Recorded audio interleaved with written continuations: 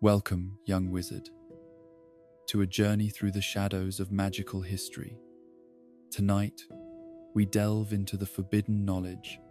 that has shaped the wizarding world for millennia, the dark arts. In the comfort of your sanctuary,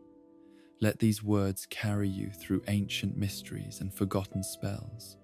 through the minds of those who sought power beyond mortal understanding. Close your eyes and drift into this chronicle of darkness, made safe by distance and knowledge, where every whispered incantation tells a story of ambition, corruption,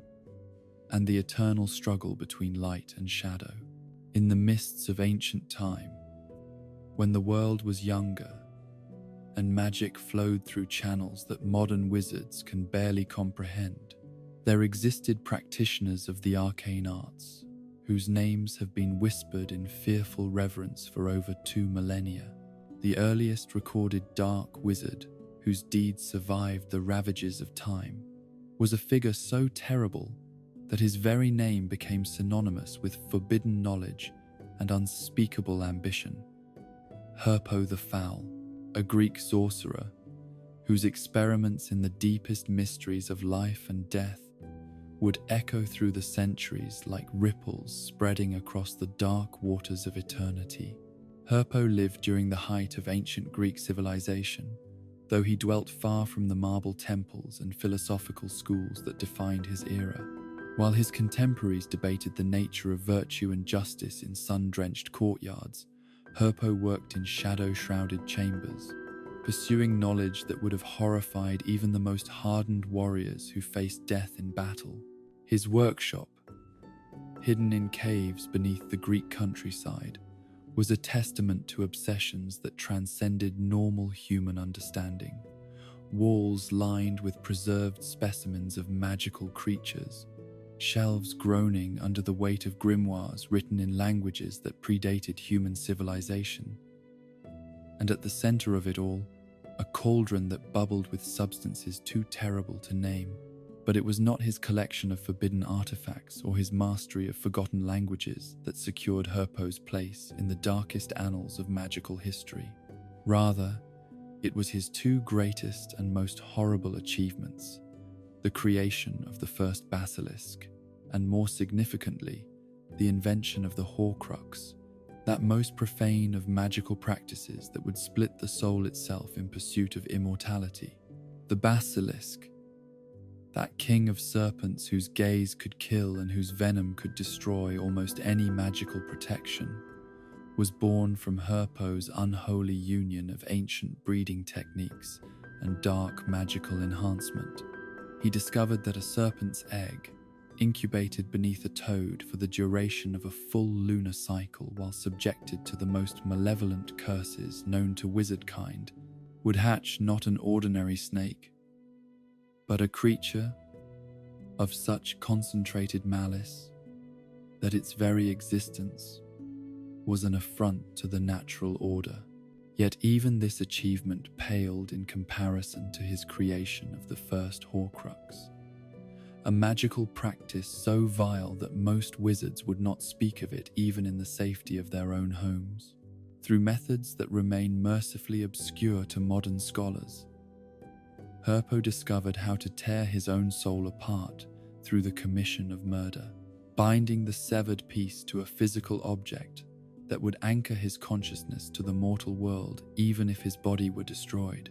The ritual required not just the taking of life, but the complete absence of remorse, a coldness of heart that transformed the practitioner into something less than human, even as it promised them more than mortal existence.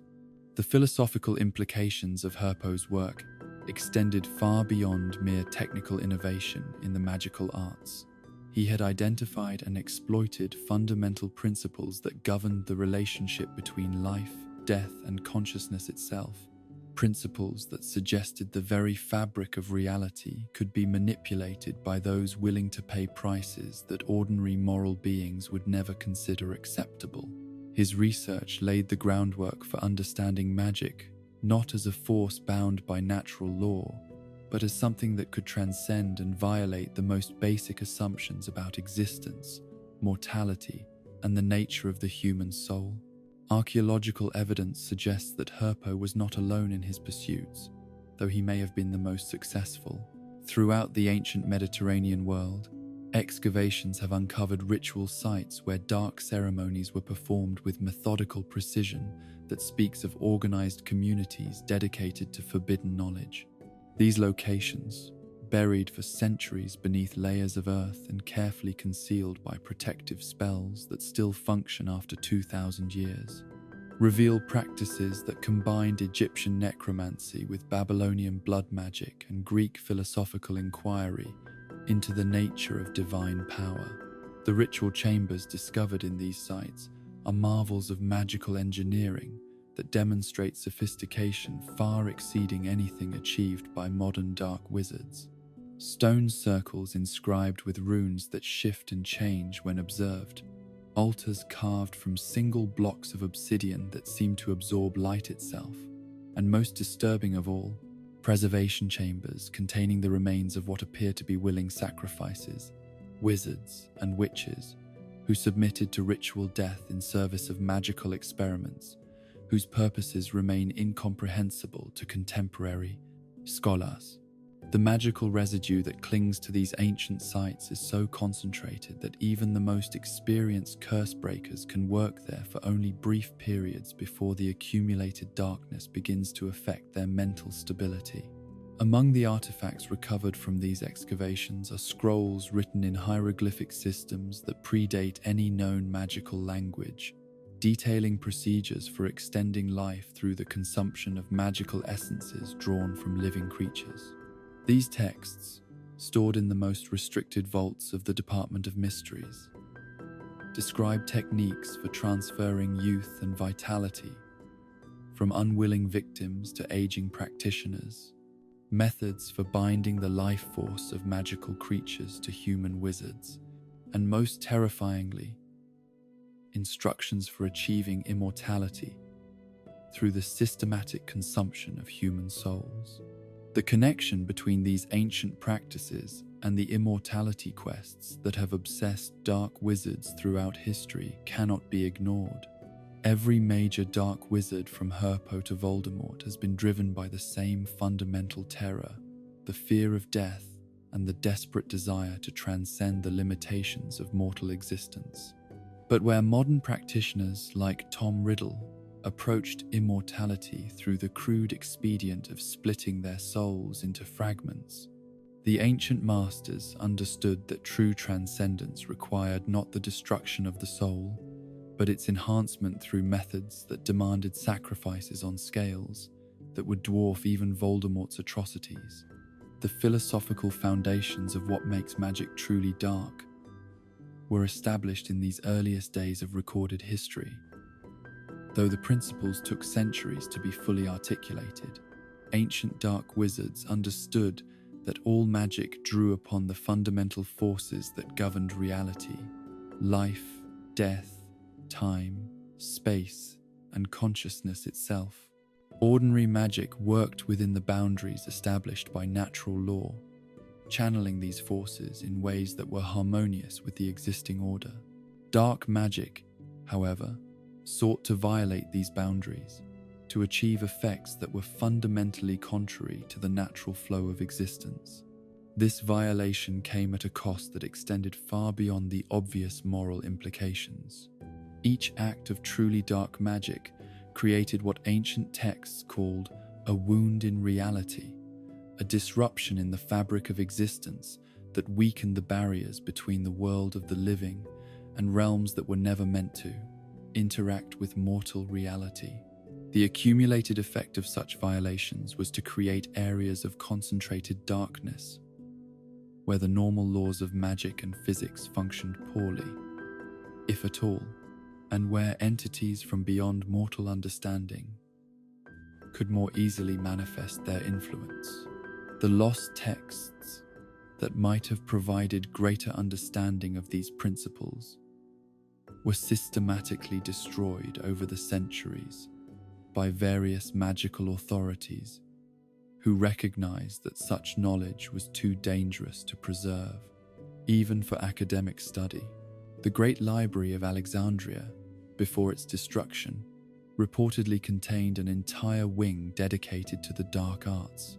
with manuscripts that detailed every forbidden technique known to the ancient world.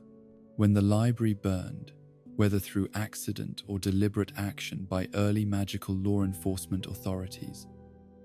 centuries of accumulated knowledge vanished forever, leaving later scholars to reconstruct the history of dark magic from fragments and surviving copies that were often incomplete or deliberately altered to obscure their most dangerous passages. What survived of this ancient wisdom was often preserved by accident rather than design. Herpo's own writings, for instance, were discovered in the 19th century sealed within a tomb that had been hidden beneath the foundations of a Mughal monastery. The magical protections surrounding the tomb were so sophisticated that it took a team of curse breakers 3 years to safely breach them, and even then, 2 members of the expedition died from exposure to curses that had been waiting patiently for over 2 millennia to claim new victims. The scrolls they recovered, written in Herpo's own hand, provided insights into his methods that allowed modern wizards to understand for the first time the true scope of his achievements and the terrible prices he had paid for his knowledge. But perhaps the most significant discovery among Herpo's papers was his detailed documentation of the psychological and spiritual changes that occurred as he delved deeper into the dark arts. His earliest writings showed a brilliant but conventional magical researcher, curious about the boundaries of magical possibility and driven by what appeared to be genuine scientific inquiry. As his experiments progressed, however, his writing style changed, becoming colder, more clinical, gradually losing all traces of human empathy or moral consideration. By the time he recorded his successful creation of the first Horcrux, his prose had become something inhuman, describing the murder required for the ritual with the same detachment that another scholar might use to catalogue botanical specimens. This transformation was not unique to Herpo, but represented a pattern that would be repeated throughout history by every wizard who chose to walk the path of ultimate darkness. The pursuit of forbidden knowledge extracted a toll that went beyond mere moral corruption,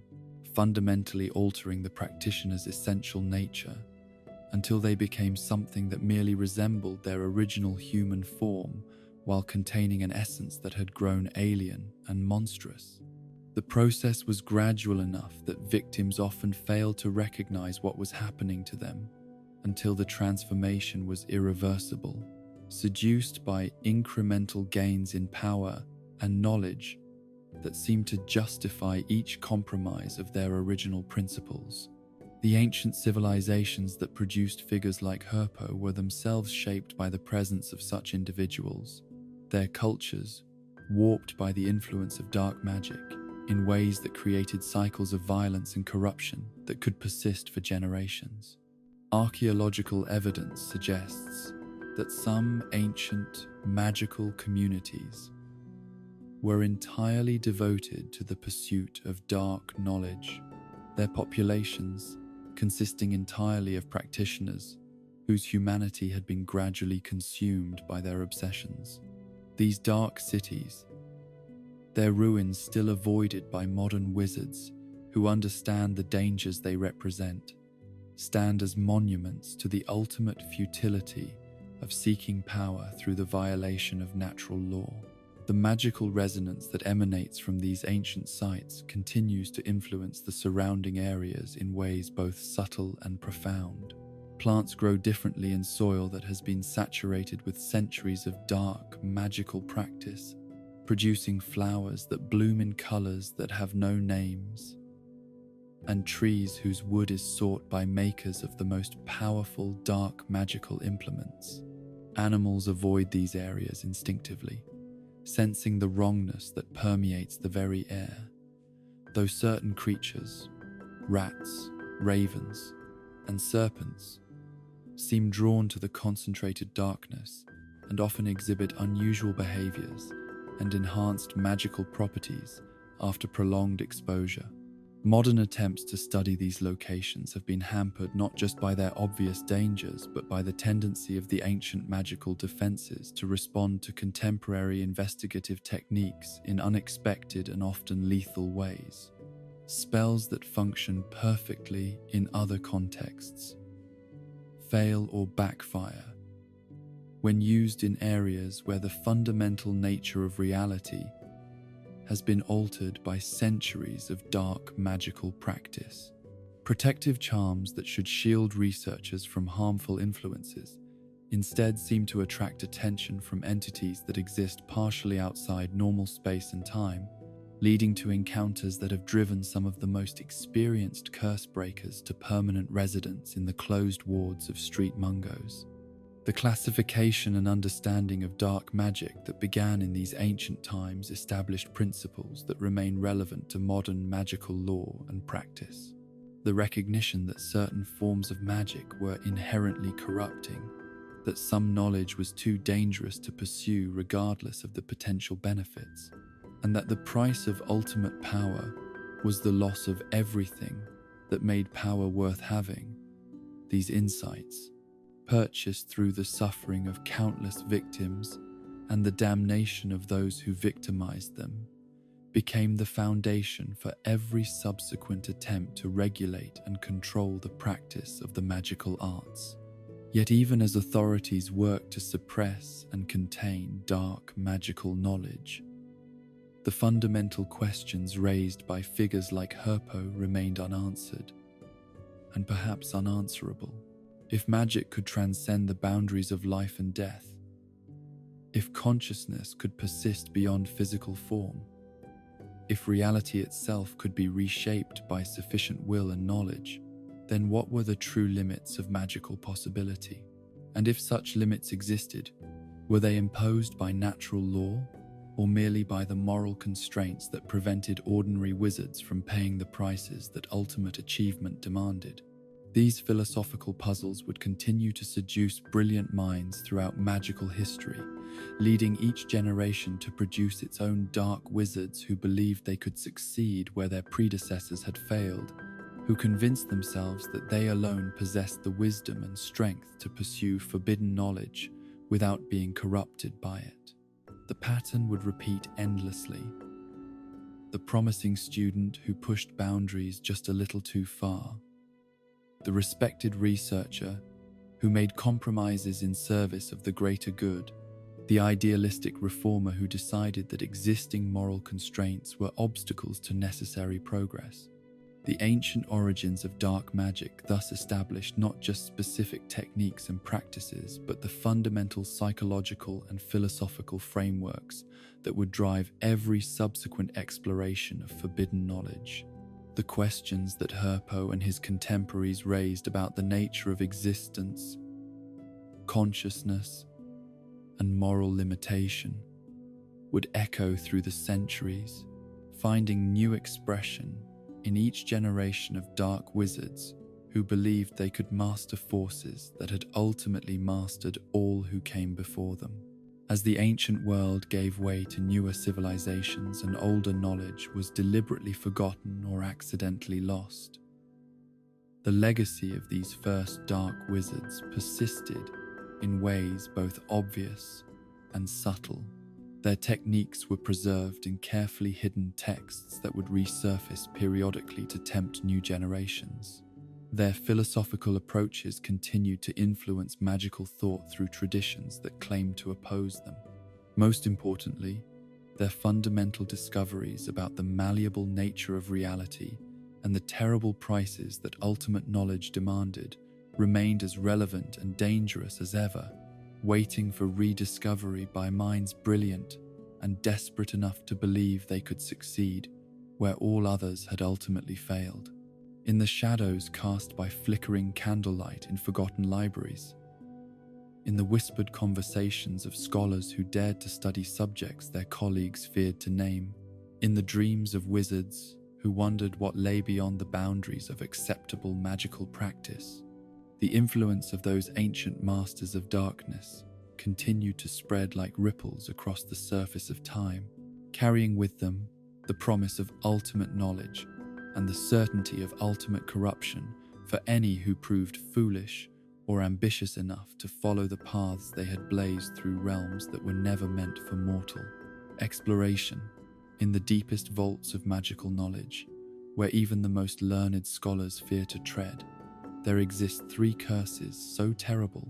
that their very names have become synonymous with ultimate evil in the wizarding world. The unforgivable curses, Avada Kedavra, Cruciatus, and Imperio, represent the darkest pinnacle of magical achievement, spells so fundamentally wrong that their use carries not just legal consequences but spiritual ones, marking their casters with stains upon their souls that can never be completely cleansed. Yet to understand why these particular incantations earned their fearsome reputation, one must journey back through centuries of magical history to trace their origins and witness the terrible evolution that transformed what may have begun as tools into instruments of absolute corruption. The earliest recorded use of what would eventually become known as the Killing Curse appears in fragmentary papyrus scrolls discovered in Egyptian tombs dating to the 3rd century before the Common Era. These ancient texts, written in hieroglyphs that required decades of scholarly work to decipher, describe a ritual called the Final Word that was used by priest wizards in the execution of those who had committed the most heinous crimes against the magical community.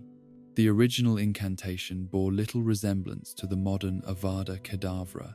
requiring elaborate ceremonial preparation, multiple casters working in concert,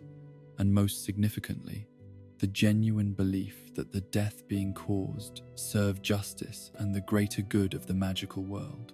The transformation of this ritual execution into the simple, devastating curse that would become the signature weapon of dark wizards began during the decline of the Roman Empire,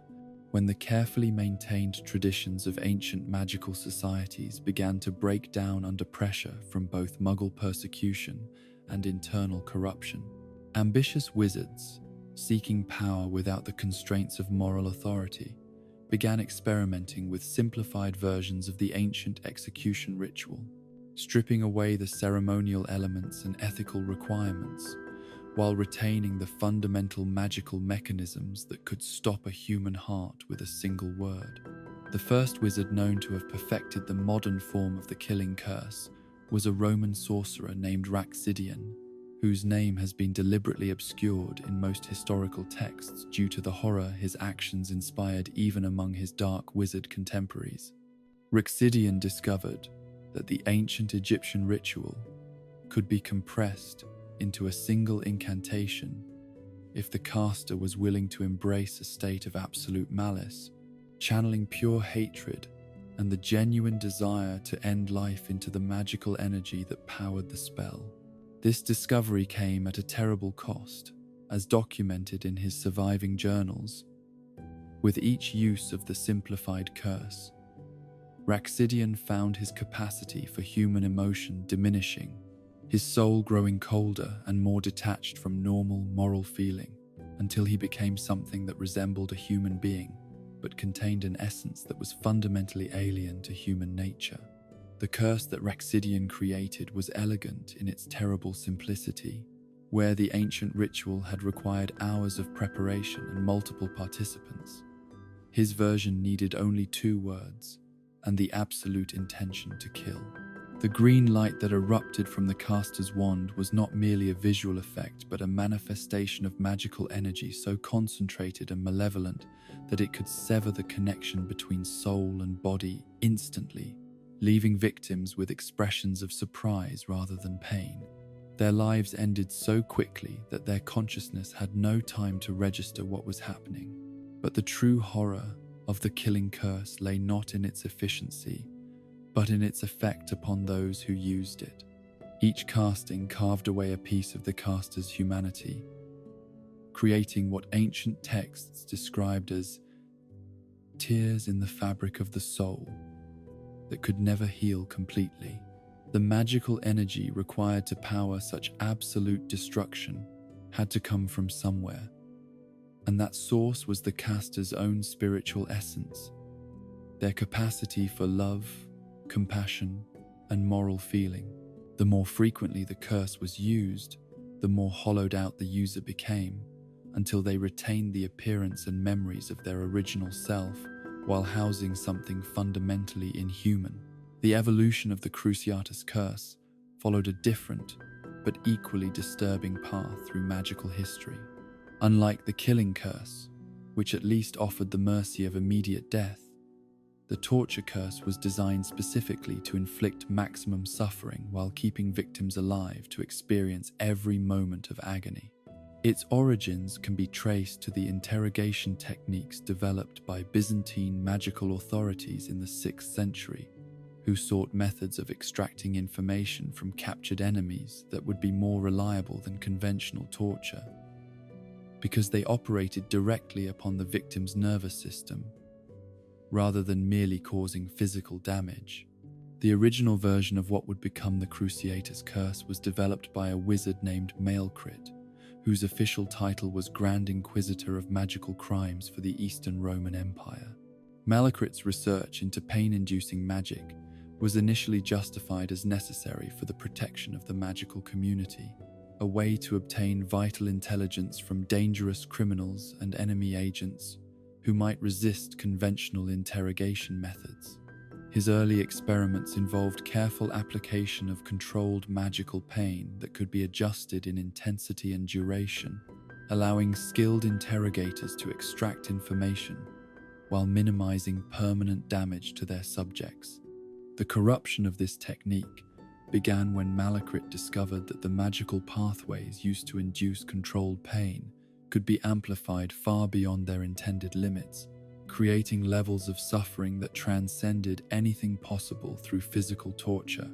The sensation produced by the perfected Cruciatus curse was not merely physical but spiritual, attacking the victim's capacity to think coherently or maintain any connection to their normal sense of self. Victims described the experience as having their consciousness filled with white-hot agony so complete that it erased all other thoughts and sensations, reducing them to pure awareness of unbearable pain. What made the curse particularly insidious was its selective nature. It caused no physical damage whatsoever, leaving victims externally unmarked while their minds and souls bore wounds that might never heal. Prolonged exposure to the Cruciatus curse could destroy a person's sanity permanently, not through any mystical effect but simply because the human mind was not designed to endure such absolute suffering. The psychological damage was often irreversible,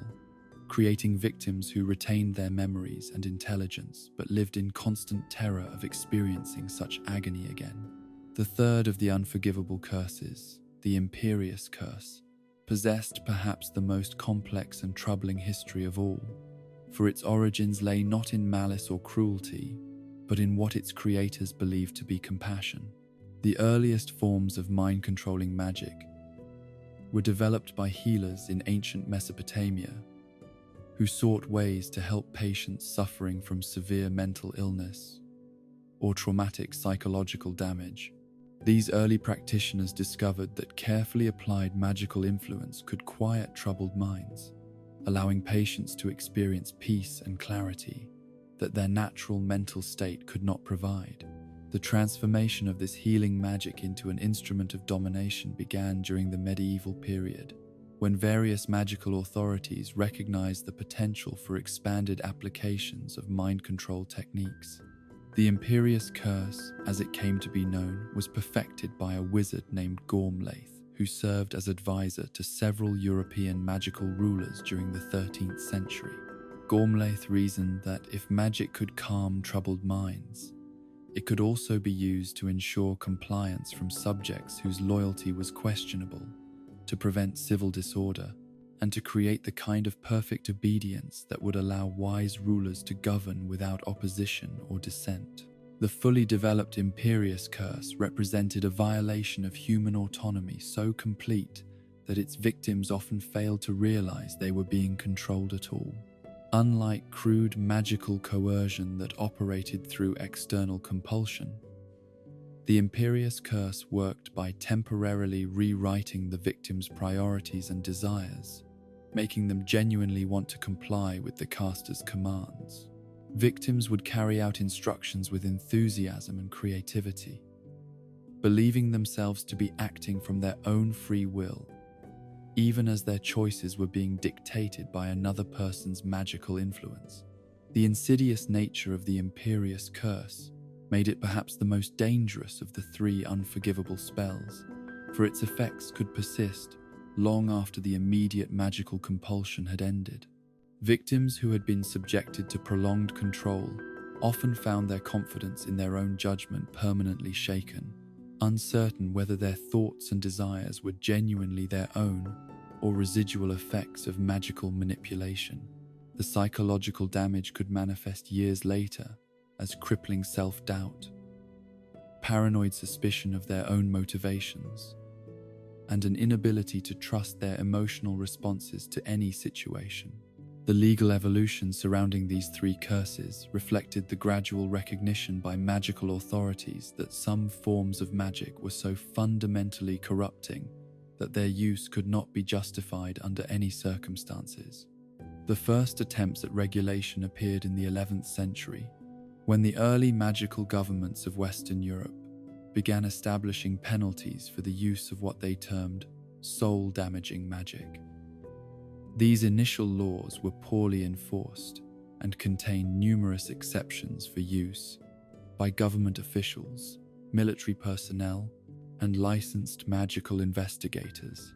The modern classification of the three curses as unforgivable dates to the 14th century, when a council of magical leaders from across Europe convened to address the growing problem of dark magic use among both criminals and law enforcement officials. The council's deliberations, recorded in documents that survive in the deepest archives of the International Confederation of Wizards, reveal the philosophical and practical struggles involved in regulating magic that was undeniably effective but morally intolerable. The debate centered around fundamental questions about the nature of magical power and moral responsibility. Some council members argued that magic was inherently neutral, that the three curses were simply tools that could be used for good or evil, depending upon the intentions of the caster. Others contended that certain forms of magic were so inherently corrupting that their use inevitably led to spiritual and moral degradation, regardless of the user's original motivations. The final decision to classify the curses as unforgivable represented a compromise between these positions, acknowledging the terrible effectiveness of the spells, while establishing absolute prohibition against their use by private citizens. The enforcement of these prohibitions proved challenging, as the very nature of the unforgivable curses made them attractive to those who cared little for legal consequences. The killing curse left no physical evidence that could be detected by conventional magical investigation, making it the perfect weapon for assassination. The Cruciatus curse could extract information or ensure compliance through terror, without leaving marks that would reveal its use. The Imperious Curse could create perfect alibis and willing accomplices who would never betray their controller because they believed they were acting independently. Throughout the centuries that followed the establishment of the unforgivable classification, magical law enforcement struggled with the practical problem of combating criminals who used weapons that authorities were forbidden to employ in response. The solution, when it came, was born from the desperate circumstances of the First Wizarding War, when Aurors were granted temporary authorization to use unforgivable curses against Death Eaters who employed them routinely. This authorization meant to level the playing field in a conflict where one side respected no moral boundaries while the other remained constrained by legal and ethical limitations, marked a turning point in the relationship between civilized magical society and the darkest forms of magical practice. The psychological impact of using unforgivable curses even under official authorization, proved as devastating for law enforcement officers as it was for criminal practitioners. Aurors who employed these spells in the line of duty often found themselves changed by the experience, their personalities gradually hardening and their capacity for normal emotional connection diminishing with each use. Many suffered from what would later be recognized as a form of magical trauma, haunted by the memory of channeling pure malice and the knowledge that they had become, however temporarily, the very thing they fought against. The resistance and defenses developed against the unforgivable curses represented some of the most sophisticated magical research in history, as wizards sought ways to protect themselves and their loved ones from weapons that seemed to offer no conventional defense. The killing curse, being a manifestation of absolute magical force, could not be blocked by ordinary protective magic, though it could be deflected by solid objects or absorbed by someone willing to sacrifice their life for another. The discovery that love sacrifice could create permanent protection against the killing curse was made through tragic circumstance rather than systematic research, representing one of the few forms of magic that seemed to grow stronger rather than weaker when confronted with ultimate evil. Protection against the Cruciatus curse proved more achievable, though no less demanding of the defender. The spell's reliance on the victim's own nervous system meant that those who could achieve sufficient mental discipline or magical enhancement of their pain tolerance could resist its effects to some degree. Ancient meditation techniques, certain rare potions, and magical artifacts created specifically for torture resistance could provide some defense, though complete immunity remained impossible for anyone possessing normal human neurology. The Imperious Curse presented the greatest challenge for defensive magic, as its effectiveness depended upon overriding the victim's conscious will and decision-making processes. Resistance required extraordinary mental strength and self-awareness, qualities that could be developed through training but never guaranteed under stress. Some individuals possessed natural immunity to mental control, their personalities so strong and stubborn that external magical influence could not achieve sufficient purchase to override their autonomy. Others could be trained to recognize the subtle signs of magical compulsion and fight back through techniques that required years of practice to master. The famous historical uses of the unforgivable curses read like a catalogue of magical history's darkest chapters, each incident a reminder of the terrible power contained within these simple incantations. The assassination of the Goblin King Ragnarok I in 1547 was accomplished through use of the killing curse, triggering a goblin rebellion that lasted for 3 years and fundamentally altered the relationship between wizards and goblin society. The torture of the Centaur elders during the Centaur Wars of the 17th century involved systematic use of the Cruciatus curse to extract information about Centaur magical practices, creating resentment that persists in Centaur communities to this day. Perhaps the most infamous historical use of the Imperious Curse occurred during the reign of the dark wizard Raxidian II, who used mass mind control to create an entire kingdom of willing slaves in what is now Eastern Europe. For nearly a decade, thousands of wizards and witches lived under absolute magical compulsion, their personalities so thoroughly overridden that they retained no memory of their lives before enslavement. The liberation of this kingdom required a coordinated international effort and resulted in one of the first treaties establishing global cooperation against dark magic use. The psychological profiles of wizards who employed unforgivable curses revealed common patterns that helped magical authorities understand the relationship between personality, magical ability, and moral corruption. Users of the killing curse typically displayed traits of narcissistic personality disorder,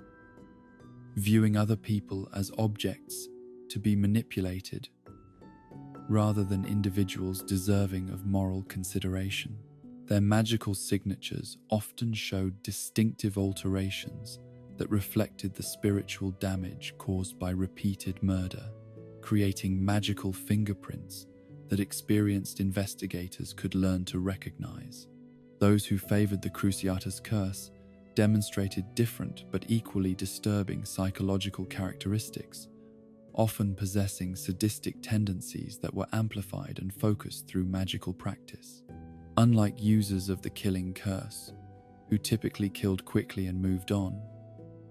torture enthusiasts showed patterns of escalating behavior that suggested addiction to the power and control that inflicting suffering provided. Their victims often displayed specific types of trauma that could be identified by healers trained in recognizing the after effects of magical torture. Imperious curse users represented perhaps the most psychologically complex category, as their magic of choice appealed to those who sought control and domination, but preferred to maintain facades of respectability and moral authority. Many were individuals who held positions of legitimate power in magical society, but used illegal mind control to supplement their official authority, creating situations where victims might be controlled for years without anyone recognizing what was happening. The detection of long-term imperious curse use required specialized investigation techniques that were not developed until the 20th century. The development of magical law enforcement techniques specific to unforgivable curse crimes consumed enormous resources and represented some of the most innovative magical research ever undertaken by government agencies. The creation of specialized detection spells that could identify the magical residue left by these curses required understanding of magical theory that pushed the boundaries of what was considered possible. Investigators learned to read crime scenes like books, identifying the subtle signs that revealed which curses had been used, and often providing clues about the skill level and psychological state of the caster. The training of auras and other law enforcement personnel to investigate unforgivable curse crimes involved exposure to controlled demonstrations of these spells that was itself controversial and potentially corrupting. Trainees had to experience the effects of all three curses under carefully monitored conditions, building up psychological resistance while learning to recognize the symptoms in others. This training was so intensive and traumatic that many candidates withdrew from the program, unable to cope with deliberate exposure to magical effects that could destroy sanity and spiritual integrity. The international cooperation that developed around unforgivable curse enforcement represented one of the first successful examples of global magical law enforcement. As governments recognized that crimes of this magnitude transcended national boundaries and required coordinated response, the establishment of specialized international task forces, shared databases of known practitioners, and cooperative investigation protocols created frameworks that would later be applied to other forms of magical crime. The success of these programs demonstrated that even the darkest forms of magic could be contained and countered through sufficient dedication and resources. Modern magical jurisprudence continues to grapple with the legacy of the unforgivable curses, as each generation of legal scholars and enforcement officials must balance the absolute prohibition against their use with the practical necessities of protecting innocent lives from those who employ them without restraint. The debate over whether auras should be permitted to use these curses under extreme circumstances continues to divide the magical legal community, with passionate arguments on both sides about the relationship between moral principle and practical necessity. The philosophical questions raised by the existence and history of the unforgivable curses extend far beyond matters of law enforcement and criminal justice. They force magical society to confront fundamental questions about the nature of power, the limits of acceptable behavior, and the prices that civilization must be willing to pay to protect itself from those who reject all moral constraints. The curses represent a form of ultimate magical power that corrupts absolutely, proving that some forms of strength are too dangerous to possess, regardless of the nobility of one's intentions or the justification of one's cause. As magical society continues to evolve and face new challenges, the lessons embodied in the history of the unforgivable curses remain as relevant as ever. They serve as permanent reminders that the pursuit of power without moral constraint leads inevitably to spiritual destruction, that some victories are too costly to be worth achieving, and that the greatest magic lies not in the ability to kill, torture, or control others, but in the strength to choose compassion over cruelty, mercy over vengeance, and love over fear, even when such choices require enormous personal sacrifice. The three curses that earned the designation unforgivable continue to exist in the magical world, their incantations preserved in restricted texts, and their effects understood by those who study the darkest corners of magical knowledge. But their true power lies not in the devastation they can cause, but in the choices they represent. The eternal choice between light and darkness, between protecting life and destroying it, between respecting the autonomy of others and seeking to dominate them completely. In understanding these curses and their terrible history, magical society gains not just knowledge of its darkest chapters, but wisdom about the price of moral failure and the necessity of remaining vigilant against the seductive whispers of ultimate power that promise everything while demanding the surrender of everything that makes power worth possessing.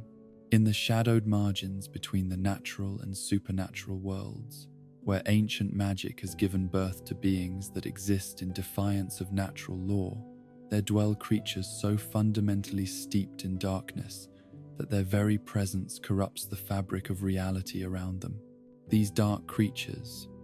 some born from the twisted experiments of ambitious wizards, and others emerging from the primordial forces that shaped magical existence itself, represent manifestations of evil so pure and concentrated that they serve as living reminders of what happens when the boundaries between life and death, sanity and madness, hope and despair are deliberately violated by those who seek power without regard for consequence. The most infamous of all artificially created dark beings remains the basilisk,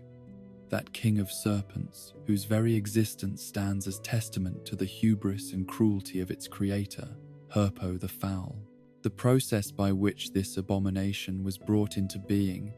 required not merely magical skill, but a complete abandonment of moral constraint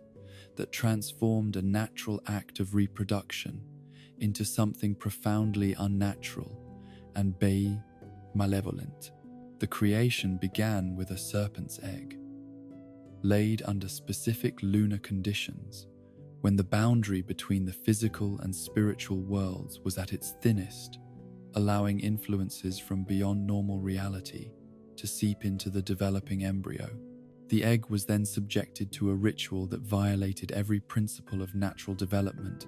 placed beneath a toad during the darkest phase of winter, when the life force was at its weakest and most susceptible to corruption. For 7 weeks, the egg was exposed to a constant stream of dark magical energy, each day bringing new curses and malevolent enchantments that twisted the growing creature within into something that bore only superficial resemblance to the serpent it might have become. The toad that served as unwilling incubator was slowly drained of its life essence, its vital force transferred to the developing monster until nothing remained but a desiccated husk that crumbled to dust at the moment of the basilisk's hatching. What emerged from that corrupted shell was a creature of such concentrated malice that its very gaze could kill instantly, its breath could poison the air for miles around, and its venom was so potent that it could destroy magical protections that had endured for centuries. The basilisk's yellow eyes, larger than dinner plates,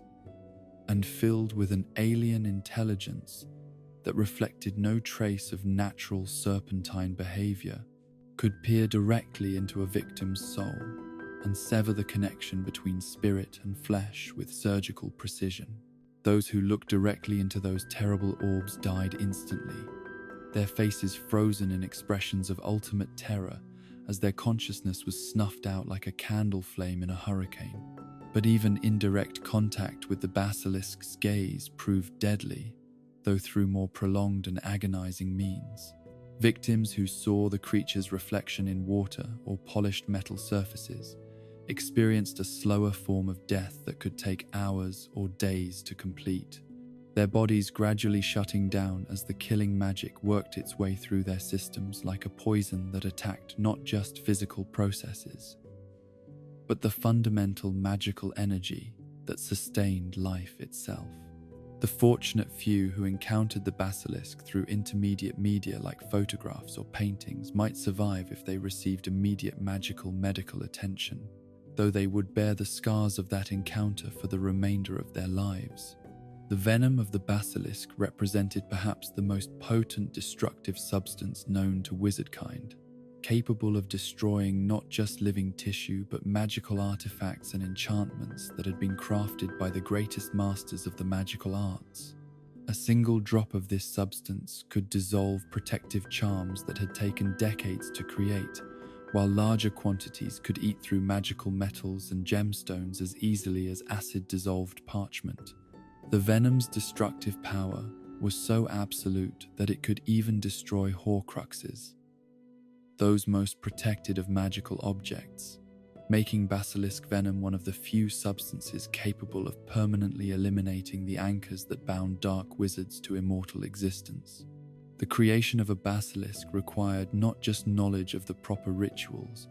but access to magical components that were themselves steeped in darkness and corruption. The spells used during the incubation process drew upon forms of magic that existed at the very boundaries of possibility, tapping into forces that were normally confined to realms beyond mortal understanding. Each casting of these rituals carried the risk of attracting attention from entities that existed partially outside normal space and time, beings whose interest in the material world was never beneficial to those who drew their notice. The few historical accounts of basilisk creation suggest that the process exacted a terrible toll on its practitioners, aging them decades in the span of weeks and leaving them fundamentally changed in ways that went far beyond mere physical deterioration. Herpo himself, according to fragmentary records discovered in ancient Greek archives, was described by contemporaries as having aged 30 years during the 7 weeks of his creature's gestation, his hair turning white and his face becoming gaunt and hollow, as if something essential was being drained from his very being with each day that passed. The magical theory behind basilisk creation reveals disturbing principles about the relationship between artificial life and spiritual corruption that have implications extending far beyond this single type of creature. The process required the systematic violation of natural magical laws governing birth, growth, and development, substituting artificial energy drawn from dark sources for the natural life force that would normally guide embryonic development. This substitution created beings that possessed physical form and apparent vitality while lacking the spiritual essence that connected natural creatures to the positive magical forces that sustained healthy existence. The result was a form of life that was fundamentally parasitic, drawing its continued existence not from natural sources of magical energy, but from the destruction of other living things. Basilisks could not reproduce naturally, could not form social bonds with other creatures, and seemed to possess no instincts or desires beyond the compulsion to kill and destroy everything they encountered. They existed in a state of permanent spiritual hunger that could never be satisfied, their artificial nature preventing them from achieving the kind of peaceful coexistence with their environment that characterized even the most dangerous natural predators. Yet even the artificial horror of the basilisk paled in comparison to the natural darkness embodied by creatures like the Dementors, beings whose very existence suggested that the universe itself contained forces dedicated to the elimination of hope, happiness, and the will to live. Unlike the basilisk, which was clearly the product of deliberate magical manipulation, Dementors appeared to be fundamental forces of nature, given physical form, manifestations of despair and psychological darkness that had somehow achieved independent existence. The origins of Dementors remained shrouded in mystery that even the most dedicated scholars of dark magical creatures had been unable to penetrate. They seemed to exist outside normal biological categories, neither truly alive in any conventional sense, nor simply magical constructs animated by external power. Ancient texts suggested that they might be remnants of some primordial magical catastrophe, the psychic residue of untold suffering given form and malevolent purpose, while others proposed that they were visitors from dimensions where despair and hopelessness were the fundamental organizing principles of existence. What was certain about Dementors was their effect upon living beings, an influence so profoundly negative that exposure to them could drive even the strongest minds to madness and despair.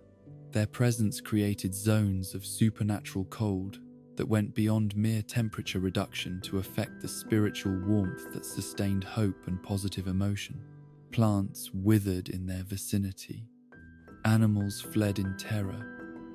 and even inanimate objects seemed to become darker and more oppressive when exposed to the aura of absolute negativity that surrounded these creatures. The Dementor's kiss represented the ultimate expression of their nature, a form of spiritual predation that went beyond death to achieve something far worse, the complete consumption of the victim's soul, leaving behind a living body that contained no trace of consciousness, personality, or individual identity. Victims of the Dementor's kiss continued to breathe, and their hearts continued to beat. But everything that made them human had been devoured, leaving only empty shells that existed in a state worse than death, because they retained just enough biological function to remind observers of what had been lost. The magical theory surrounding Dementors suggested that they represented a form of negative existence, beings composed not of positive magical energy but of its absence, creating voids in reality that drew hope, happiness, and spiritual vitality into themselves, like cosmic vacuum cleaners, designed to consume everything that made life worth living. Their ability to reproduce through the creation of more despair and suffering meant that they could potentially multiply indefinitely if left unchecked, spreading their influence until entire regions became uninhabitable wastelands where no positive emotion could survive. The employment of Dementors as guards for Azkaban prison represented one of the most morally questionable decisions in the history of magical law enforcement, a choice that demonstrated how desperation and pragmatic necessity could lead even well-intentioned authorities to make alliances with forces that were fundamentally opposed to everything civilized society claimed to value. The rationale was simple and terrible. Dementors were the perfect prison guards because they made escape psychologically impossible, rather than merely physically difficult, creating conditions so unbearable that even the most determined criminals would lose the will to resist or attempt freedom. But the cost of this alliance extended far beyond the suffering of the prisoners confined to Azkaban, though their torment was itself a moral catastrophe that stained the entire magical justice system. The presence of hundreds of Dementors in close proximity to each other created a zone of concentrated despair that affected the emotional and spiritual climate of the entire wizarding world, contributing to increased rates of depression, suicide, and mental illness throughout the population. The guards became the guardians of a cancer that spread its influence far beyond the prison walls, poisoning the psychological atmosphere of magical society in ways both subtle and profound. The creation of Inferi represented a different but equally disturbing category of dark magical creature, beings that occupied the uncomfortable middle ground between natural death and artificial life. Unlike Dementors, which seemed to exist as fundamental forces of nature, or basilisks, which were clearly the products of deliberate magical manipulation, Inferi were corpses that had been animated through necromantic magic to serve as guardians, servants, or weapons for dark wizards who possessed the knowledge and moral flexibility necessary to violate the sanctity of death itself. The process of creating Inferi required not just mastery of advanced necromantic techniques, but access to freshly dead bodies and the willingness to commit acts of desecration that violated fundamental taboos shared by virtually every CA magical culture throughout history. The reanimation process began within hours of death, while the connection between soul and body remained strong enough to be manipulated through magical intervention. The necromancer would use a combination of dark potions, malevolent enchantments, and ritualistic procedures to force the departing soul back into its physical form, binding it there through magical chains that prevented natural progression to whatever afterlife awaited beyond mortal existence. The resulting creatures retained the physical memories and basic motor skills of their original selves, but lacked all higher cognitive functions, emotional responses, and individual personality traits. They could follow simple commands with mechanical precision, fight with the skills they had possessed in life, and demonstrate basic problem-solving abilities when faced with obstacles to completing their assigned tasks. But they possessed no initiative, creativity, or capacity for independent thought, existing in a state of spiritual slavery that made them ideal servants for dark wizards who valued absolute obedience over any form of autonomous assistance. The magical theory underlying Inferius creation revealed disturbing truths about the nature of death and the soul's relationship to physical existence that challenged fundamental assumptions about the afterlife and spiritual progression. The fact that souls could be forcibly recalled from death and bound to decaying physical forms suggested that the boundary between life and death was not as absolute as most wizards believed, opening possibilities for other forms of necromantic manipulation that were too dangerous to explore but too significant to ignore completely. The degradation of Inferi over time provided its own form of horror, as the magical bonds that held soul to body gradually weakened while the physical form continued to decay according to natural processes. Long-term Inferi became increasingly grotesque as their flesh rotted away while their bones remained animated by necromantic energy, creating skeletal servants that retained just enough organic matter to remind observers of their former humanity. The souls trapped within these deteriorating forms experienced a form of extended torture that might continue for decades or even centuries, depending upon the skill of the necromancer who had created them and the strength of the binding spells used in their animation. The psychological impact of encountering Inferi went beyond the obvious horror of facing reanimated corpses to include the existential terror that came from witnessing proof that death might not provide the release and peace that living beings naturally expected. The knowledge that one's own death might not represent an end to consciousness, but merely a transition to a different form of existence under the complete control of malevolent forces created a form of anticipatory dread that could paralyze even experienced wizards when confronted with necromantic magic. Among the naturally occurring dark creatures that plagued magical communities throughout history, vampires occupied a unique position as beings who had once been human but had undergone transformations that placed them forever outside the boundaries of normal magical society. Unlike other dark creatures who were born into their nature or created through external magical manipulation, vampires were former humans who had chosen to embrace a form of existence that required the regular consumption of human blood and involved the gradual surrender of their original humanity in exchange for supernatural abilities and extended lifespan. The transformation process that created vampires remained one of the most closely guarded secrets in the dark magical community, though fragmentary accounts suggested that it involved a combination of blood magic, soul manipulation, and exposure to supernatural influences that existed at the boundaries between the living and dead worlds. The process was irreversible and carried with it not just physical changes but fundamental alterations in psychological and spiritual nature that gradually eroded the vampire's capacity for human emotion, moral reasoning, and social connection.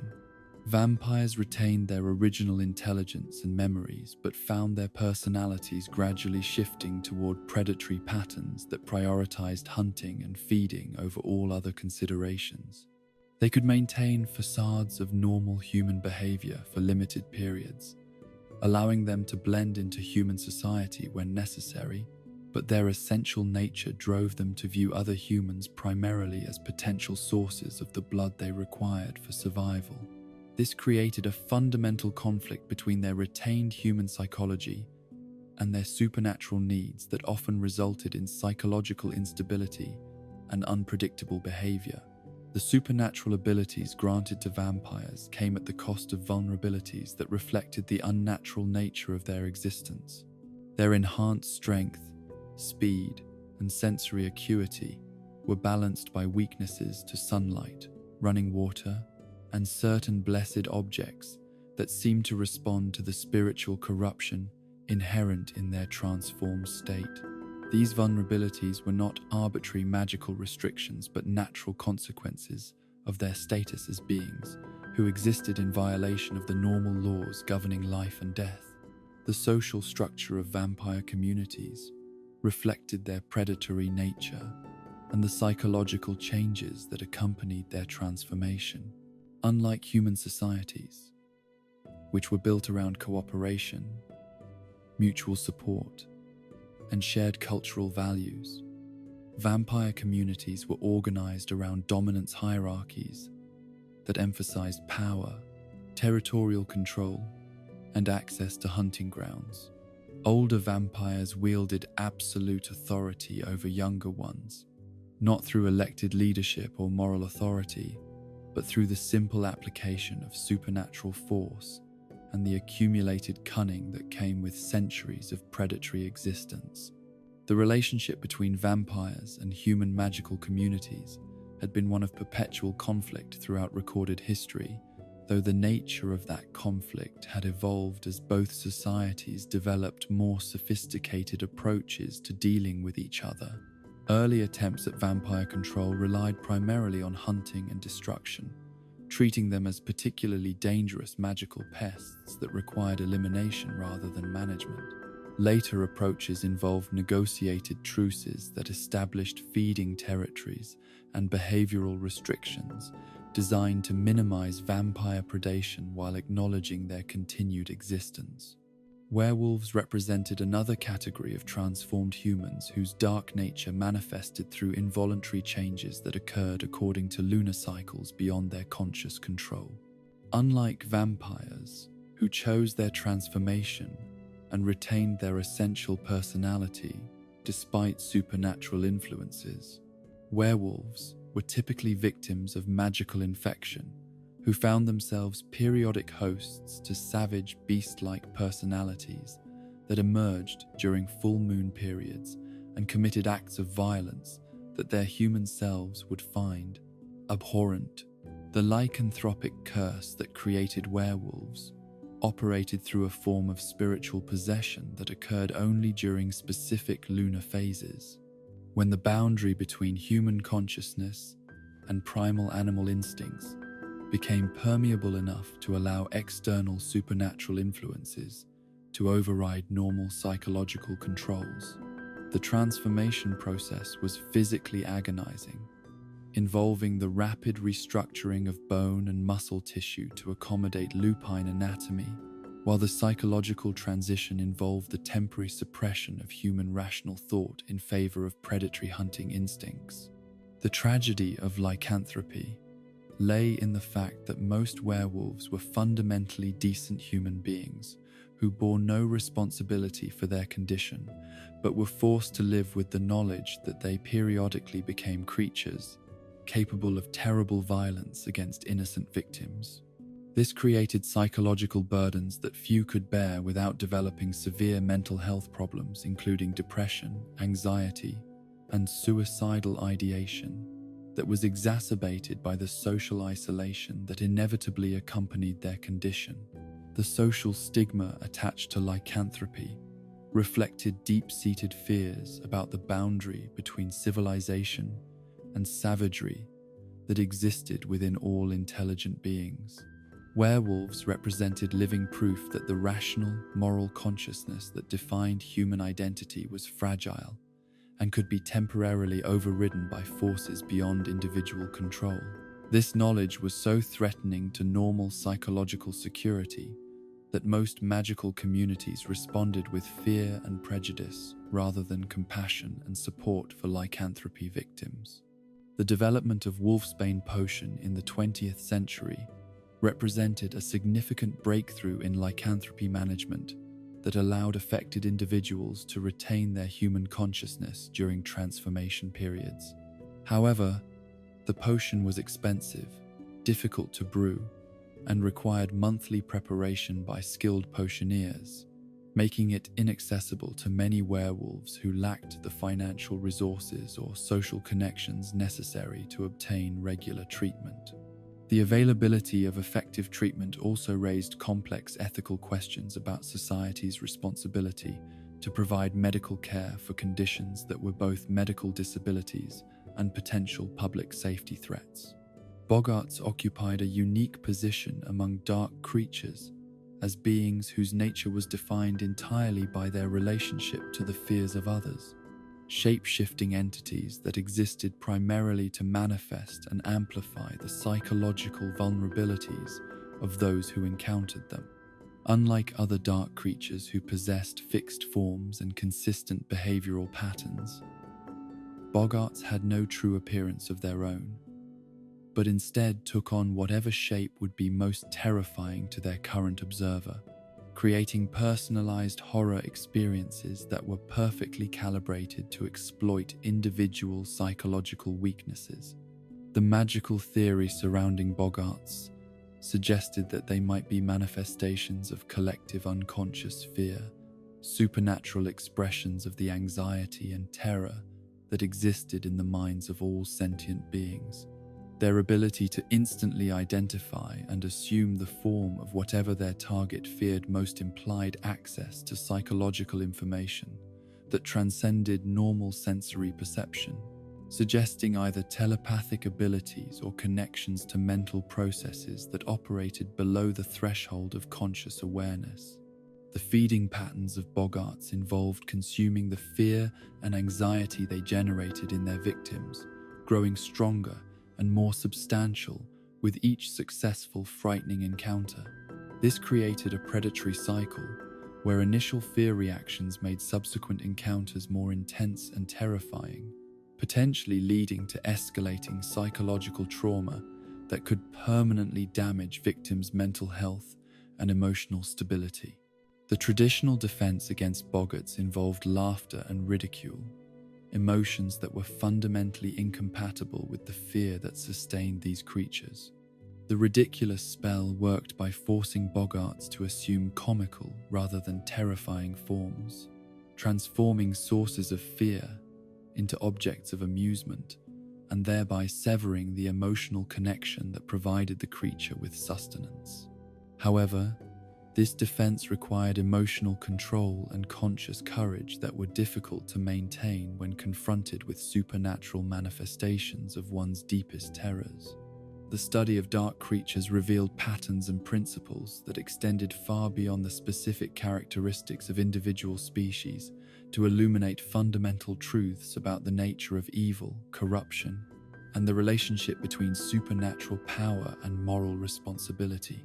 These beings served as living demonstrations of what happened when the boundaries between natural law and magical possibility were violated without regard for consequence, creating forms of existence that were sustained through the suffering of others,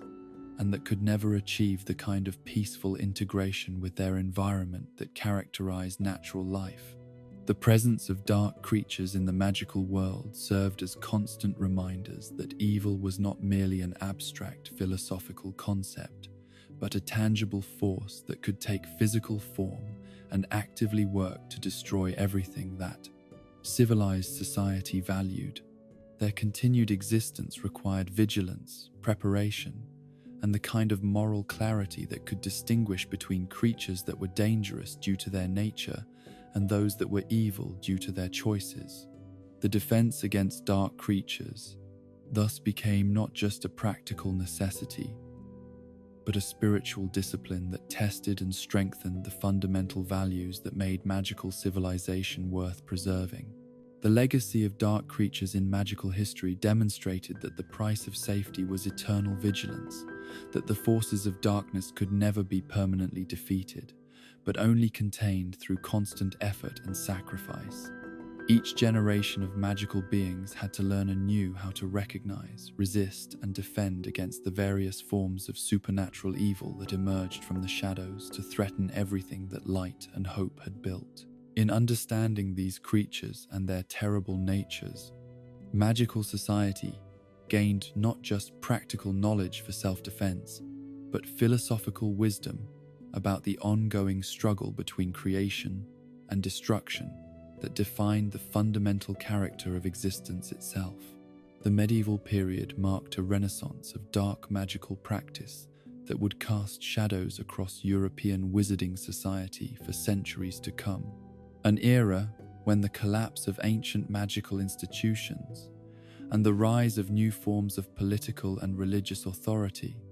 created conditions uniquely suited to the flourishing of forbidden knowledge. As the great libraries of classical antiquity crumbled beneath the weight of barbarian invasions and religious persecution, their scattered contents found their way into the hands of ambitious wizards who possessed neither the moral constraints nor the institutional oversight that had previously limited the study of the darkest magical arts. The transformation of European magical society during this period cannot be understood without recognizing the profound disruption caused by the fall of the Western Roman Empire and the subsequent fragmentation of magical authority that had maintained order for nearly a millennium. The ancient magical institutions that had regulated the practice of dangerous arts and maintained careful distinctions between acceptable research and forbidden experimentation collapsed along with the political structures that had supported them, leaving individual wizards free to pursue whatever forms of knowledge their ambitions and moral flexibility would allow.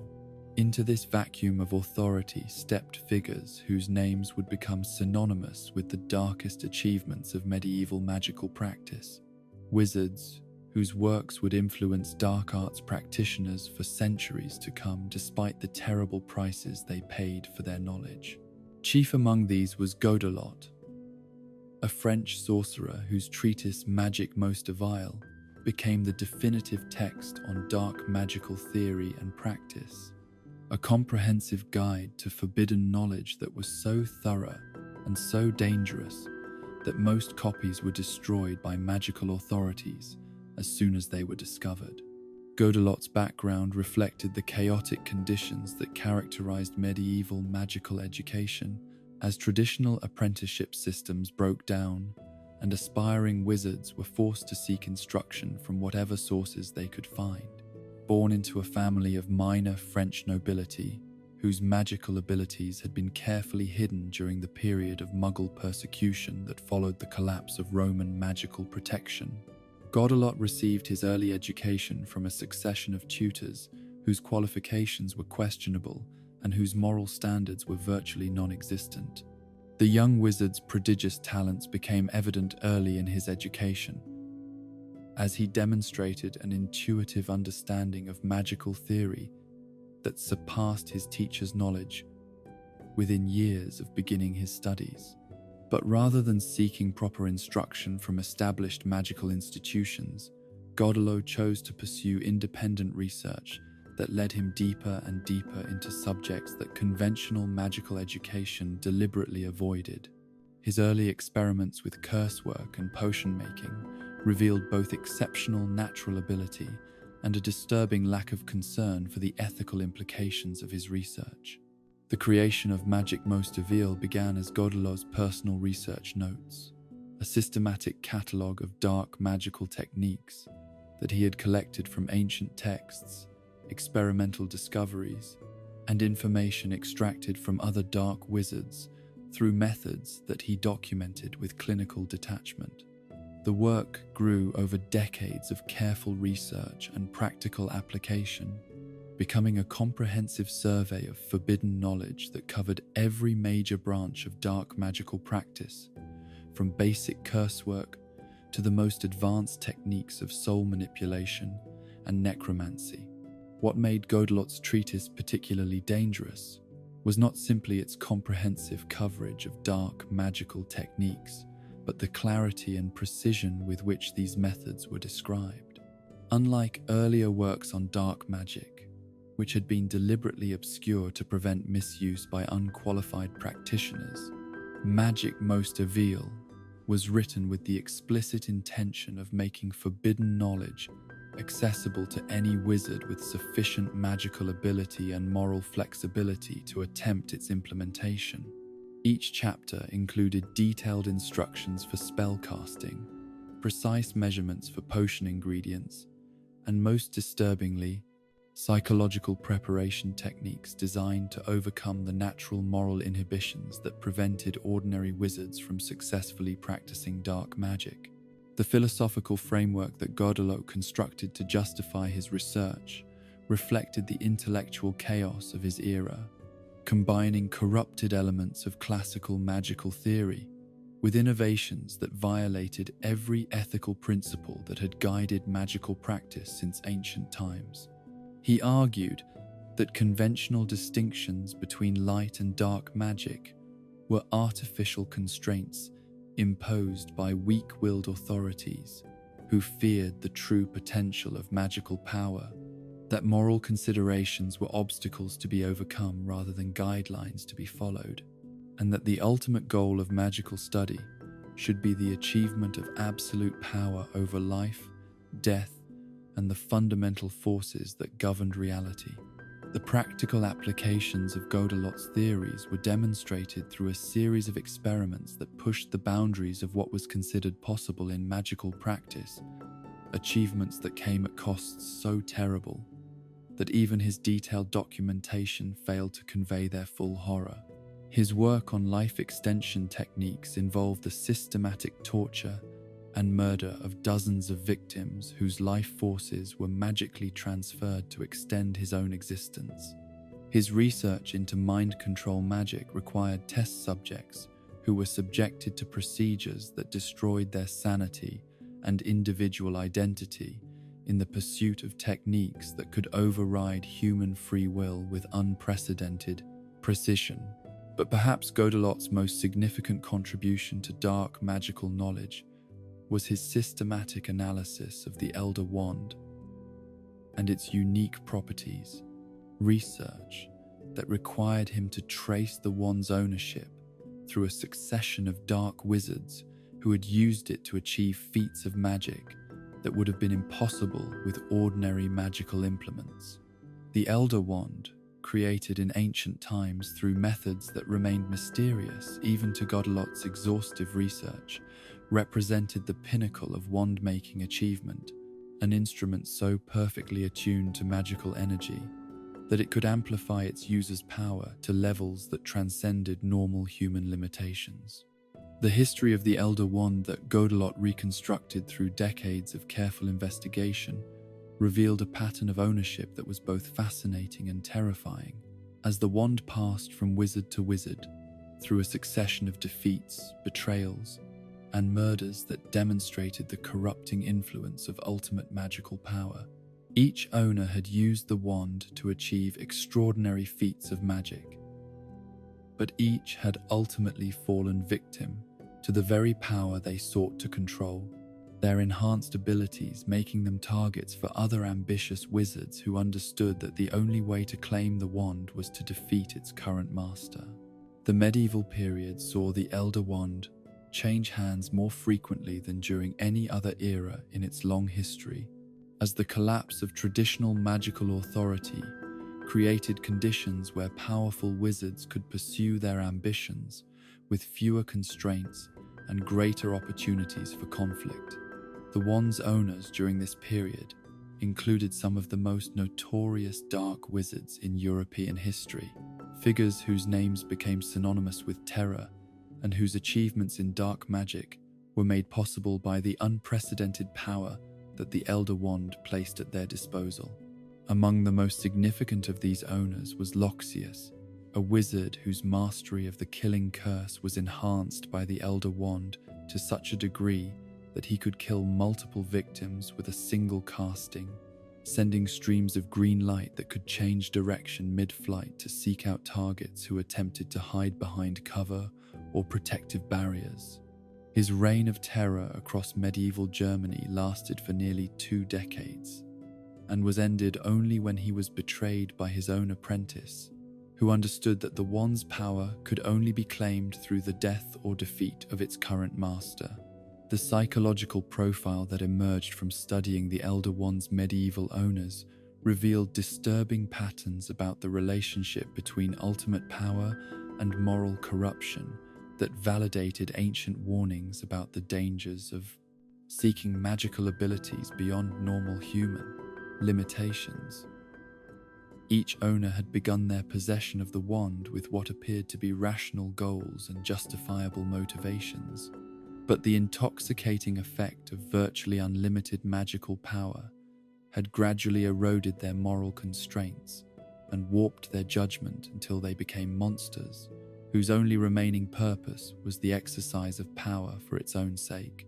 The enhanced magical abilities granted by the Elder Wand came with psychological side effects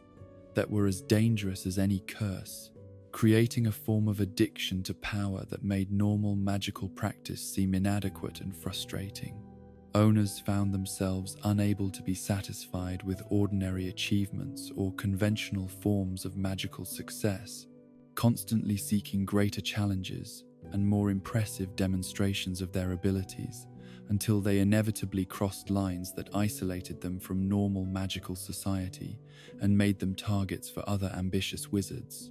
The medieval period also witnessed the development of organized torture methods that combined traditional Muggle techniques with magical enhancements designed to extract information, punish enemies, and demonstrate the power of dark wizards over their victims. These methods, refined through centuries of experimentation and practical application, represented a systematic approach to the infliction of suffering that went far beyond the crude brutality of earlier eras to achieve levels of precision and intensity that would have been impossible without magical enhancement. The torture chambers discovered in medieval dark wizard strongholds revealed technological sophistication that demonstrated the considerable resources and planning that went into the creation of facilities specifically designed for the infliction of maximum suffering. These chambers were equipped with magical devices that could monitor victims' vital signs and adjust the intensity of torture to maintain consciousness and maximize pain without causing death, ensuring that information, extraction, and punishment could continue for extended periods without the inconvenience of accidental mortality. The magical techniques employed in these torture sessions drew heavily from Godolot's research and represented practical applications of dark magical theory that pushed the boundaries of what was considered possible in the manipulation of human consciousness and physical sensation. Victims were subjected to curses that could amplify pain sensation, to levels that transcended anything possible through purely physical means. Mental intrusion techniques that could extract memories and thoughts directly from unwilling minds, and soul manipulation magic that could create forms of spiritual suffering that continued beyond physical death. The Inquisition's impact on magical communities during this period created additional pressures that drove many wizards toward dark magical practices, as they sought ways to protect themselves from Muggle persecution and to exact revenge upon those who threatened magical society. The systematic persecution of witches and wizards by religious authorities created an atmosphere of fear and desperation that made previously unthinkable alliances and methods seem necessary for survival, leading to collaborations between light and dark wizards that would have been impossible under normal circumstances. The response of magical communities to Muggle persecution revealed fault lines within wizarding society that would influence magical politics for centuries to come, as different factions advocated for different approaches to dealing with the threat posed by organized religious hostility. Some wizards favored complete withdrawal from Muggle society, using concealment magic and isolation to avoid confrontation entirely. Others advocated for subtle influence and manipulation, working behind the scenes to redirect Muggle hostility towards safer targets.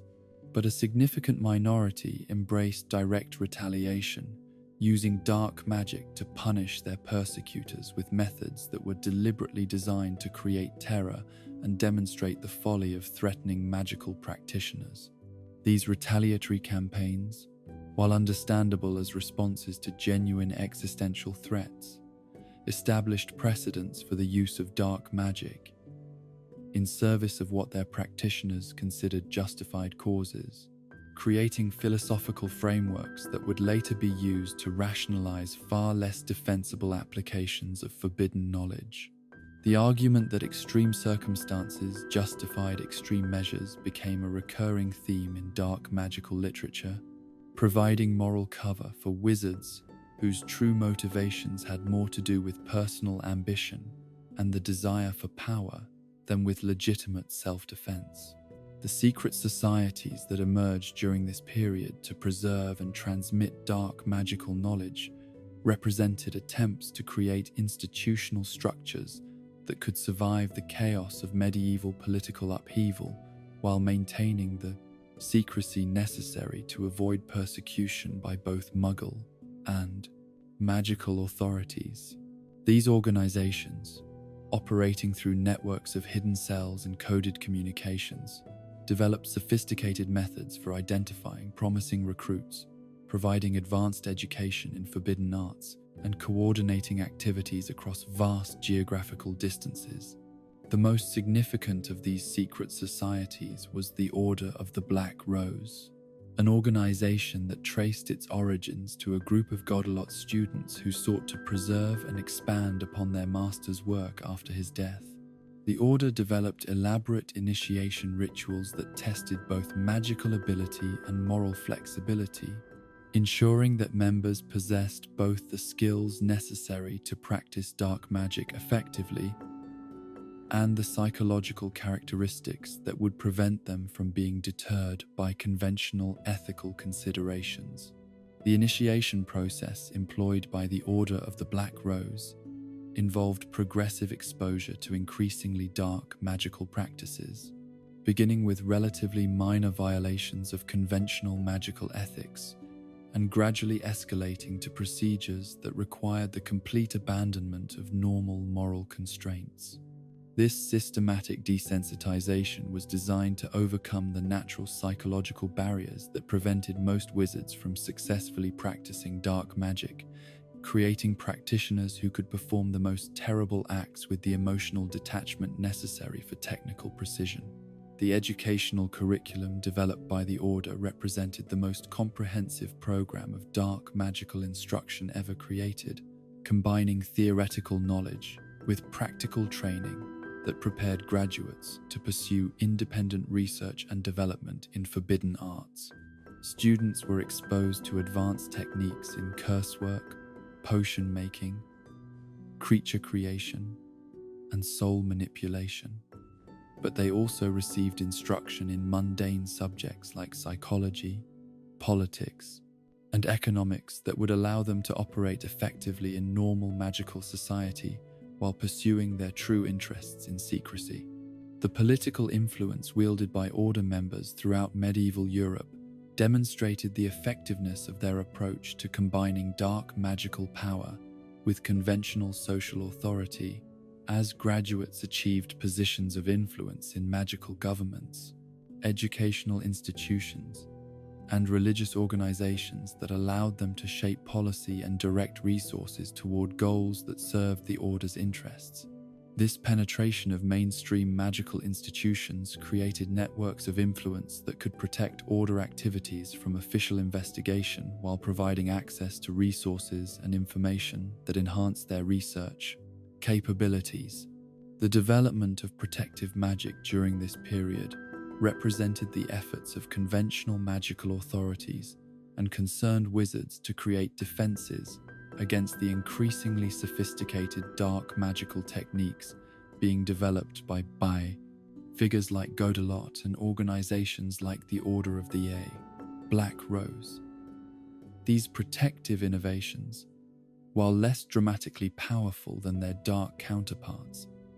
represented crucial advances in magical theory that would influence defensive magic for centuries to come. The creation of the first Patronus magic during this period emerged from research into the relationship between positive emotions and magical energy,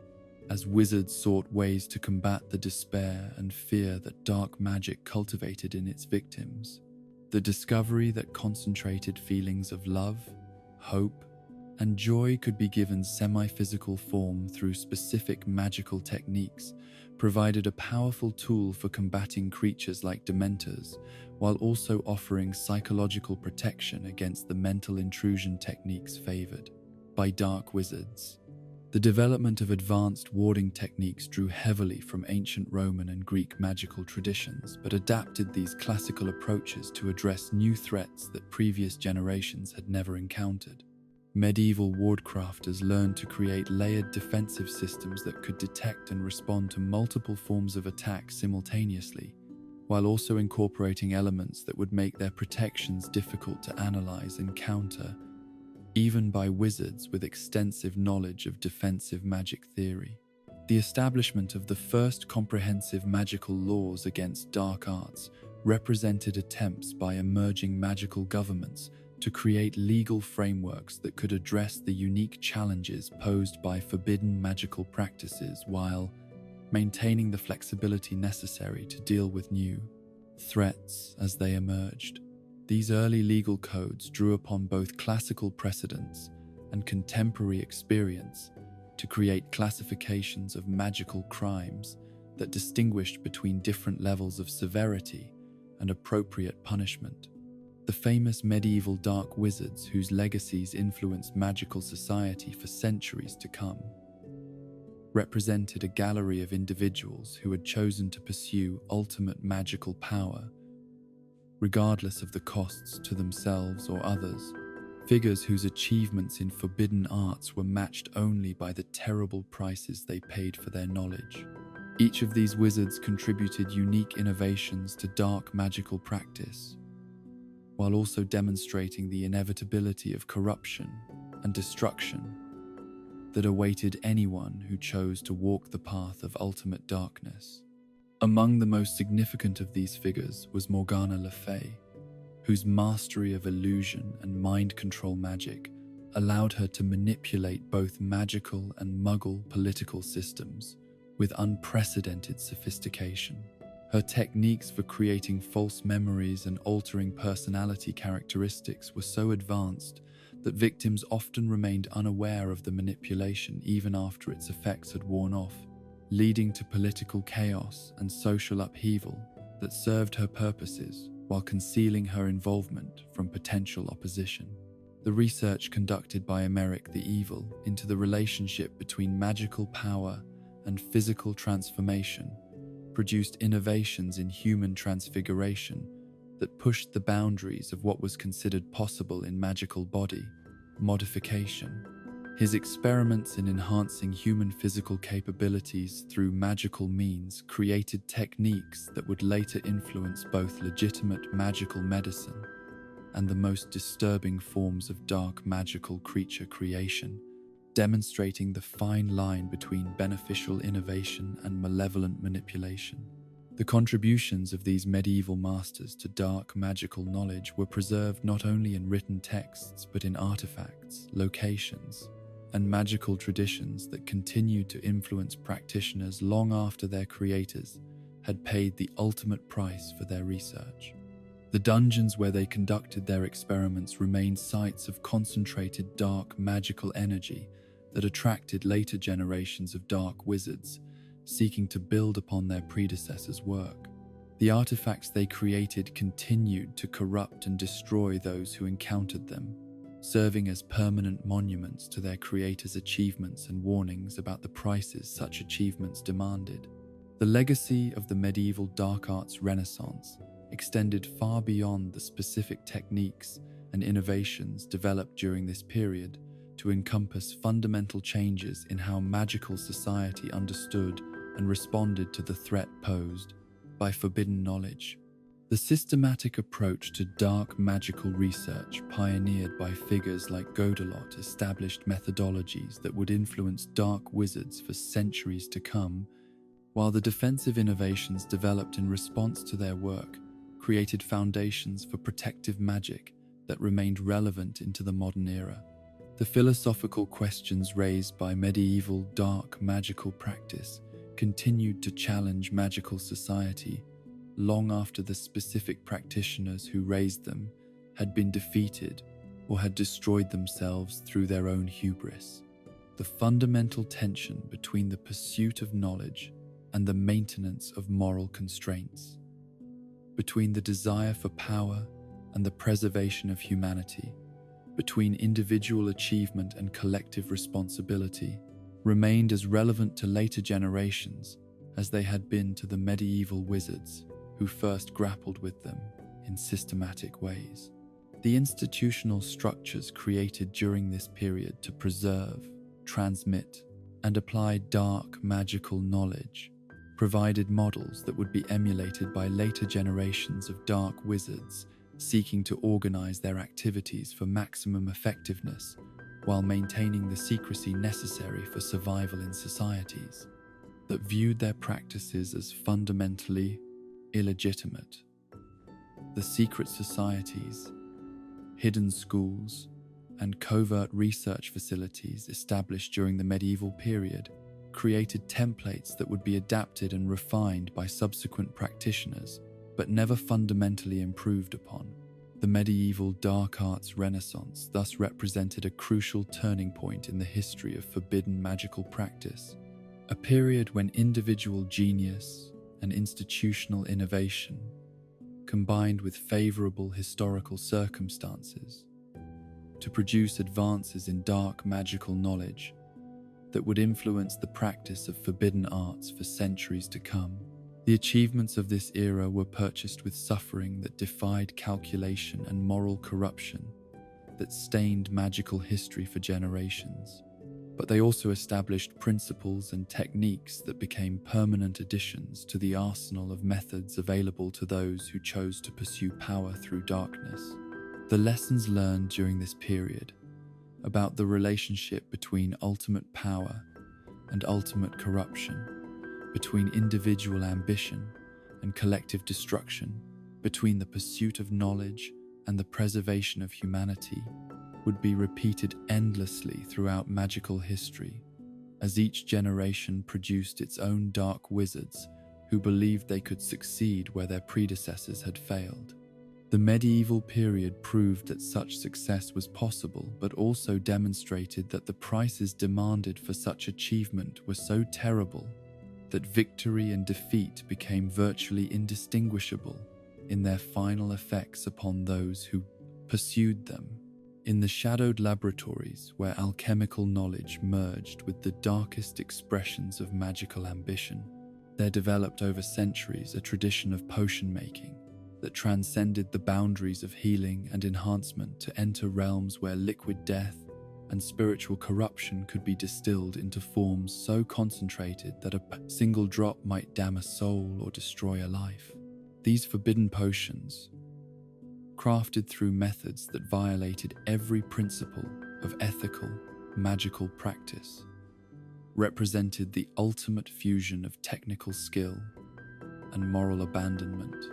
creating substances that could achieve effects impossible through spell work alone, while exacting prices from both their creators and victims that extended far beyond mere physical harm. The most infamous of these dark brews was the Drink of Despair, a potion so perfectly calibrated to inflict psychological torment that its very existence challenged fundamental assumptions about the relationship between magical innovation and moral responsibility. Created by Tom Riddle in his quest to protect one of his most precious Horcruxes, this emerald liquid represented the pinnacle of protective potion making, designed not merely to prevent theft, but to ensure that anyone who attempted to claim the protected object would suffer agonies so complete that death would seem a mercy beyond reach. The theoretical foundation underlying the Drink of Despair drew upon centuries of research into the magical properties of human consciousness and the ways in which potion ingredients could be combined to affect not just physical processes, but mental and spiritual states.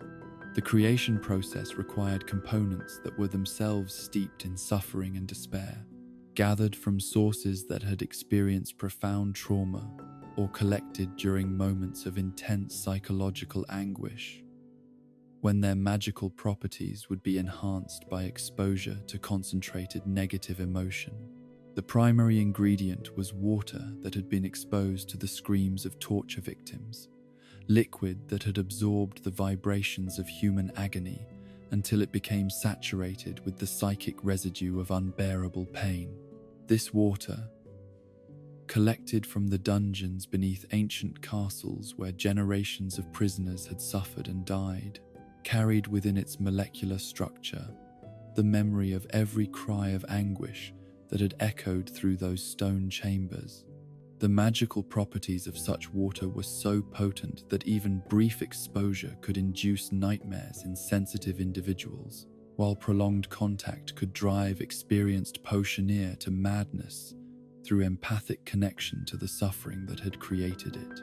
The secondary components included herbs that had been cultivated in soil fertilized with the ashes of suicide victims, plants whose growth had been nourished by the final desperation of those who had found existence unbearable. These botanical ingredients absorbed and concentrated the hopelessness that had driven their unwitting benefactors to self-destruction, creating organic matter that could transmit despair as effectively as wolfsbane could transmit lycanthropic infection. The harvesting of such plants required elaborate protective rituals to prevent the gatherer from being overwhelmed by the accumulated misery that clung to every leaf and stem. The brewing process itself demanded not just technical precision, but psychological preparation that pushed the creator's mental stability to its absolute limits. The potion required constant stirring in counterclockwise motions, while the brewer maintained perfect mental focus on images of despair, hopelessness, and psychological torment that would infuse the developing liquid with the emotional resonance necessary for its intended effects. This mental discipline was so demanding that many attempted creators suffered permanent psychological damage from prolonged exposure to the concentrated negativity required for successful brewing. The final stage of preparation involved a ritual that bound the completed potion to specific protective enchantments,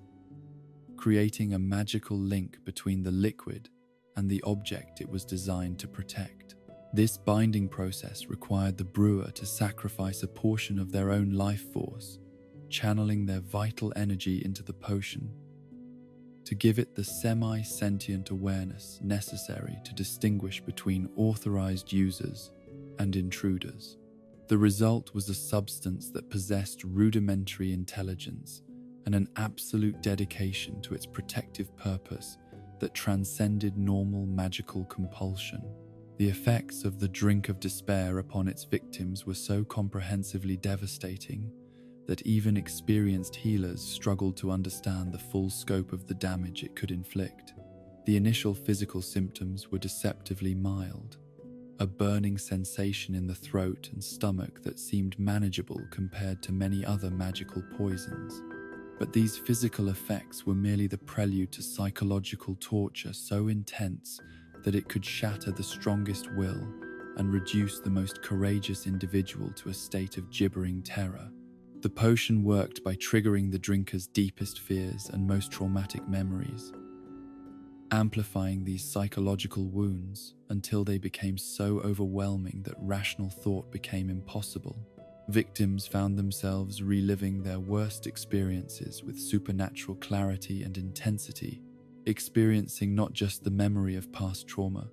but fresh agony that seemed more real and immediate than their current circumstances.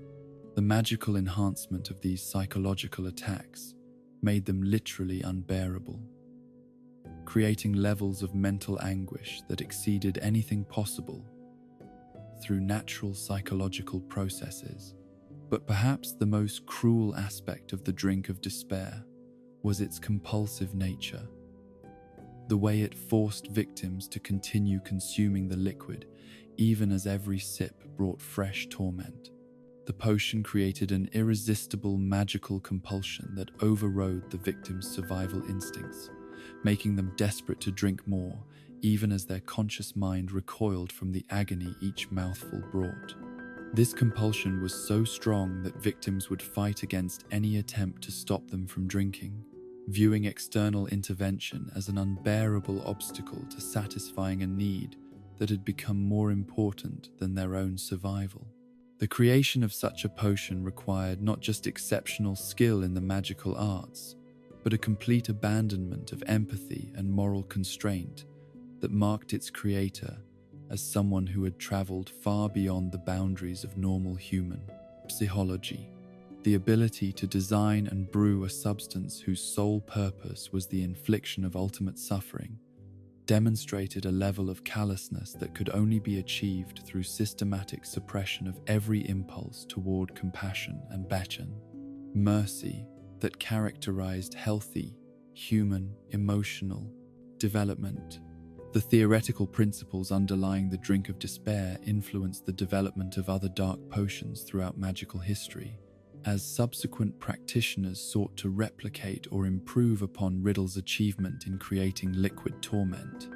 These efforts led to innovations in pain-inducing magic that pushed the boundaries of what was considered possible in the field of harmful potion making, creating substances that could target specific types of suffering or affect particular aspects of consciousness with surgical precision. Among these derivative potions was the elixir of existential dread, a brew that induced not physical or emotional pain, but rather a crushing awareness of the meaninglessness and futility of existence that could drive victims to catatonic despair within minutes of consumption. The ingredients for this potion included philosophical texts that had driven their authors to suicide, ground into powder, and dissolved in tears collected from individuals experiencing profound existential crisis. The brewing process required the creator to maintain absolute intellectual clarity while contemplating the ultimate meaninglessness of all human endeavor, a mental discipline so demanding that several attempted brewers succumbed to their own philosophical despair before completing the potion. The draught of living death represented a different approach to harmful potion making, creating a state that was neither true death nor genuine life, but rather a suspension between these conditions that could persist indefinitely. Victims of this potion retained minimal biological function, but lost all capacity for conscious thought or voluntary movement. existing in a twilight state where they remained aware of their surroundings but completely unable to interact with the world around them. The psychological torment of such existence was so profound that many victims eventually died from the sheer mental anguish of conscious paralysis. The use of unicorn blood in dark potion making represented perhaps the most morally reprehensible application of innocent magical creatures to harmful purposes, a practice that violated fundamental taboos shared by virtually every magical culture throughout history. Unicorn blood possessed powerful life-extending properties that could grant extended vitality to those who consumed it. But this benefit came with a curse so terrible that most dark wizards considered it a last resort to be employed only when facing imminent death with no other alternatives available. The process of obtaining unicorn blood required the deliberate murder of one of the most pure and innocent creatures in the magical world, an act that created spiritual contamination so profound that it could never be completely cleansed from the perpetrator's soul. The killing itself had to be performed through specific methods that preserved the blood's magical properties, while ensuring that the creature's final moments were filled with terror and pain, as these negative emotions were necessary to activate the life-extending effects that made the substance valuable to dark wizards. The consumption of unicorn blood granted the drinker a form of extended life that was more curse than blessing, a half-existence that preserved biological function while condemning the individual to spiritual torment that could persist for decades or centuries. Those who sustained themselves through unicorn blood found their capacity for positive emotion gradually diminishing, their souls growing colder and more isolated with each passing year, until they became something that merely resembled human beings while containing essences that were fundamentally alien to human nature. The magical theories surrounding unicorn blood revealed disturbing truths about the relationship between life extension and spiritual corruption that challenged conventional assumptions about the desirability of extended lifespan. The blood's power came not from any inherent life-giving properties, but from its ability to absorb and redistribute the life force of its original owner, creating a parasitic relationship between the consumer and the murdered creature that bound them together in an unnatural union that violated the natural order of life and death. The side effects of unicorn blood consumption extended far beyond mere spiritual contamination to include physical and psychological changes that gradually transformed users into creatures that bore only superficial resemblance to their original human form. Their skin would take on a pale, translucent quality that seemed to glow with unhealthy inner light. Their eyes would develop the same silvery sheen that characterized unicorn eyes, but without the warmth and intelligence that made those features beautiful in their natural state. Most disturbing of all, they would develop an insatiable craving for more unicorn blood that could never be satisfied, creating addictive cycles that demanded increasingly frequent murders to maintain their artificial existence. The brewing of love potions represented another category of dark magical practice that violated fundamental principles of human autonomy and emotional authenticity, creating substances that could override free will in matters of affection and romantic attachment, with effects that were often more devastating than conventional forms of magical compulsion. These potions worked by artificially stimulating the neurological and magical pathways associated with romantic attraction, creating false feelings that were so convincing that victims often remained unaware that their emotions had been artificially induced. The most potent love potions required ingredients that were themselves associated with obsession and unrequited desire, components that had absorbed the emotional energy of individuals who had experienced the kind of desperate longing that could drive rational people to irrational actions.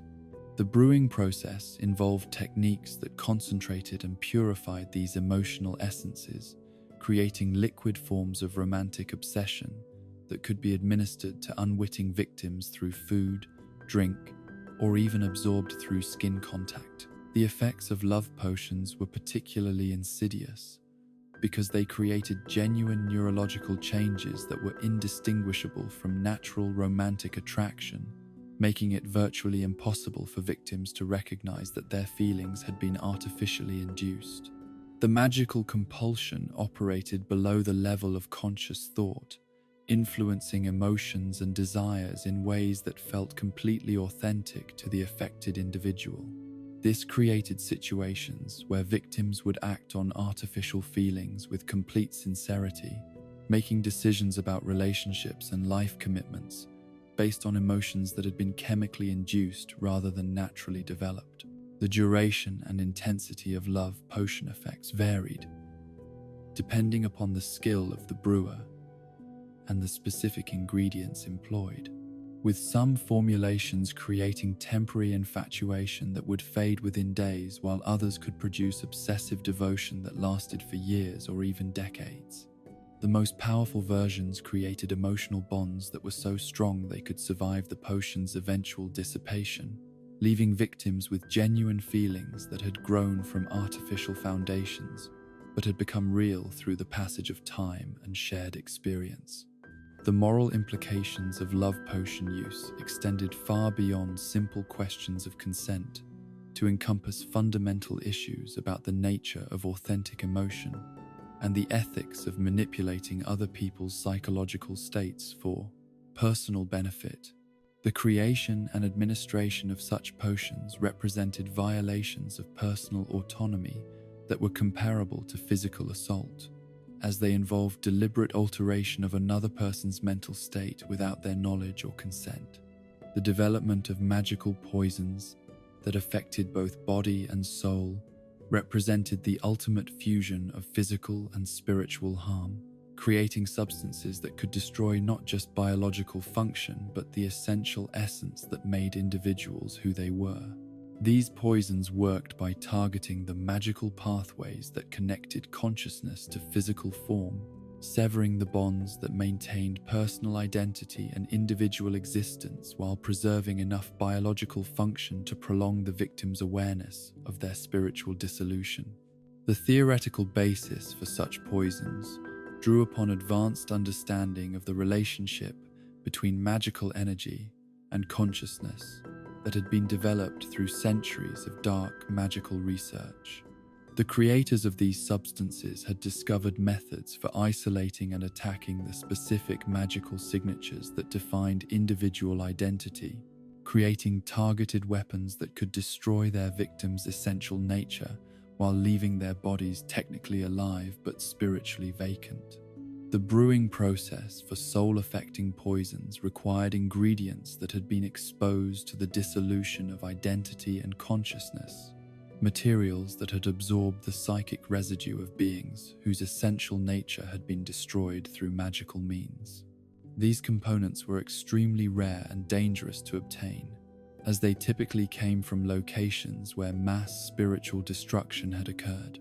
or from artifacts that had been used in rituals designed to obliterate individual consciousness. The effects of soul-targeting poisons were so profound that victims often failed to realize what was happening to them until the process was irreversible. The initial symptoms resembled ordinary illness or fatigue, making early detection virtually impossible without specialized magical diagnosis. As the poison progressed, victims would experience gradual loss of memory, personality changes that made them unrecognizable to friends and family, and eventually complete dissolution of individual identity that left them as empty shells animated by basic biological processes, but containing no trace of their original consciousness. The antidotes for such poisons, when they existed at all, were almost as dangerous as the poisons themselves, requiring ingredients and procedures that could cause permanent harm to those attempting treatment. The restoration of damaged souls required magical techniques that pushed healers to their absolute limits and often resulted in partial recovery at best, leaving survivors with permanent alterations to their personality and consciousness that served as constant reminders of their ordeal. The study of historical poisoning cases revealed patterns that helped magical law enforcement develop better methods for detecting and investigating soul-affecting toxins.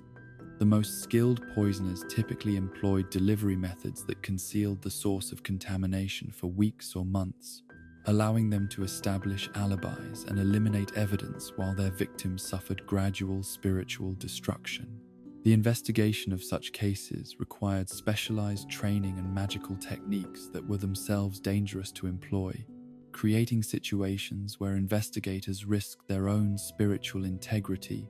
in pursuit of justice for victims whose essential nature had already been destroyed.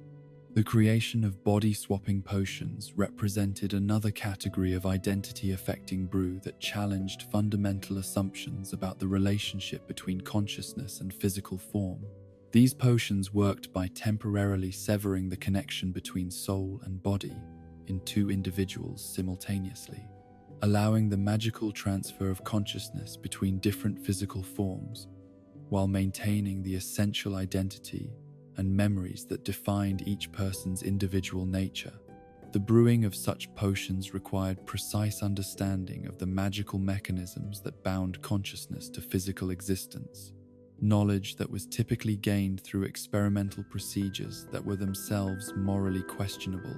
and potentially dangerous.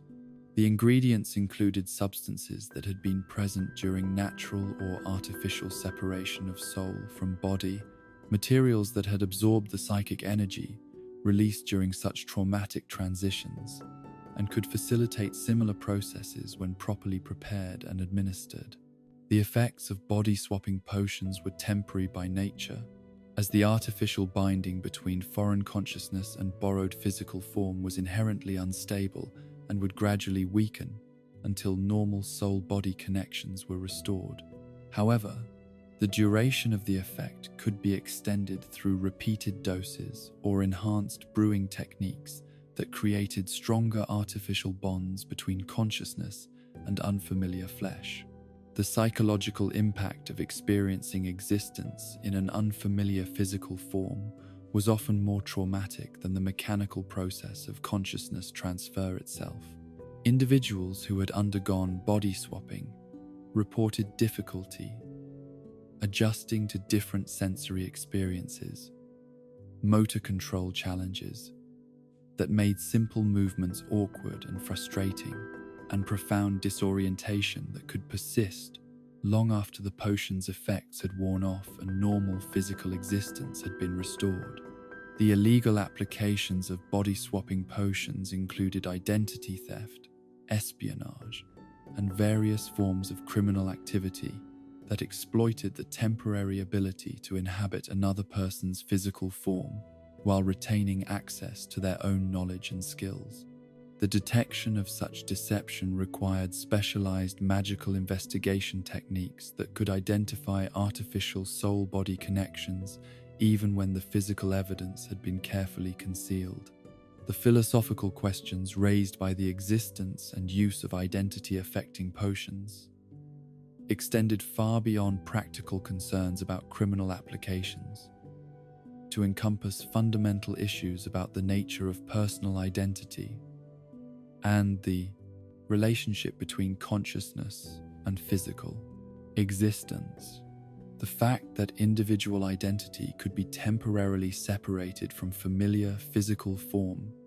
challenged basic assumptions about what made each person unique and raised disturbing possibilities about the manipulation of human nature through magical means. The legacy of forbidden potion making in magical history demonstrated the terrible creativity that could emerge when technical skill was combined with moral abandonment,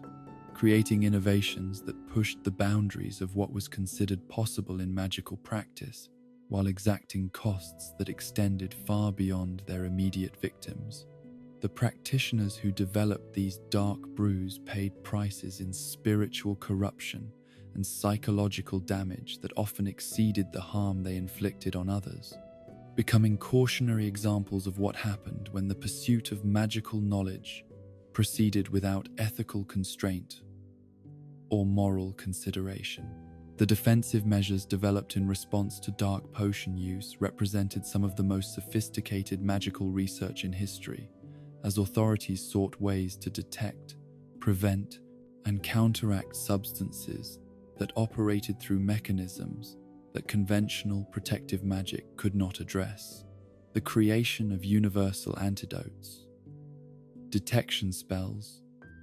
that could identify hundreds of different toxic substances, and preventive measures that could neutralize harmful potions before they could take effect, required innovations in magical theory that influenced legitimate potion making as much as they protected against its illegal applications. The study of dark potions and their effects provided valuable insights into the fundamental nature of consciousness, identity, and the relationship between magical energy and biological processes that advanced legitimate magical research in ways that their creators had never intended. The understanding gained through analyzing these forbidden brews contributed to developments in magical medicine,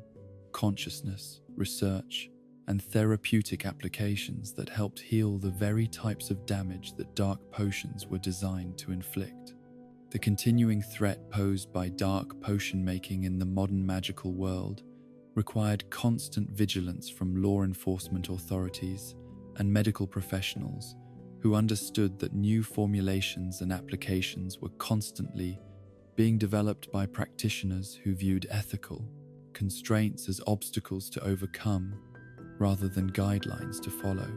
The detection and treatment of dark potion effects remained challenging problems that required specialized training and resources that were not always available when and where they were most needed.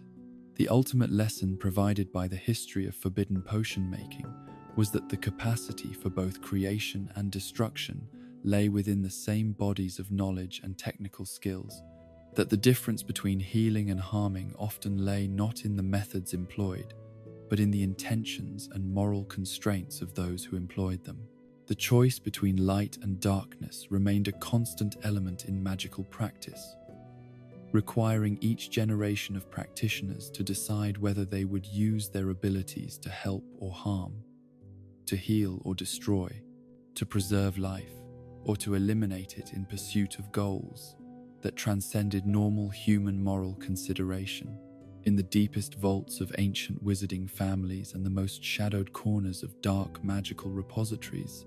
there exist objects whose very presence corrupts the air around them, artifacts that have been deliberately infused with malevolent magic, so concentrated that they continue to radiate malice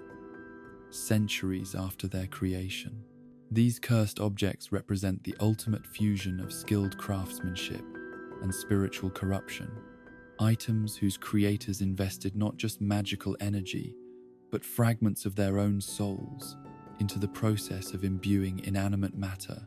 with the power to harm, corrupt, and destroy anyone unfortunate enough to encounter them without proper protection. The art of creating cursed objects required mastery of magical principles that extended far beyond conventional enchantment techniques, demanding understanding of how malevolent intent could be permanently bound to physical matter through processes that violated the natural order of magical energy flow. Unlike ordinary enchanted items, which drew their power from external magical sources or stored energy provided by their creators, truly cursed objects generated their own malevolent force through parasitic relationships with the souls of those who came into contact with them, growing stronger and more dangerous with each victim they claimed. The theoretical foundation underlying cursed object creation drew upon centuries of research into the relationship between consciousness, intent, and physical matter, studies that revealed how powerful emotions and magical will could be crystallized into permanent alterations of an object's essential nature.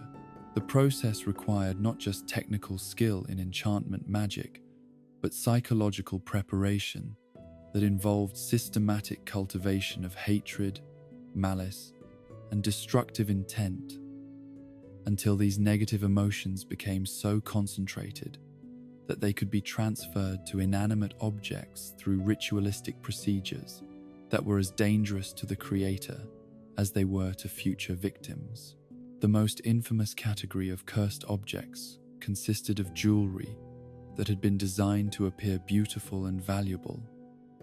while concealing deadly magical effects that would activate when worn by unsuspecting victims. These pieces represented the pinnacle of deceptive craftsmanship, combining genuine artistic beauty with magical effects so subtle and delayed that victims might wear them for weeks or months before the true nature of their deadly adornment became apparent through symptoms that often proved fatal by the fatal time their cause was identified. The creation of cursed jewelry required precious metals and gemstones that had been exposed to concentrated dark magical energy during specific lunar phases, when the boundary between positive and negative magical forces was at its most permeable. The gold used in such pieces was typically obtained from sources associated with great suffering or tragedy, mined from locations where terrible events had occurred, or extracted from burial sites where the dead had been interred with unresolved grievances that continued to contaminate the surrounding environment. The gemstones employed in cursed jewelry were often selected not for their inherent beauty, but for their capacity to store and amplify negative magical energy. Crystals that had been deliberately exposed to scenes of torture, murder, or spiritual corruption, until their molecular structure was permanently altered by prolonged contact with concentrated malevolence. These corrupted gems would continue to radiate harmful energy for centuries, creating localized fields of spiritual contamination that could affect anyone who came within their sphere of influence. The most sophisticated cursed jewelry incorporated multiple layers of harmful magic that would activate at different stages of prolonged contact, creating escalating patterns of damage that began with subtle influences on mood and behavior before progressing to more dramatic effects that could permanently alter the victim's personality or even threaten their continued existence. The initial effects were typically so mild that they could be attributed to natural variations in temperament or health, making early detection virtually impossible without specialized magical diagnosis. Among the most notorious examples of cursed jewelry was the opal necklace that had been created by a dark wizard seeking revenge against a specific family line, a piece that had claimed the lives of 19 individuals over the course of 3 centuries before being identified and secured by magical authorities. The necklace worked by gradually draining the life force of its wearers, a process so subtle that victims typically attributed their declining health to natural causes until the magical parasitism had progressed beyond the point where conventional healing could provide effective treatment. The curse embedded within the opal necklace was particularly sophisticated in its targeting mechanisms,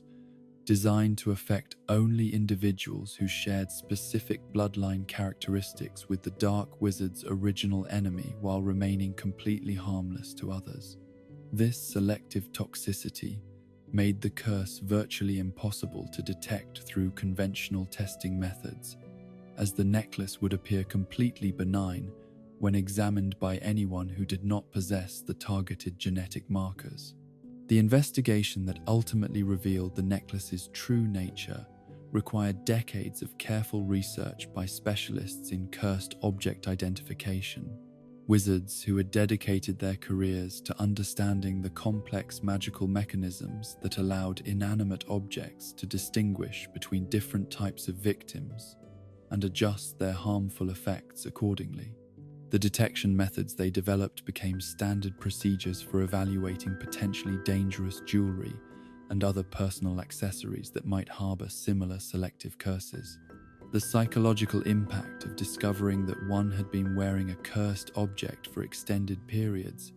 was often as damaging as the magical effects themselves, creating profound feelings of violation and vulnerability that could persist long after the physical symptoms had been treated.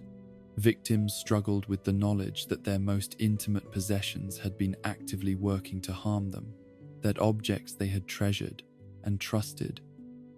had been slowly poisoning their bodies and souls. Through extended contact,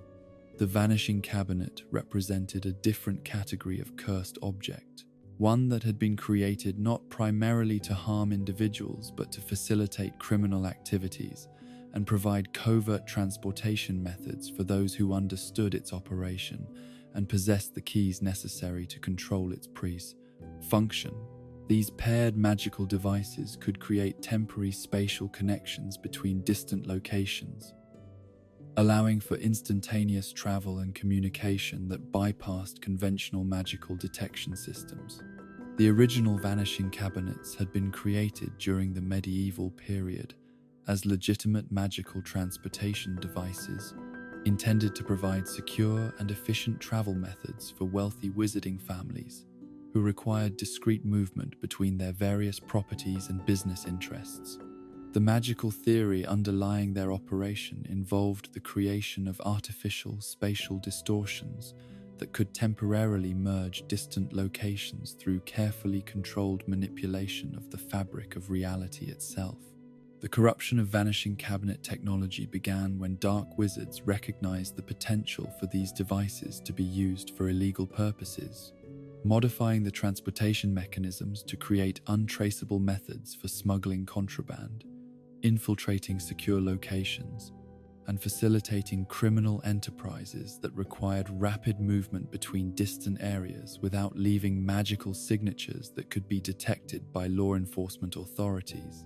The modified versions of vanishing cabinets incorporated additional enchantments that could disguise the magical emanations produced during transportation, making it virtually impossible for authorities to detect when the devices were being used or to track the movement of individuals and objects through the spatial connections they created.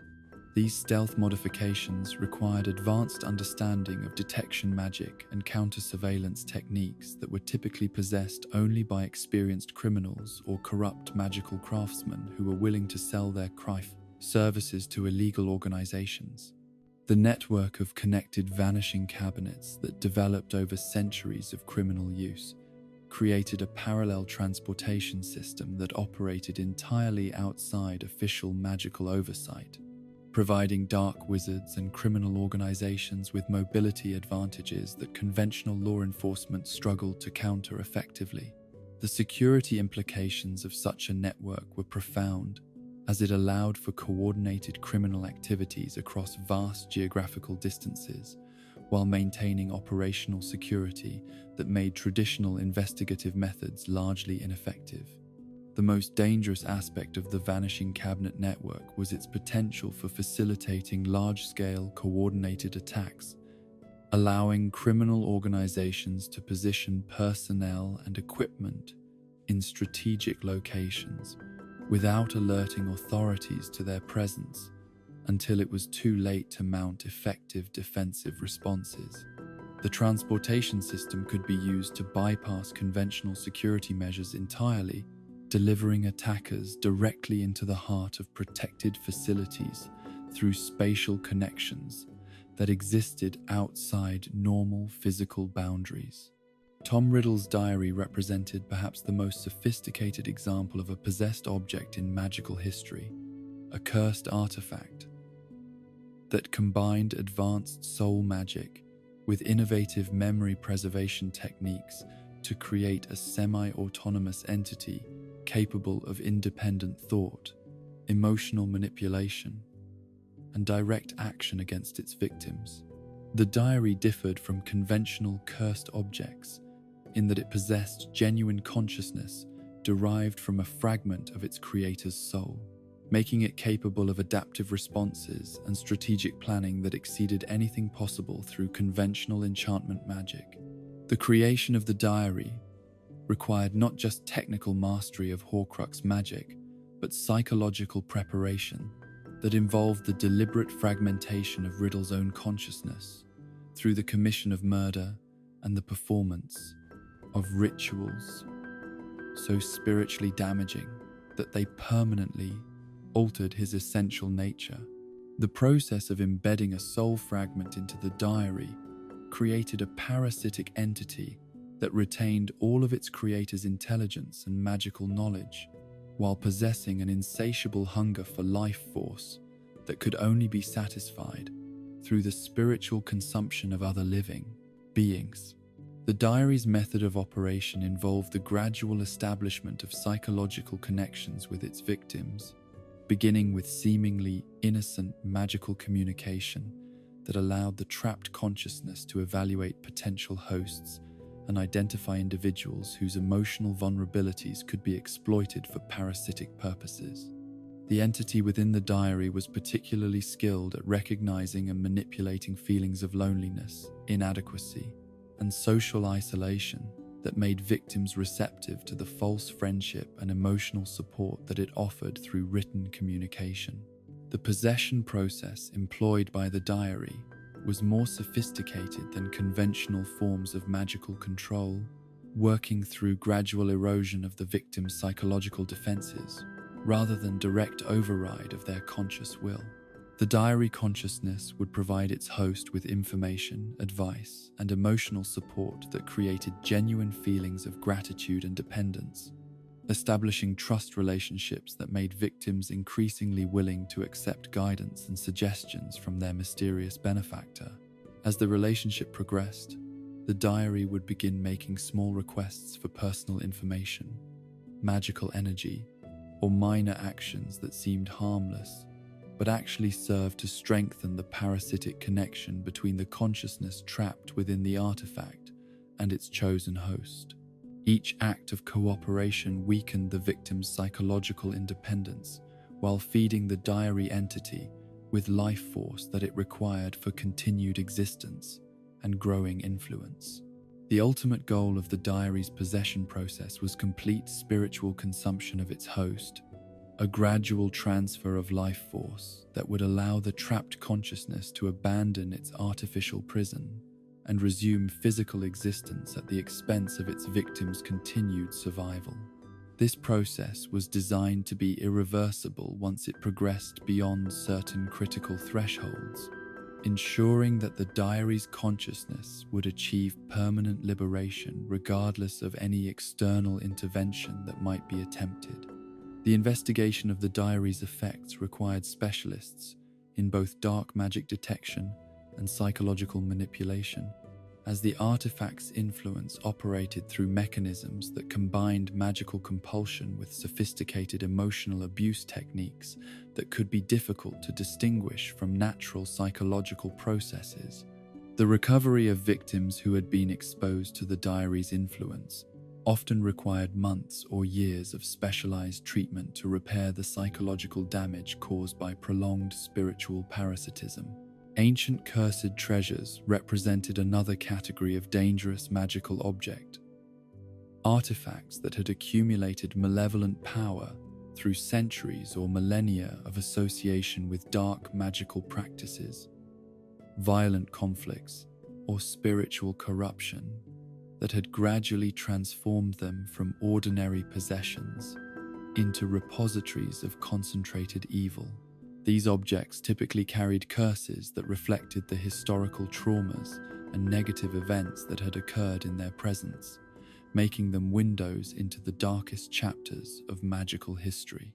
The identification of ancient cursed treasures required extensive historical research to understand the context of their creation and the events that had contributed to their current dangerous state. Many such objects appeared to be valuable antiques or historically significant artifacts, making them attractive to collectors and scholars who might unknowingly expose themselves to magical dangers that had been accumulating for generations. The curses associated with ancient treasures were often complex layered effects that reflected multiple sources of contamination rather than single deliberate acts of malevolent enchantment. Objects that had witnessed repeated acts of violence, betrayal, or spiritual corruption would gradually absorb and concentrate the negative energy associated with these events until they became permanently transformed into sources of harmful magical radiation that could affect anyone who came into contact with them. The most dangerous ancient cursed treasures were those that had been deliberately sought out and enhanced by dark wizards who recognized their potential for causing harm and had added additional layers of malevolent enchantment to amplify their existing dangerous properties. These artifacts represented collaborations between past and present evil, combining historical accumulations of negative energy with contemporary magical innovation to create objects of unprecedented destructive potential. The Hand of Glory exemplified a particular category of cursed object that had been created through the deliberate desecration of human remains, artifacts that drew their power from the violation of natural death processes and the spiritual corruption that resulted from using dead tissue for magical purposes. The creation of such objects required not just technical knowledge of necromantic magic, but complete abandonment of moral constraints that prevented most wizards from deliberately defiling corpses for magical gain. The magical theory underlying the Hand of Glory involved the preservation of a executed criminal's severed hand through alchemical processes that maintained its capacity to channel necromantic energy while preventing normal decomposition that would render it unsuitable for magical purposes. The preservation process required the hand to be treated with substances that were themselves associated with death and spiritual corruption, creating a feedback loop that concentrated negative energy within the preserved tissue until it became capable of affecting the physical world through supernatural means. The primary function of the Hand of Glory was to provide illumination that could only be seen by the person carrying it, making it ideal for criminal activities that required stealth and concealment from potential witnesses or law enforcement personnel. The magical light produced by the hand was invisible to everyone except its bearer, allowing for navigation and activity in complete apparent darkness while maintaining perfect concealment from anyone who might be watching. The secondary effects of carrying a Hand of Glory included subtle influences on the bearer's psychology and moral reasoning, as prolonged exposure to necromantic energy gradually eroded normal ethical constraints and made users more willing to engage in criminal or violent activities. This psychological corruption was so gradual that many users failed to recognize the changes in their personality and behavior until they had been permanently altered by extended contact with the cursed artifact. The black market trade in dark magical objects represented a thriving underground economy that connected collectors, criminals, and practitioners of forbidden arts through networks of dealers, smugglers, and corrupt officials who facilitated the exchange of dangerous artifacts without regard for the potential consequences of placing such items in private hands.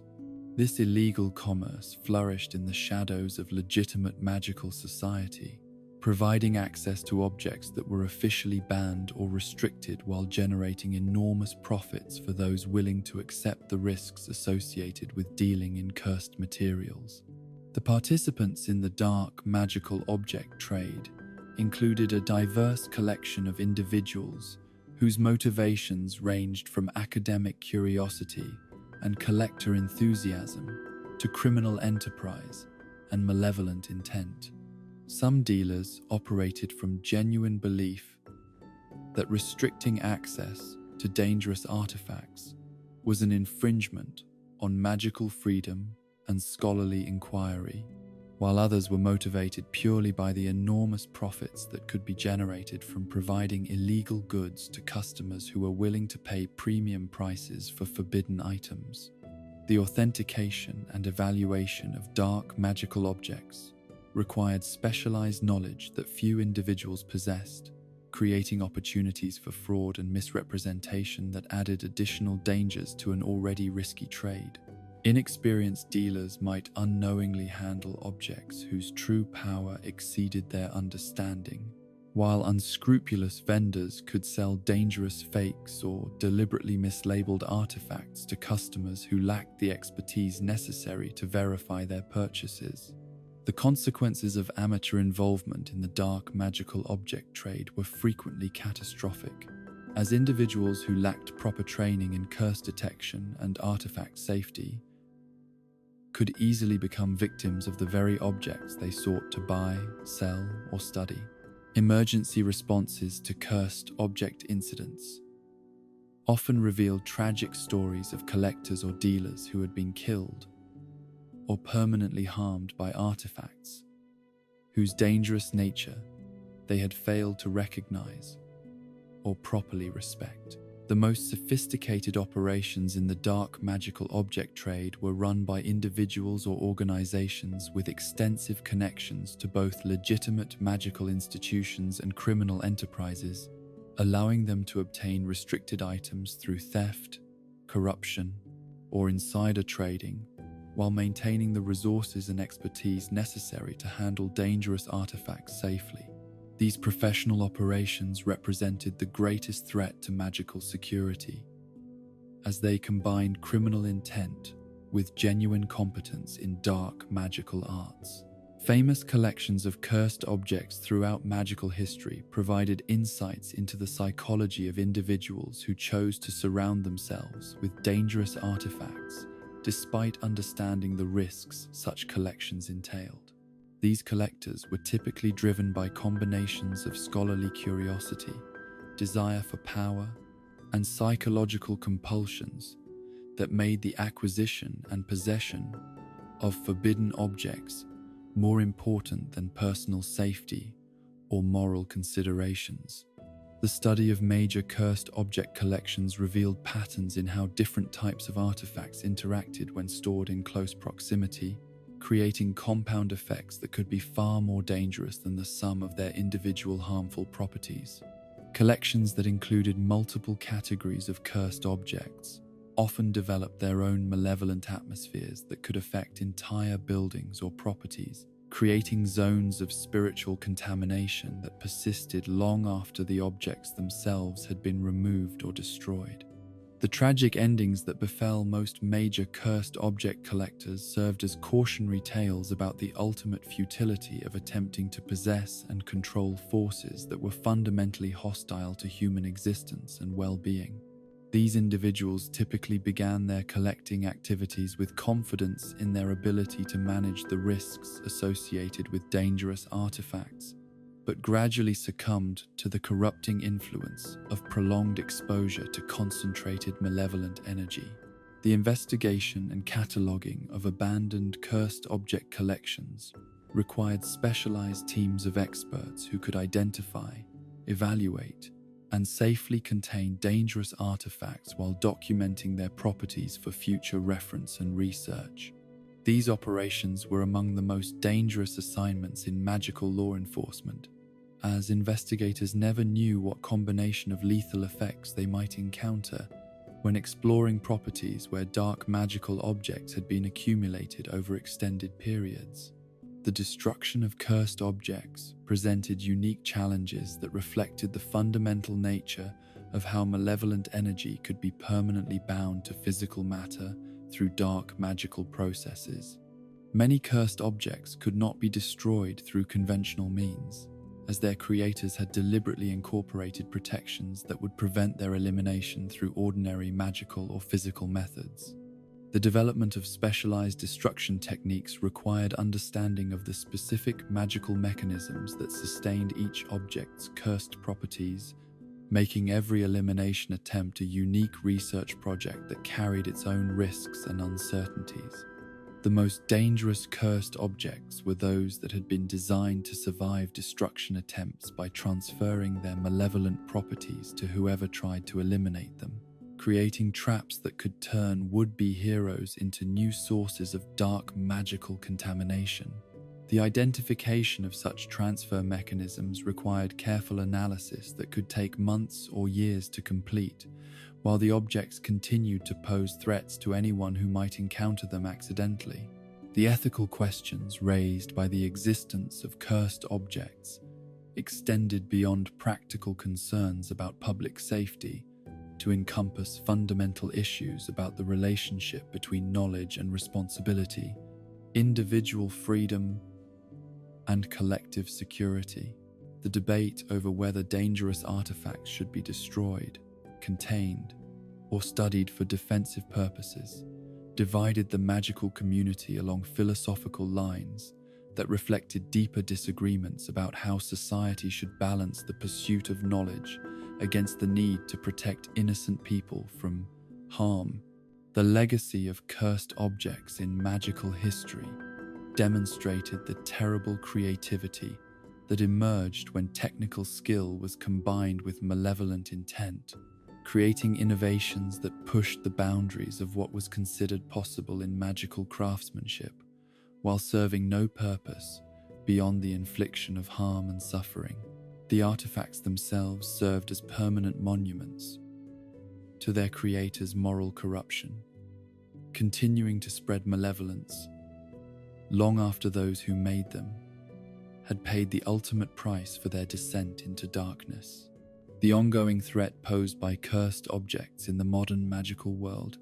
required constant vigilance from law enforcement authorities, collectors, and ordinary wizards who might encounter dangerous artifacts through inheritance, purchase, or accidental discovery. The education of magical communities about the recognition and proper handling of potentially cursed objects remained a crucial public safety initiative that could prevent unnecessary casualties among individuals who lacked the specialized knowledge necessary to identify and avoid dangerous magical materials. The ultimate lesson provided by the history of cursed objects was that the power to create could always be perverted into the power to destroy, that the same technical skills and magical knowledge that could produce beautiful and beneficial artifacts could also be used to craft items whose sole purpose was the infliction of harm. The choice between creation and destruction, between helping and harming, remained a constant element in magical practice that required each generation of craftsmen and enchanters to decide whether they would use their abilities to add beauty and utility to the world, or to create new sources of darkness that would continue spreading malevolence long after their makers had been forgotten by history. In the labyrinthine corridors of the human psyche, where rational thought meets primal desire and moral conviction battles against the seductive whispers of unlimited power, there exists a territory so treacherous that few who enter it emerge unchanged from their journey into the darkest recesses of magical ambition. The psychology of dark wizards represents one of the most complex and disturbing subjects in all of magical scholarship, a field of study that requires investigators to peer directly into minds that have abandoned every constraint of civilized behavior in pursuit of goals that transcend normal human understanding, while simultaneously destroying everything that made their pursuit meaningful. The fundamental question that has plagued scholars of dark magical psychology for centuries concerns the origins of the transformation that converts ordinary wizards into practitioners of forbidden arts, whether such individuals are born with predispositions toward evil that inevitably manifest themselves through magical practice, or whether exposure to dark magic itself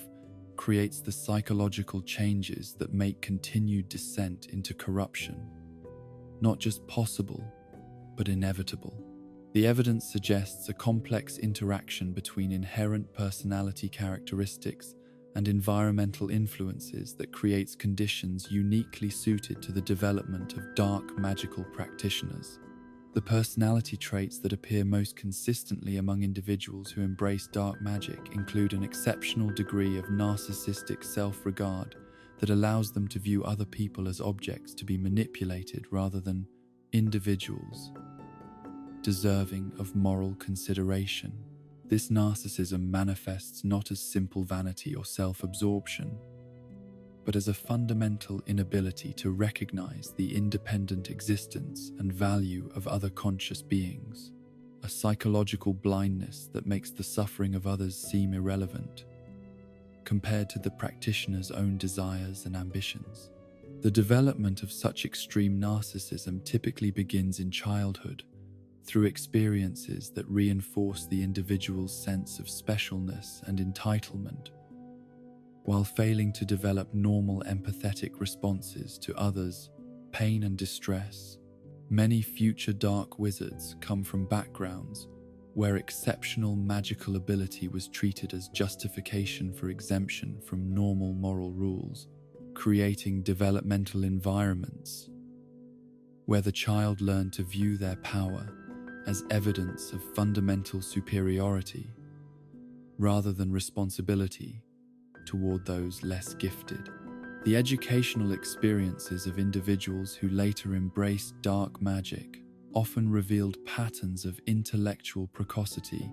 combined with social isolation that created perfect conditions for the development of grandiose fantasies and resentment toward authority figures who attempted to impose limitations on their magical experimentation. These individuals typically excelled academically while struggling with interpersonal relationships, leading them to seek validation through demonstrations of power rather than through normal social connection and emotional intimacy. The progression from academic excellence to dark magical practice typically occurred gradually, beginning with minor violations of school rules and ethical guidelines that were rationalized as necessary for advanced research or justified by the exceptional nature of the individual's abilities. Each successful transgression made subsequent violations easier to contemplate and execute, creating escalating patterns of rule-breaking that eventually crossed the boundary from unconventional research methods into genuinely forbidden magical practice. The psychological mechanisms that allowed future dark wizards to rationalize increasingly serious ethical violations drew heavily upon cognitive distortions that reframed harmful actions as necessary steps toward greater goods that only exceptional individuals could understand and achieve. These rationalizations typically involved appeals to higher purposes, claims about the greater good that would result from temporary moral compromises, and arguments that conventional ethical systems were inadequate for governing the behavior of individuals with extraordinary capabilities and responsibilities. The role of trauma in dark wizard development remained one of the most contentious aspects of psychological research into magical criminality, as investigators struggled to balance recognition of genuine psychological damage against the risk of creating excuses for inexcusable behavior. While many dark wizards had experienced significant childhood trauma, including abuse, abandonment, or exposure to dark magical influences, the majority of trauma survivors did not become practitioners of forbidden arts, suggesting that additional factors were necessary to transform psychological damage into malevolent magical practice. The specific types of trauma that appeared most closely associated with dark magical development were those that involved betrayal by trusted authority figures,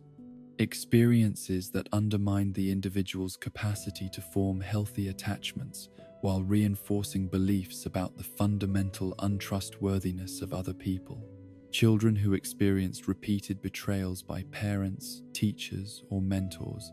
often developed defensive psychological strategies that prioritized self-protection over emotional connection,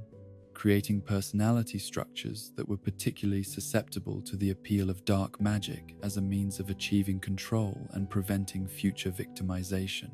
The transformation process that converted individuals with predisposing characteristics into active practitioners of dark magic typically involved a crucial decision point where the future dark wizard chose to cross a moral boundary that they had previously respected, often through the commission of their first truly harmful act against another person. This initial transgression served as a psychological watershed that fundamentally altered their self-concept and relationship to moral authority,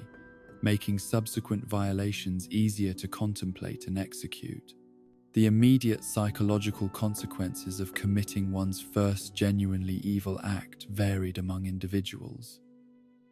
but typically involved some combination of guilt, exhilaration, and profound disorientation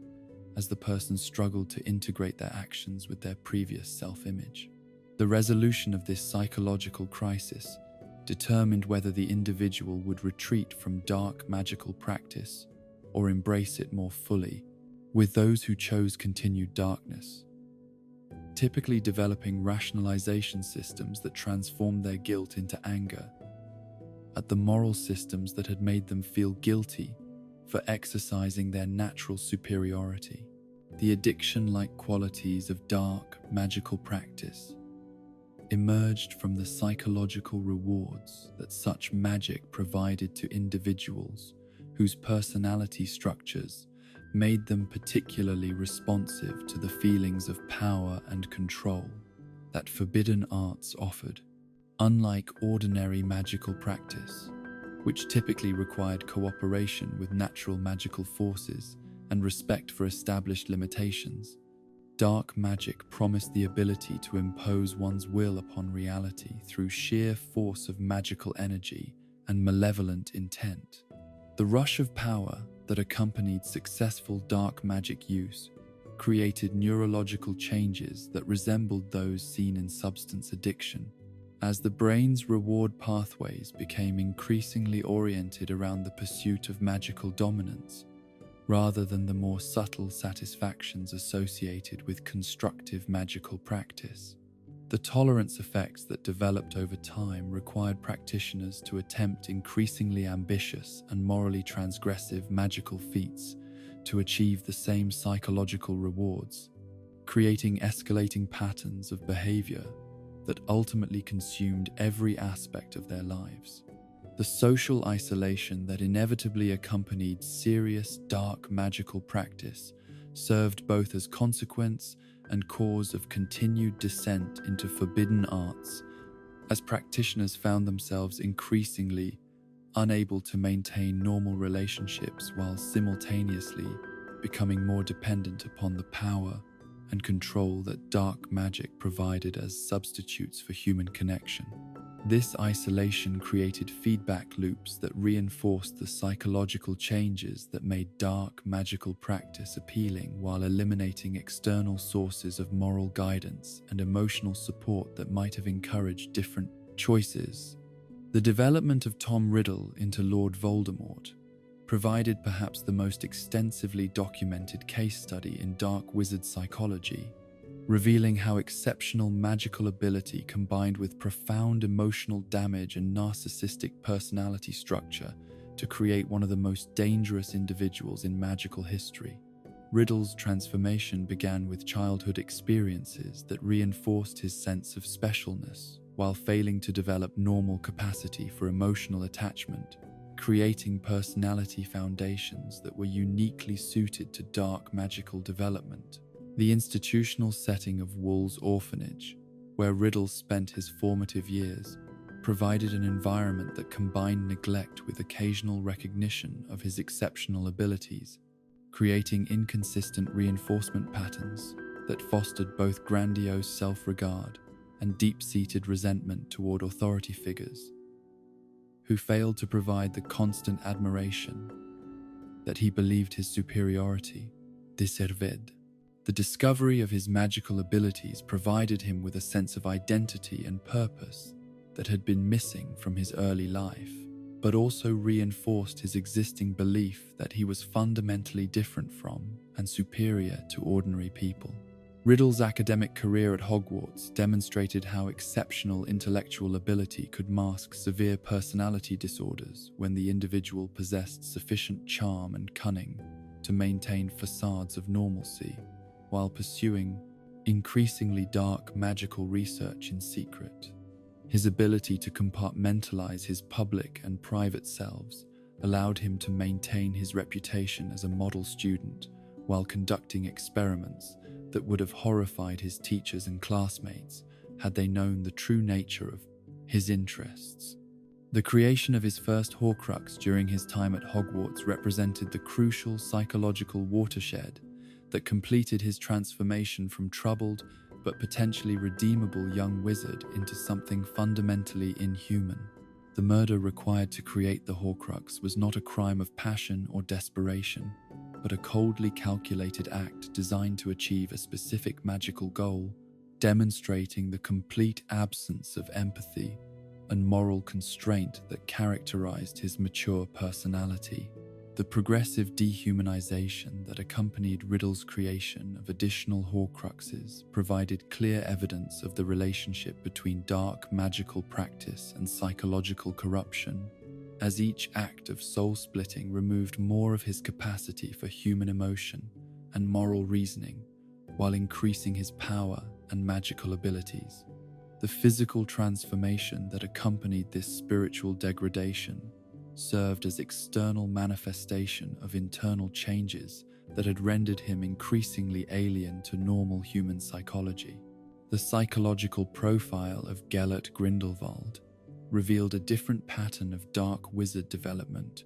one that began with genuine ideological convictions and political goals that were gradually corrupted through the influence of power and the systematic rationalization of increasingly extreme methods. Unlike Riddle,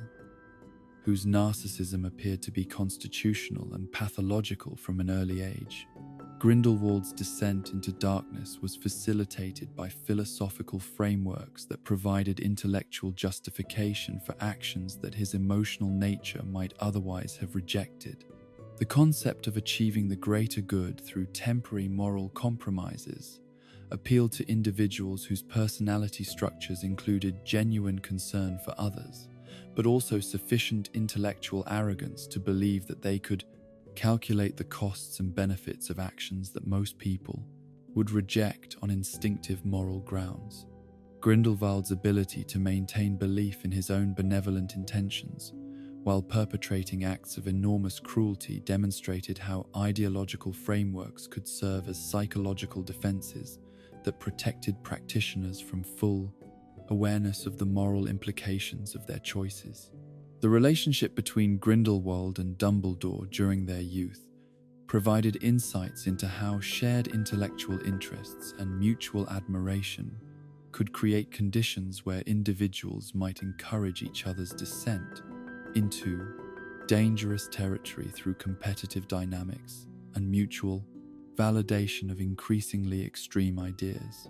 The tragedy of their friendship lay in how two brilliant young wizards had reinforced each other's worst impulses while failing to provide the moral restraint that might have prevented their ideas from developing into plans for Beaces-Ali. Magical supremacy and Muggle subjugation. The psychological impact of power on dark wizard development could not be separated from the magical abilities that made such power possible, as the capacity to impose one's will upon reality through magical force created temptations and opportunities that were unknown to those who lacked magical abilities. The possession of exceptional magical power appeared to accelerate personality changes that might otherwise develop more gradually, creating conditions where individuals could transition from conventional moral behavior to extreme malevolence within relatively short periods. The corrupting influence of power was particularly evident in cases where individuals had achieved positions of legitimate authority within magical institutions, as the combination of official position and magical ability created opportunities for abuse that were difficult for others to detect or prevent. The transformation of respected magical professionals into dark wizards often occurred gradually, through incremental expansions of their legitimate authority that eventually crossed boundaries into illegal and immoral territory. The study of failed dark wizards, individuals who had begun the descent into forbidden magical practice but had been captured, killed, or had abandoned their dark pursuits before achieving their ultimate goals, provided valuable insights into the factors that determined whether someone would complete the transformation into a fully developed dark wizard or would find ways to retreat from the path of corruption before it was too late. These cases suggested that the presence of meaningful relationships with people who could provide moral guidance and emotional support was crucial for preventing complete descent into darkness. The possibility of redemption for individuals who had embraced dark magical practice remained one of the most controversial topics in magical psychology, as experts debated whether the psychological changes that accompanied serious dark magic use were reversible, or whether crossing certain moral boundaries created permanent alterations that made return to normal moral functioning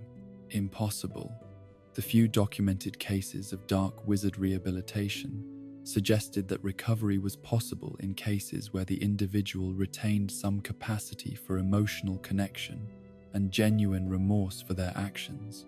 but that the process was extremely difficult and often incomplete.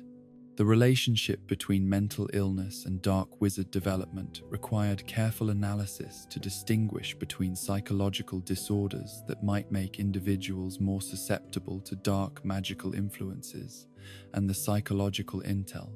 changes that resulted from dark magical practice itself. While some dark wizards showed evidence of pre-existing mental health conditions,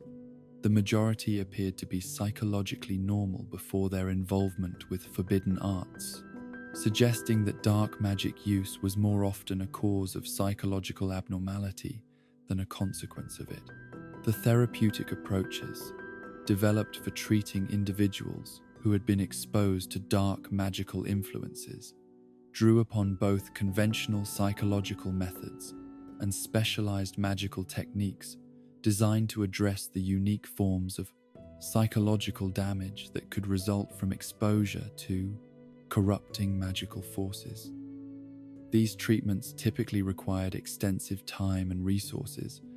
as the psychological changes associated with dark magic exposure were often resistant to conventional therapeutic interventions. The prevention of dark wizard development became a priority for magical educational institutions and child welfare organizations that recognized the importance of identifying and addressing risk factors before they could develop into serious threats to magical society.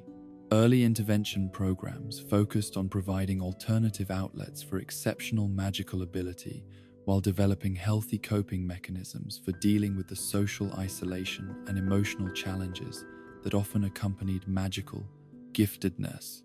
The ethical implications of dark wizard psychology research extended beyond academic concerns to encompass practical questions about how society should respond to individuals whose psychological makeup made them particularly dangerous, while potentially limiting their capacity for moral responsibility. The balance between public safety and individual rights remained a contentious issue that reflected broader philosophical disagreements about the nature of evil, free will, and moral culpability.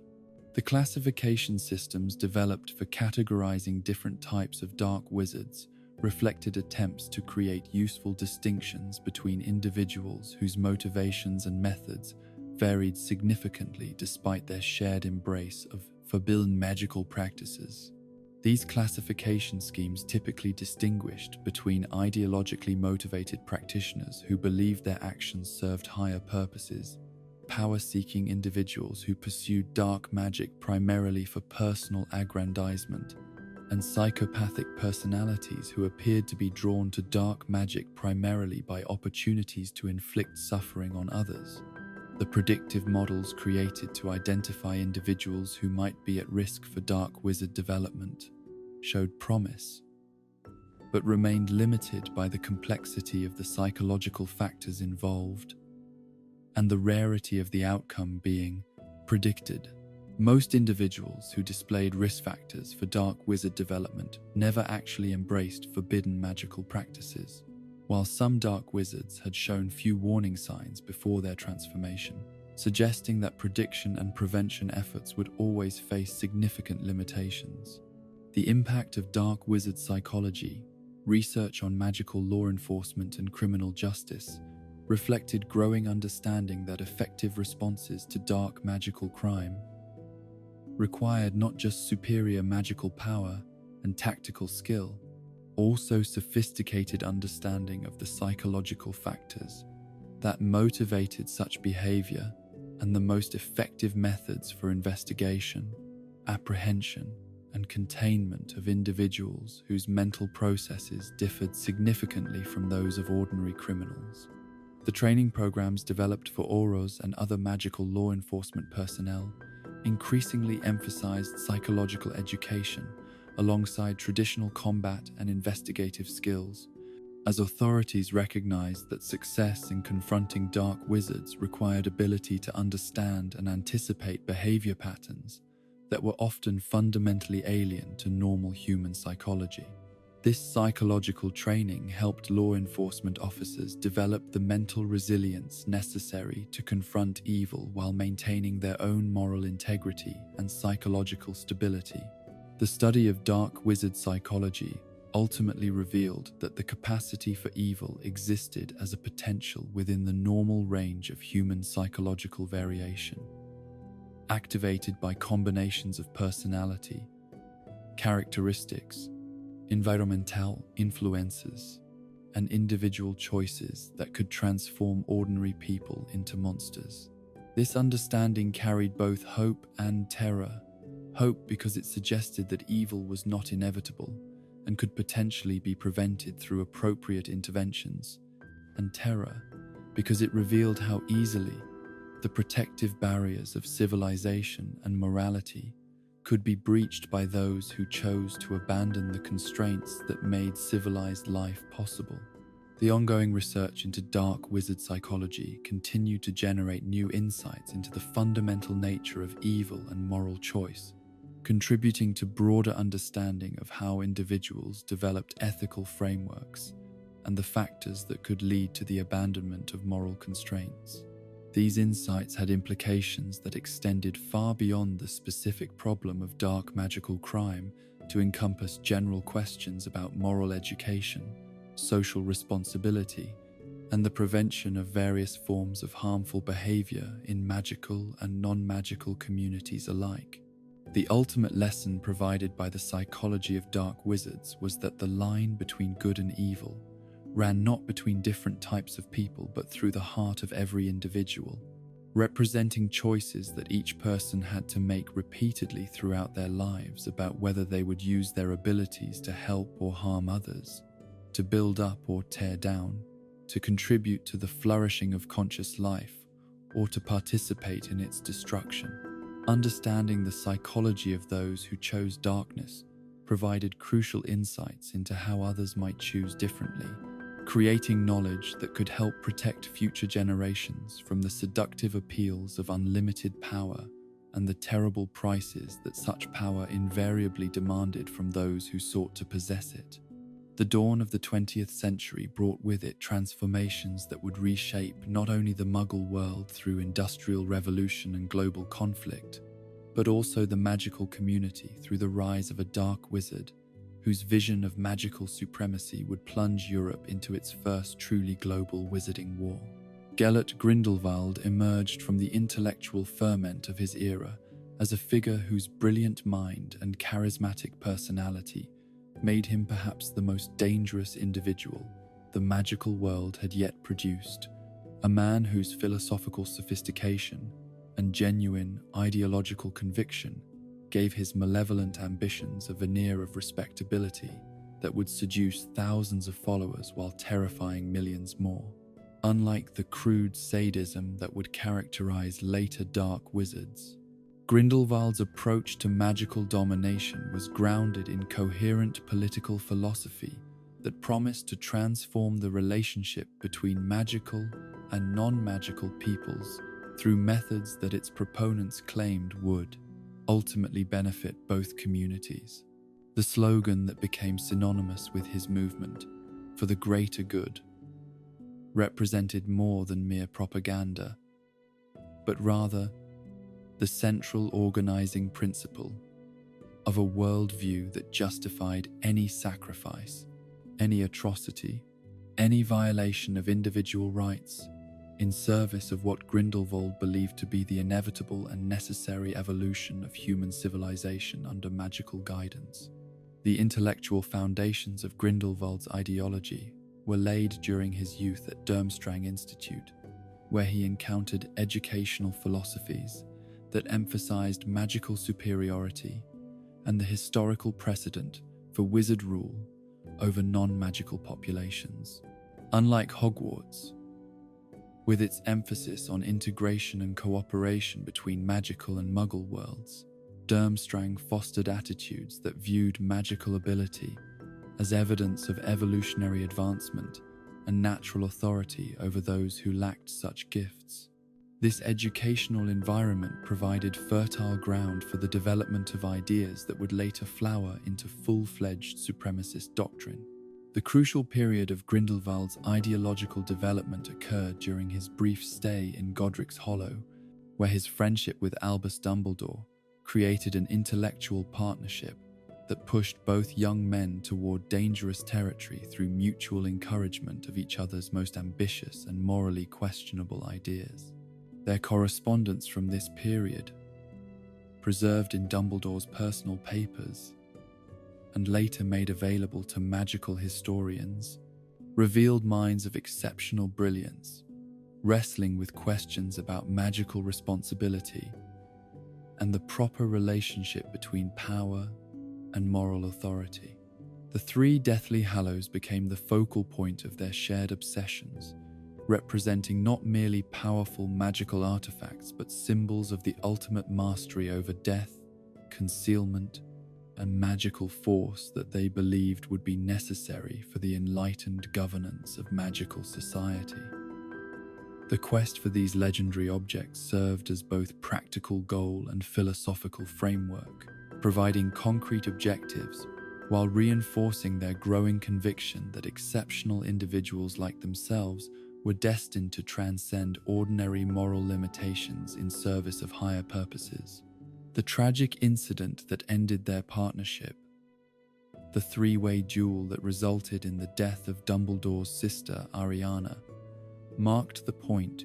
where their shared intellectual journey diverged into fundamentally different responses to the moral complexities of wielding ultimate power, while Dumbledore retreated into scholarly contemplation and gradual recognition of his own capacity for dangerous error.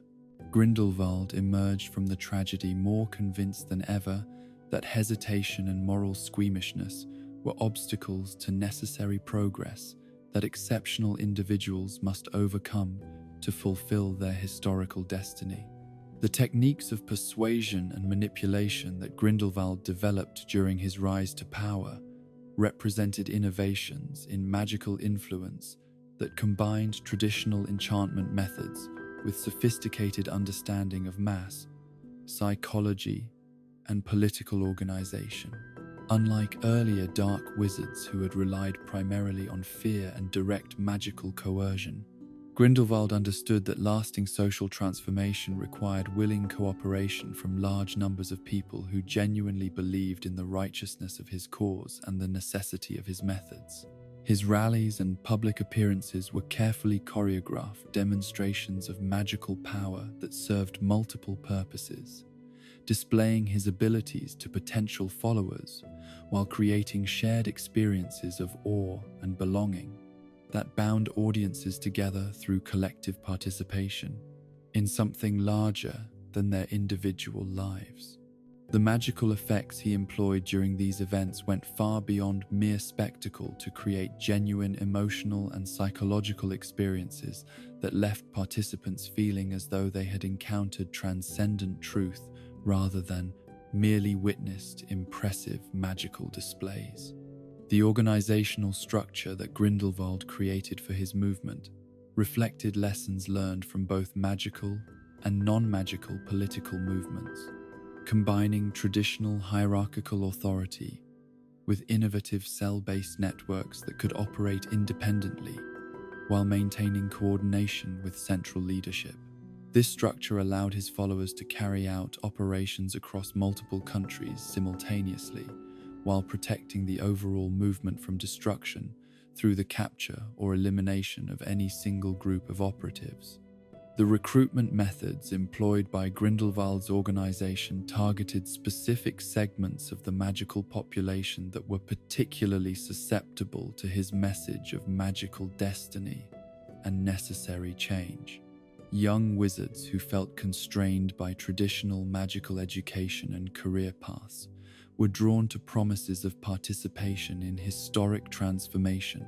that would elevate their generation above the limitations that had constrained their predecessors.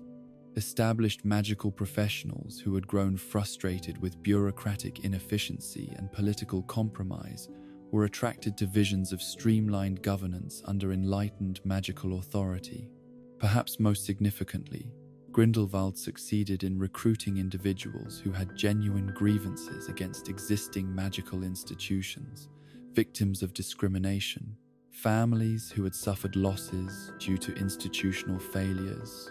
communities that had been marginalized by mainstream magical society. By positioning himself as the champion of magical reform and progress, he was able to harness legitimate dissatisfaction with the status quo, while channeling it toward goals that served his own ambitions for ultimate power. The propaganda techniques developed by Grindelwald's movement represented sophisticated understanding of how ideas could be packaged and disseminated to maximum effect, utilizing both magical and conventional methods of communication to spread his message throughout European magical communities. The production of enchanted pamphlets, newspapers, and other materials that could adapt their content to the specific interests and concerns of individual readers created personalized propaganda experiences that made each person feel as though the movement spoke directly to their particular situation and needs. The use of memory modification and emotional manipulation magic in service of propaganda represented a particularly disturbing innovation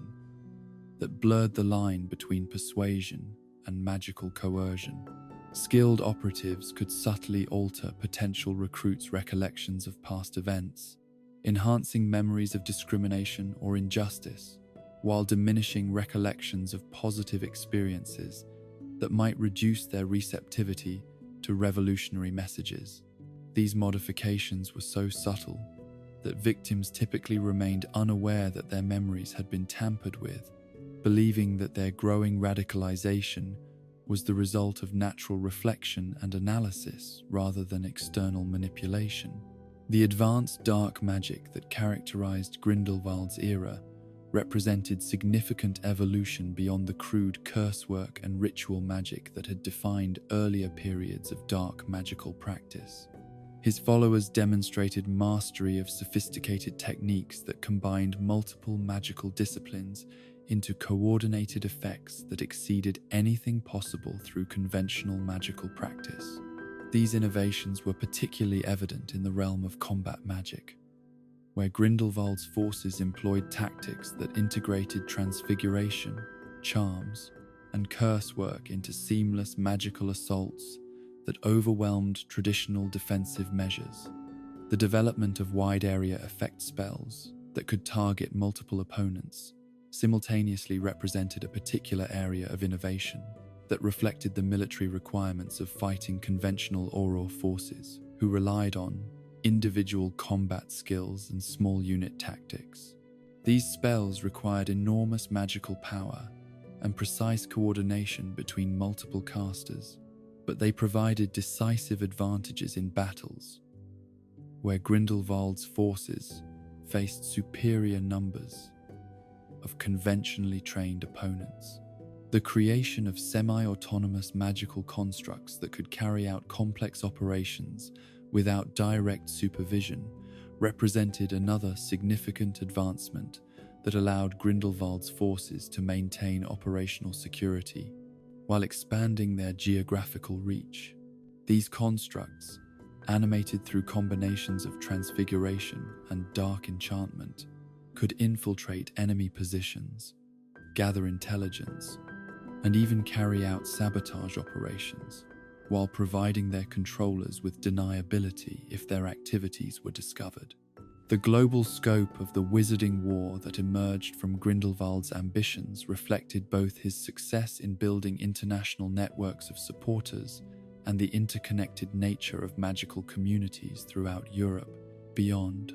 Unlike previous magical conflicts, which had typically been confined to specific regions or countries, Grindelwald's war created instability that affected magical societies across multiple continents, while drawing in governments and institutions that had previously remained neutral in magical political disputes. The coordination required to maintain simultaneous operations across such vast geographical distances necessitated innovations in magical communication and logistics that pushed the boundaries of what was considered possible in long-range magical coordination. Grindelwald's organization developed secure communication networks that could maintain real-time contact between operatives separated by thousands of miles, while also creating supply chains that could move personnel, equipment, and intelligence across international boundaries without detection by opposing forces. The impact of the global magical war on non-magical populations remained largely hidden through extensive memory modification and media manipulation campaigns that prevented Muggles from understanding the true causes of the unusual events occurring around them. However, the magical energy expended in maintaining these concealment operations diverted resources from the war effort itself, while creating additional vulnerabilities that opposing forces could exploit through targeted disruption of the concealment networks. The establishment of Nurmengard Prison represented Grindelwald's attempt to create an alternative to the traditional magical justice system that reflected his philosophy about the proper relationship between individual rights, collective needs. Unlike conventional magical prisons, which focus primarily on containment and punishment, Nurmengard was designed as a facility for ideological re-education that would transform opponents into supporters through systematic psychological manipulation and controlled exposure to experiences designed to demonstrate the correctness of Grindelwald's worldview. The architecture of Nurmengard itself served as propaganda tool and psychological weapon. Its imposing towers and labyrinthine interior, designed to overwhelm prisoners with a sense of their own insignificance, while demonstrating the power and permanence of the new order that Grindelwald sought to establish. The prison's location in the mountains of Central Europe was chosen not just for security reasons, but for its symbolic value as a fortress overlooking the continent that Grindelwald intended to rule. The treatment methods employed at Nurmengard represented systematic application of magical and psychological techniques designed to break down individual resistance while rebuilding personality structures around loyalty to Grindelwald's cause. Prisoners were subjected to carefully calibrated combinations of isolation, sleep deprivation, magical disorientation, and exposure to propaganda materials that were individually tailored to exploit their specific psychological vulnerabilities. The most sophisticated aspect of the Nurmengard program was its use of memory magic to create artificial experiences that would support the ideological conversion process. Prisoners could be made to experience vivid false memories of persecution by magical authorities, discrimination by non-magical populations, or personal losses that could be attributed to the failures of existing magical institutions. These fabricated memories were integrated so skillfully with genuine recollections that even the prisoners themselves typically could not distinguish between authentic and artificial experiences. The success rate of the Nurmengard re-education program in converting opponents into genuine supporters provided disturbing evidence of the malleability of human consciousness under sustained magical and psychological pressure. Many prisoners who had been committed opponents of Grindelwald's movement emerged from the facility as enthusiastic advocates for his cause, displaying personality changes that were so complete that their families and former associates often failed to recognize them as the same individuals who had been imprisoned. The broader implications of Grindelwald's demonstrated ability to systematically alter human personality and belief systems through controlled application of magical and psychological techniques created profound concerns about the nature of individual identity and moral responsibility. If human consciousness could be so thoroughly manipulated that victims genuinely believed their transformed worldview was the result of enlightenment rather than coercion, what did this mean for concepts of free will and authentic choice that formed the foundation of civilized society?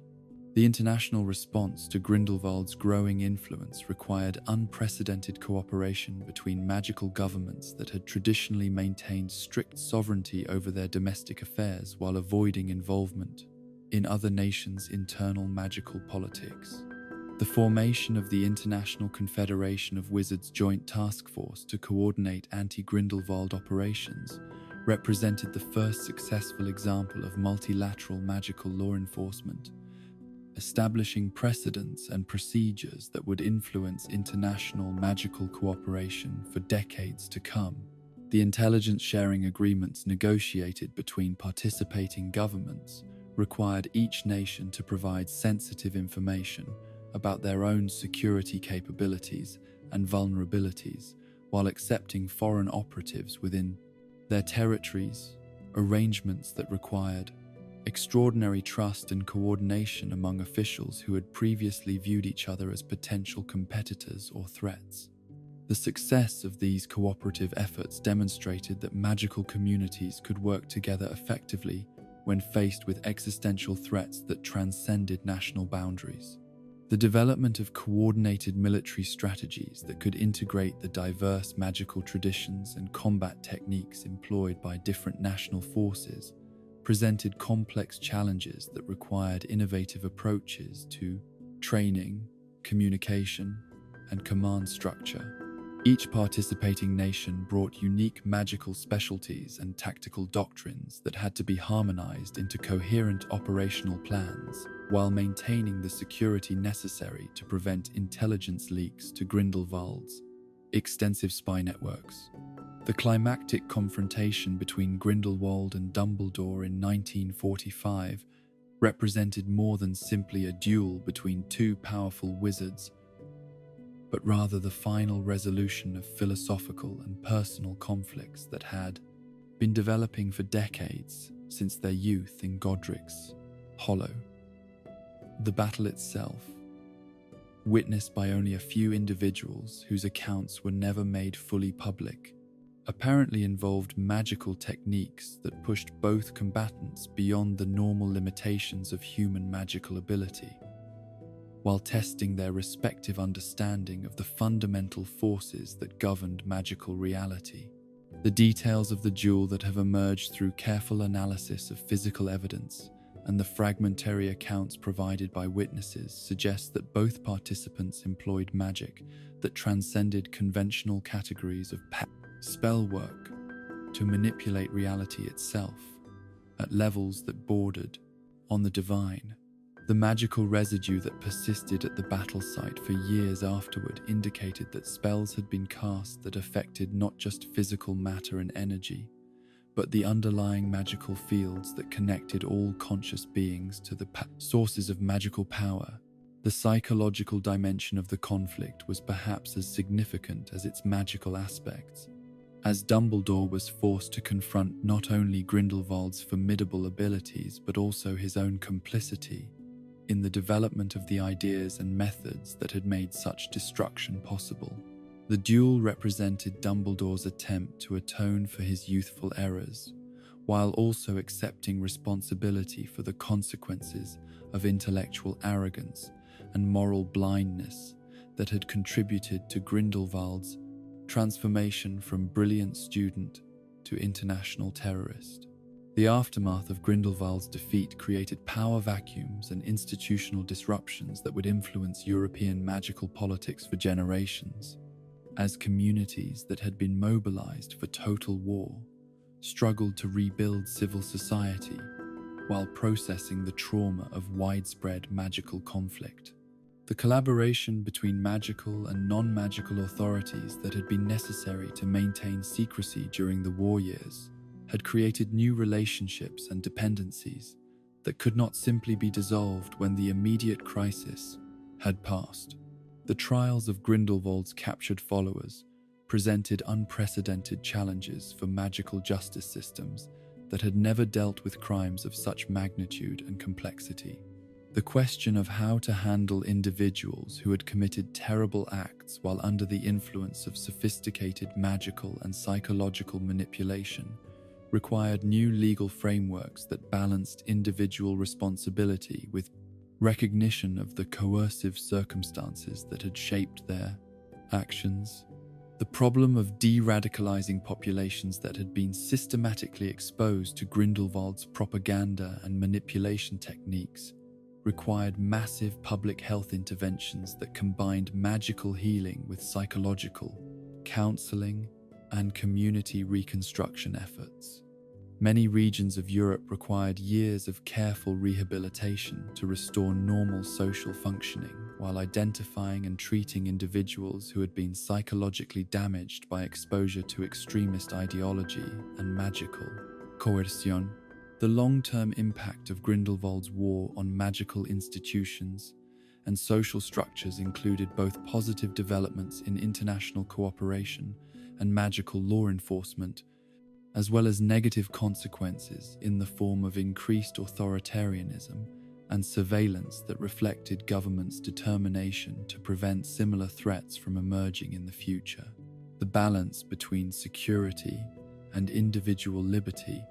remained a contentious issue that would influence magical political discourse for decades. The lessons learned from the Grindelwald era regarding the relationship between intellectual brilliance and moral responsibility became foundational elements of magical education and professional training. As institutions recognized the need to explicitly address the ethical implications of magical power and the psychological factors that could lead exceptional individuals to embrace destructive ideologies, the development of mandatory ethics education and psychological screening for students showing unusual magical ability reflected society's determination to prevent future dark wizard development through early intervention and support. The scholarly analysis of Grindelwald's methods and their effectiveness provided valuable insights into the nature of magical manipulation and social control that informed both defensive measures against similar threats and legitimate research into magical influence and persuasion techniques. The ethical challenges involved in studying such dangerous knowledge required new frameworks for magical research that balanced scientific inquiry with public safety concerns. The survivors' accounts of life under Grindelwald's influence provided crucial documentation of how totalitarian magical regimes operated and the personal costs of political extremism for ordinary magical families. These testimonies became essential resources for understanding the human impact of magical warfare, while also serving as warnings for future generations about the seductive appeal of ideological movements that promised simple solutions to bide complex social problems. The cultural memory of Grindelwald's war influenced magical arts, literature, and popular culture for decades,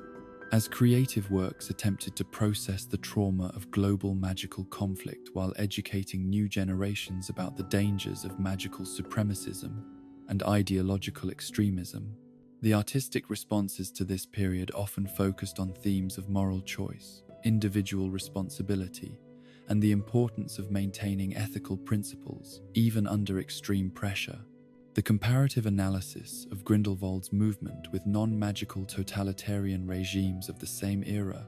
revealed disturbing parallels in propaganda techniques, organizational methods, and psychological manipulation strategies that suggested universal principles underlying the development of extremist political movements, regardless of whether they employed magical or conventional means of control. These insights contributed to broader understanding of how civilized societies could protect themselves against authoritarianism while maintaining democratic values and individual freedoms. The legacy of Grindelwald's era extended far beyond its immediate historical impact to encompass lasting changes in how magical society understood the relationship between power and responsibility, individual brilliance and collective welfare, ideological conviction and moral wisdom. The recognition that good intentions and intellectual sophistication provided no protection against moral corruption became fundamental elements of magical education and professional ethics that would influence generations of magical practitioners. The ultimate tragedy of Grindelwald's story lay not in his defeat, but in the demonstration of how easily noble ideals could be perverted into justification for terrible actions when combined with sufficient power and inadequate moral constraint. His legacy served as permanent reminder that the greatest threats to civilized society often came not from obviously evil individuals, but from brilliant people who convinced themselves that their exceptional abilities exempted them from pacted ordinary moral limitations, and that their vision of the greater good justified any means necessary to achieve it. In the decades following Grindelwald's defeat, when the wizarding world believed it had learned the ultimate lessons about the dangers of magical supremacy and ideological extremism, there emerged from the shadows of post-war recovery a figure whose innovations in dark magic would make his predecessors' achievements seem primitive by comparison. Tom Marvolo Riddle's transformation into Lord Voldemort represented not merely another dark wizard's rise to power, but a fundamental evolution in the practice of forbidden arts that pushed the boundaries of magical possibility so far beyond previous limitations that entirely new categories of evil had to be created to encompass his achievements. The early experiments that marked Riddle's initial descent into forbidden magical territory began during his final years at Hogwarts, when his exceptional academic performance and carefully cultivated reputation as a model student provided perfect cover for research into subjects that would have horrified his professors had they understood the true nature of his inquiries. Unlike previous dark wizards who had been driven to forbidden arts by trauma, ideology, or obvious psychological instability, Riddle's motivation was pure intellectual curiosity, combined with narcissistic ambition that viewed conventional moral limitations as obstacles to be overcome rather than wisdom to be respected. The creation of his first Horcrux during his 6th year at Hogwarts represented a watershed moment, not just in his personal development, but in the entire history of dark magical practice, as he succeeded in accomplishing what even the most accomplished dark wizards of previous eras had attempted only once or twice in their entire careers. The murder of Myrtle Warren was notable not for its brutality, which was relatively minimal by dark wizard standards, but for its calculated coldness and the sophisticated magical theory that transformed a simple killing into the foundation for his quest toward immortality. The innovation that distinguished Riddle's approach to Horcrux creation from the crude attempts of his predecessors lay in his systematic analysis of the soul-splitting process itself, treating it not as a desperate gamble undertaken by wizards facing imminent death, but as a reproducible magical technique that could be refined and optimized through careful study and repeated application. His research into the magical mechanisms underlying soul fragmentation revealed principles that had been overlooked by earlier practitioners who had focused on the ritual aspects of Horcrux creation, while failing to understand the deeper, magical theory that made such profound violations of natural law possible. The theoretical framework that Riddle developed for understanding soul magic drew upon advanced studies in magical consciousness, life force manipulation, and the relationship between physical existence and spiritual essence that positioned him at the cutting edge of magical research, despite his youth and the forbidden nature of his subject matter. His ability to synthesize insights from multiple magical disciplines into coherent theories about the nature of death and immortality demonstrated intellectual capabilities that might have revolutionized legitimate magical scholarship had they been applied to more constructive purposes. The progression from single Horcrux to multiple soul fragments represented Riddle's recognition that the process could be repeated and refined, each subsequent soul splitting providing additional data about the effects of such profound spiritual violation, while also serving his practical goal of achieving the closest approximation to true immortality that magical theory suggested was possible. The creation of 6 additional Horcruxes over the following decades reflected not impulsive decision-making, but systematic implementation of a comprehensive plan for transcending human limitations through the deliberate fragmentation of his essential nature. The selection of objects to serve as Horcrux containers revealed Riddle's sophisticated understanding of how magical artifacts could be enhanced and protected through their connection to soul fragments, choosing items that possessed either significant personal meaning or inherent magical properties that would make them difficult to locate and destroy. The diary, ring, locket, cup, diadem, and snake that served as his Horcruxes were not randomly selected containers, but carefully chosen vessels that reflected both his psychological obsessions and his tactical understanding of how to create the most secure possible anchors for his fragmented soul. The magical enhancements that Riddle incorporated into his Horcrux containers went far beyond the simple soul storage function that had characterized earlier attempts at such magic, transforming each object into a semi-autonomous magical entity capable of defending itself, influencing potential discoverers, and even attempting to recreate its creator's physical form under appropriate circumstances. These innovations required advances in enchantment theory that pushed the boundaries of what was considered possible in the creation of intelligent magical objects. The diary Horcrux, in particular, represented a masterpiece of magical engineering that combined memory storage, consciousness transfer, and life force absorption into a single artifact capable of independent action and strategic thinking. The magical mechanisms that allowed the diary to interact with users, evaluate their psychological vulnerabilities, and gradually drain their life force, while appearing to provide friendship and guidance, required understanding of human psychology and magical manipulation that exceeded anything achieved by previous dark wizards. The transformation of Riddle's physical appearance that accompanied his spiritual fragmentation provided visible evidence of the profound changes that occurred when natural laws governing soul integrity were deliberately violated through dark magical practice. The gradual loss of human characteristics and the development of serpentine features reflected not arbitrary magical effects, but the systematic corruption of his essential nature, as each act of soul-splitting removed more of what had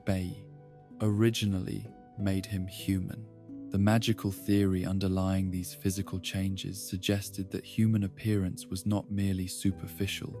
but reflected deeper, spiritual, and magical characteristics that were fundamentally altered by the kind of profound soul damage that Horcrux creation required.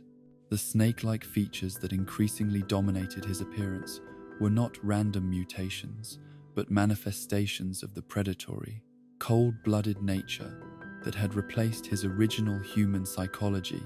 through years of systematic spiritual self-mutilation. The development of the Dark Mark represented Riddle's innovation in the field of magical branding and follower control,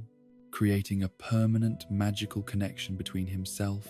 and his supporters that went far beyond simple identification to encompass communication,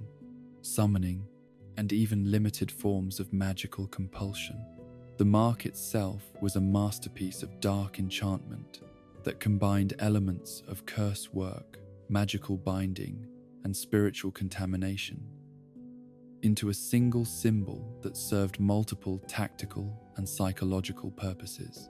The magical mechanisms underlying the Dark Mark's operation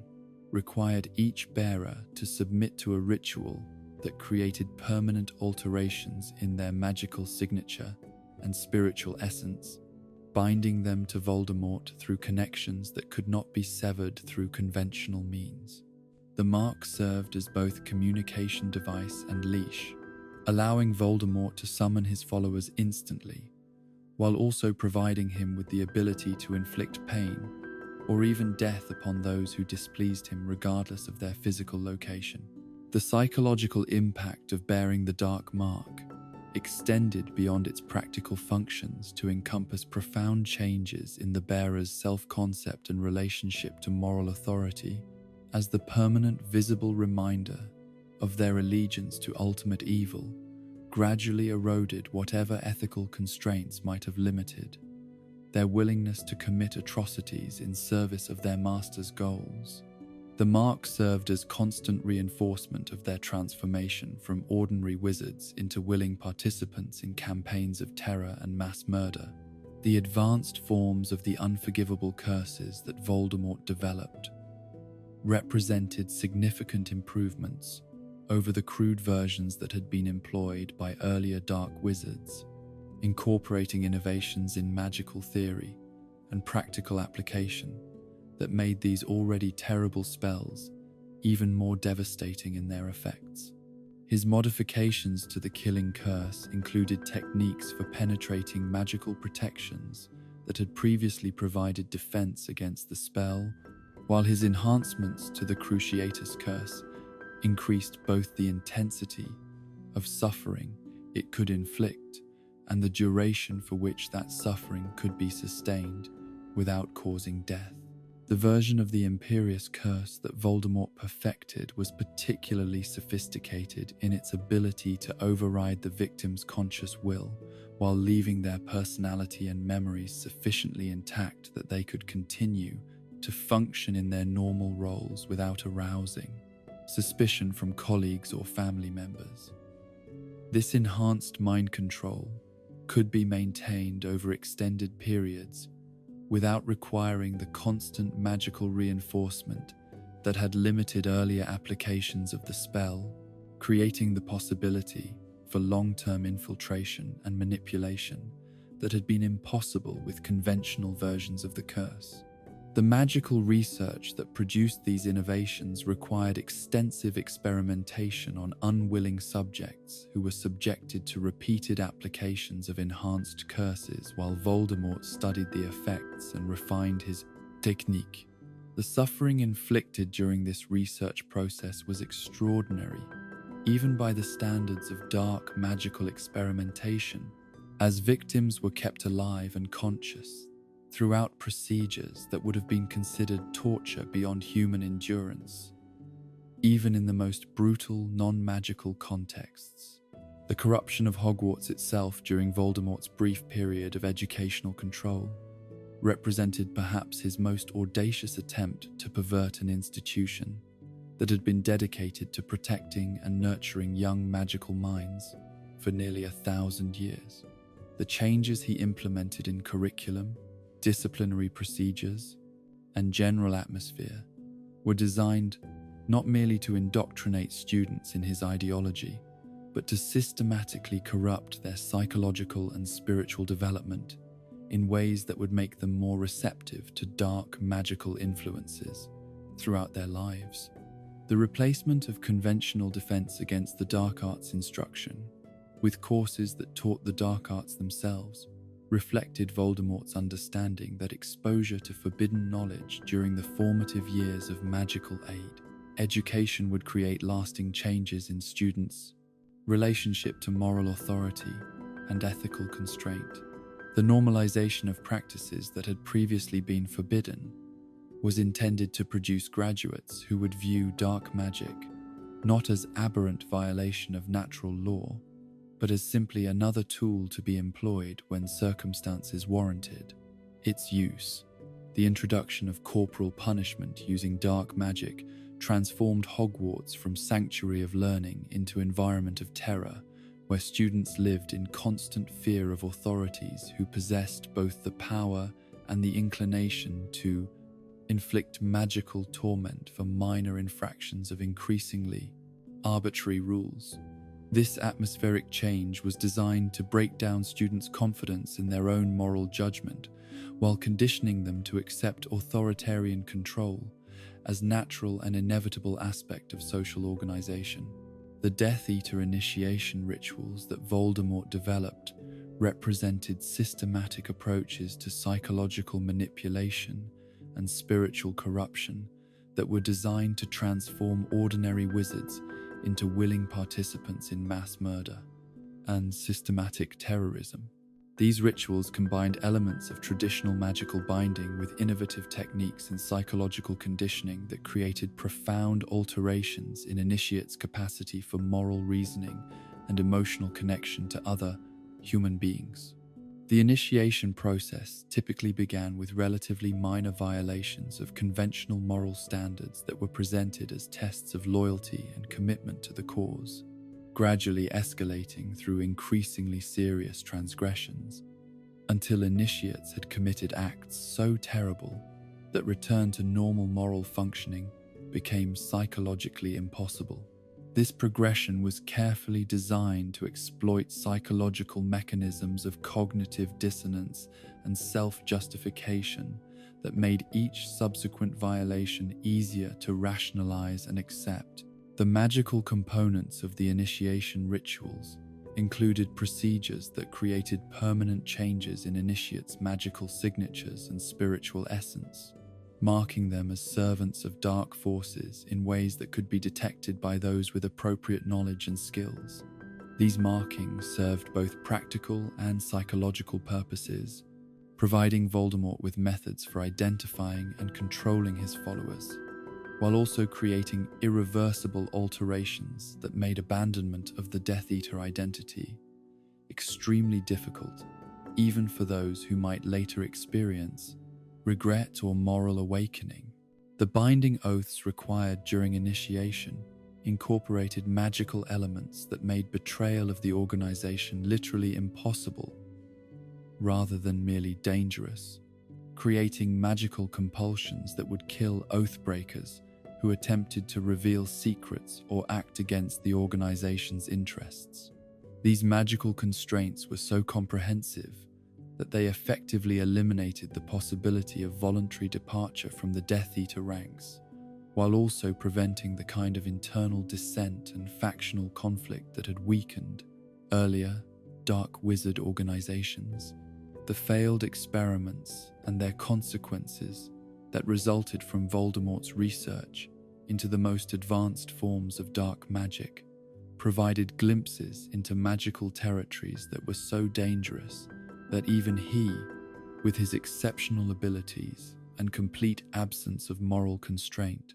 found them impossible to navigate safely. The magical residue and scarring that accumulated in locations where his most ambitious experiments had been conducted created permanent alterations in local magical fields that affected the behavior of both magical and non-magical life forms for decades afterward. The attempts to enhance his physical form beyond the limitations imposed by even his transformed human biology led to experiments in magical body modification that pushed the boundaries of what was possible while remaining recognizably connected to human consciousness and identity. These experiments typically involved the integration of magical creature characteristics or the incorporation of artifacts and enchanted materials directly into living tissue, creating hybrid forms that possessed enhanced magical capabilities at the cost of increasing alienation from normal human psychology and social connection. The research into time manipulation and temporal magic that consumed much of Voldemort's attention during his later years reflected his growing awareness that even multiple Horcruxes might not provide the absolute security against death that he required for his long-term plans. The complexity of temporal magic and its potential for catastrophic unintended consequences made it one of the most heavily restricted areas of magical research.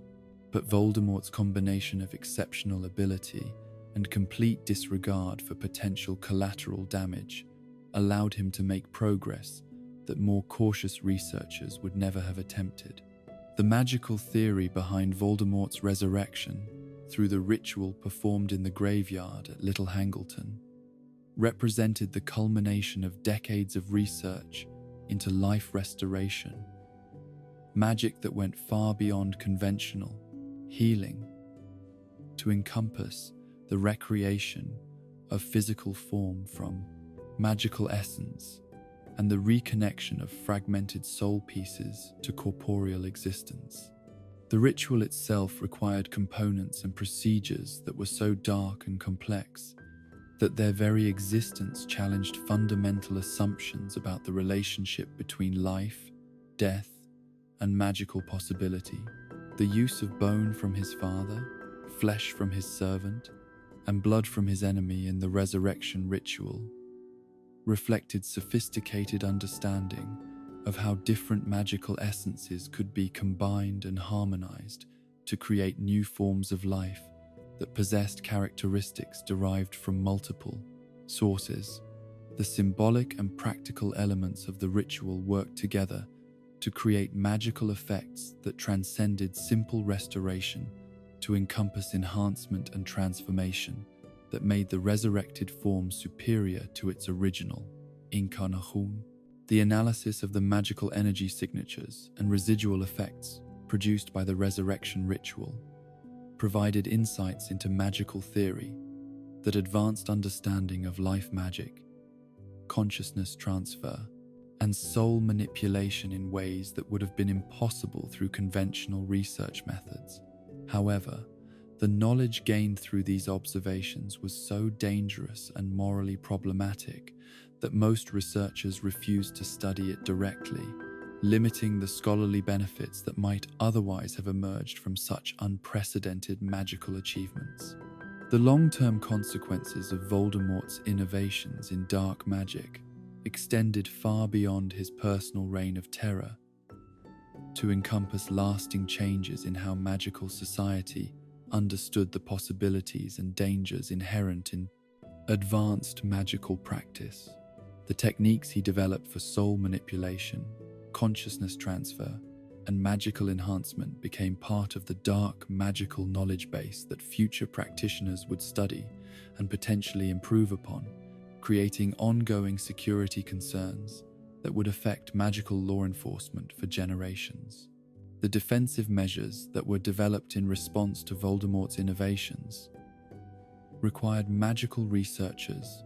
and law enforcement agencies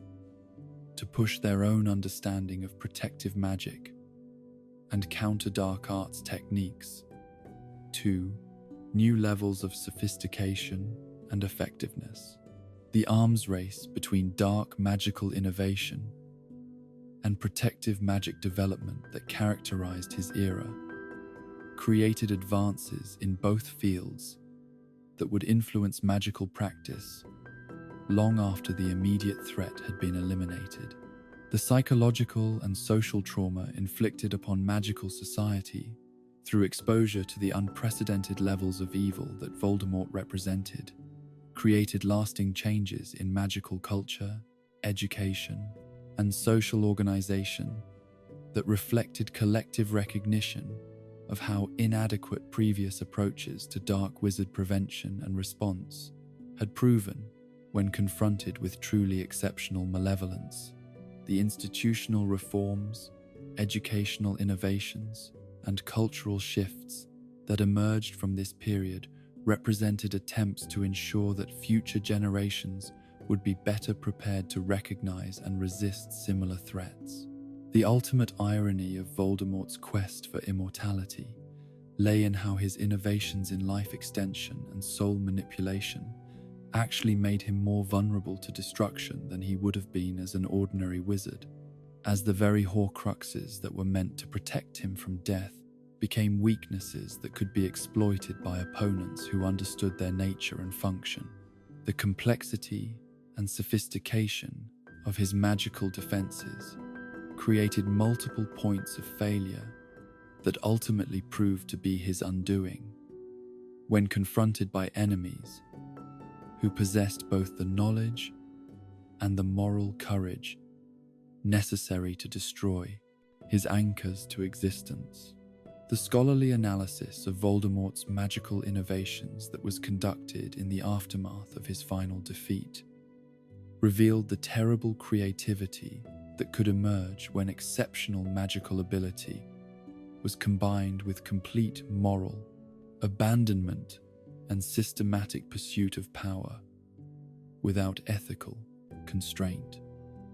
His achievements in dark magic represented the furthest extent to which magical theory and practice had ever been pushed in service of evil, creating a legacy of knowledge that was both valuable for defensive purposes and dangerous for its potential to inspire future dark wizards who might attempt to build upon his work.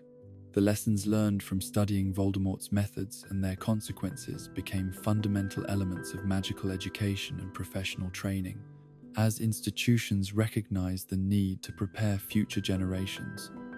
not just to defend against conventional dark magic, but to recognize and respond to innovations that might exceed anything previously encountered. The understanding that dark magical knowledge would continue to evolve and advance required ongoing vigilance and research that balanced the need for defensive preparation against the risks of exposing researchers to corrupting influences that had contributed to the very problems they were trying to solve. In the great halls where knowledge was preserved and wisdom was passed from one generation to the next, there emerged over centuries a specialized discipline that would become perhaps the most crucial subject in all of magical education: the art and science of defending against the forces of darkness that perpetually sought to corrupt, destroy, and dominate the innocent. Defense against the dark arts evolved from simple protective charms and basic counter-curse work into a comprehensive field of study that encompassed not merely reactive measures against known threats, but proactive understanding of how evil operated, how it could be anticipated, and how it could be defeated through methods that preserved the moral integrity of those who wielded them. The earliest approaches to magical defense were largely reactive in nature, developed by communities that had suffered attacks from dark wizards and sought ways to protect themselves against similar future threats. These primitive defensive techniques focused primarily on physical barriers and simple deflection spells that could redirect harmful magic away from intended targets, but they lacked the sophisticated understanding of dark magical theory that would be necessary to counter the increasingly complex threats that emerged as dark wizards refined their methods and expanded their ambitions beyond crude applications of harmful spells. The transformation of defensive magic from collection of improvised protective measures into systematic academic discipline began during the medieval period, when the establishment of formal magical institutions created environments where scholars could study dark magical threats in controlled settings while developing comprehensive theoretical frameworks for understanding how defensive magic could be most effectively organized and applied. The founders of these early defense programs recognized that effective protection required not just technical knowledge of counterspells and protective enchantments, but deep understanding of the psychology and methodology employed by those who practiced forbidden arts. The theoretical foundation underlying advanced defense against the dark arts instruction drew upon insights from multiple magical disciplines, including but not limited to charm work, transfiguration, potions, magical creature studies, and most controversially, direct analysis of dark magical techniques and their underlying principles. This interdisciplinary approach reflected recognition that dark wizards employed whatever methods were most effective for achieving their goals, regardless of conventional academic boundaries, making it necessary for defenders to possess equally comprehensive knowledge if they hoped to anticipate and counter such flexible and adaptive threats. The evolution of defensive magic throughout different historical periods reflected the ongoing arms race between those who sought to harm and those who sought to protect, as each generation of dark wizards developed new techniques that required corresponding innovations in protective magic to counter effectively. The Renaissance period saw significant advances in ward construction and area protection magic, while the Industrial Age brought improvements in detection devices and magical early warning systems that could identify threats before they materialized into active attacks. The most significant breakthrough in defensive magic theory occurred during the development of Patronus magic, which represented the first successful attempt to create protective spells that drew their power not from technical magical manipulation, but from positive emotional states that were fundamentally incompatible with the spiritual corruption that characterized dark magical practice. The discovery that concentrated feelings of joy, love, and hope could be given semi-physical form through specific magical techniques provided defenders with weapons that were literally powered by everything that dark magic sought to destroy. The magical theory underlying Patronus creation revealed profound truths about the relationship between consciousness, emotion, and magical energy that had implications extending far beyond simple defense against dementors and similar creatures. The fact that positive emotions could be transformed into effective weapons against darkness suggested that the ultimate source of defensive power lay not in technical knowledge or magical skill, but in the psychological and spiritual health of the defender, creating educational requirements that went far beyond conventional magical training. The development of Patronus magic required practitioners to achieve psychological states that were difficult to maintain under stress, demanding forms of emotional discipline and mental clarity that could not be taught through conventional instructional methods. The most effective Patronus instruction combined technical magical education with what amounted to therapeutic counseling designed to help students identify, access, and strengthen their capacity for genuine positive emotion, even in circumstances that would naturally tend to promote fear, despair, and psychological fragmentation. The challenges involved in teaching Patronus magic to students who had experienced trauma, loss, or exposure to dark magical influences required instructors to develop specialized approaches that could work with damaged psychologies while building up the emotional foundations necessary for successful spellcasting. These therapeutic approaches often required months or years of patient work to help students process their experiences and develop healthy coping mechanisms that could support the kind of sustained positive emotion that Patronus magic demanded. The famous defense against the dark arts masters whose contributions shaped the development of the discipline included both scholars who approached the subject from theoretical perspectives and practitioners who had gained their knowledge through direct confrontation with dark wizards in combat situations. The combination of academic analysis and practical experience created educational approaches that balanced comprehensive understanding of dark magical theory with realistic preparation for the psychological and physical challenges that students might face when confronting actual threats. Among the most influential figures in defense against the dark arts education was Vindictus Viridian, whose textbook, Curses and Counter-Curses, became the standard reference work for several generations of students. Despite its controversial inclusion of detailed descriptions of dark magical techniques that some educators believed were too dangerous for classroom instruction, Viridian's approach emphasized the importance of understanding enemy methods as thoroughly as possible, arguing that effective defense required knowledge of how attacks would be conducted and what psychological and magical vulnerabilities they were designed to exploit. The debate over how much knowledge of dark magical techniques should be included in defensive education reflected broader philosophical disagreements about the relationship between knowledge and moral corruption that continued to influence magical education policy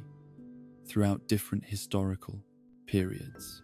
Conservative educators argued that exposure to detailed information about dark magic could corrupt students and provide them with knowledge that might be misused for harmful purposes, while progressive instructors contended that ignorance of enemy methods was the greatest vulnerability that defenders could possess. The compromise positions that emerged from these debates typically involved graduated exposure to dark magical knowledge that was carefully calibrated to students' maturity levels and psychological stability, beginning with general theoretical understanding and progressing to more specific technical knowledge,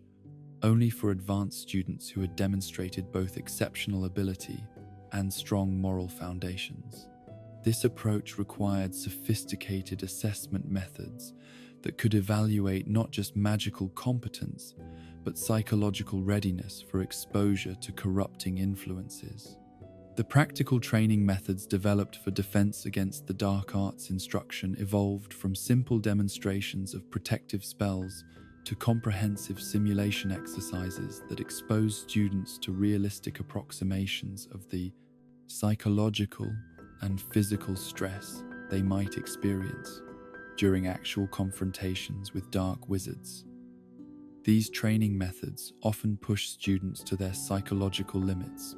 while maintaining safety protocols that prevented permanent harm, creating educational experiences that were simultaneously valuable and potentially traumatic.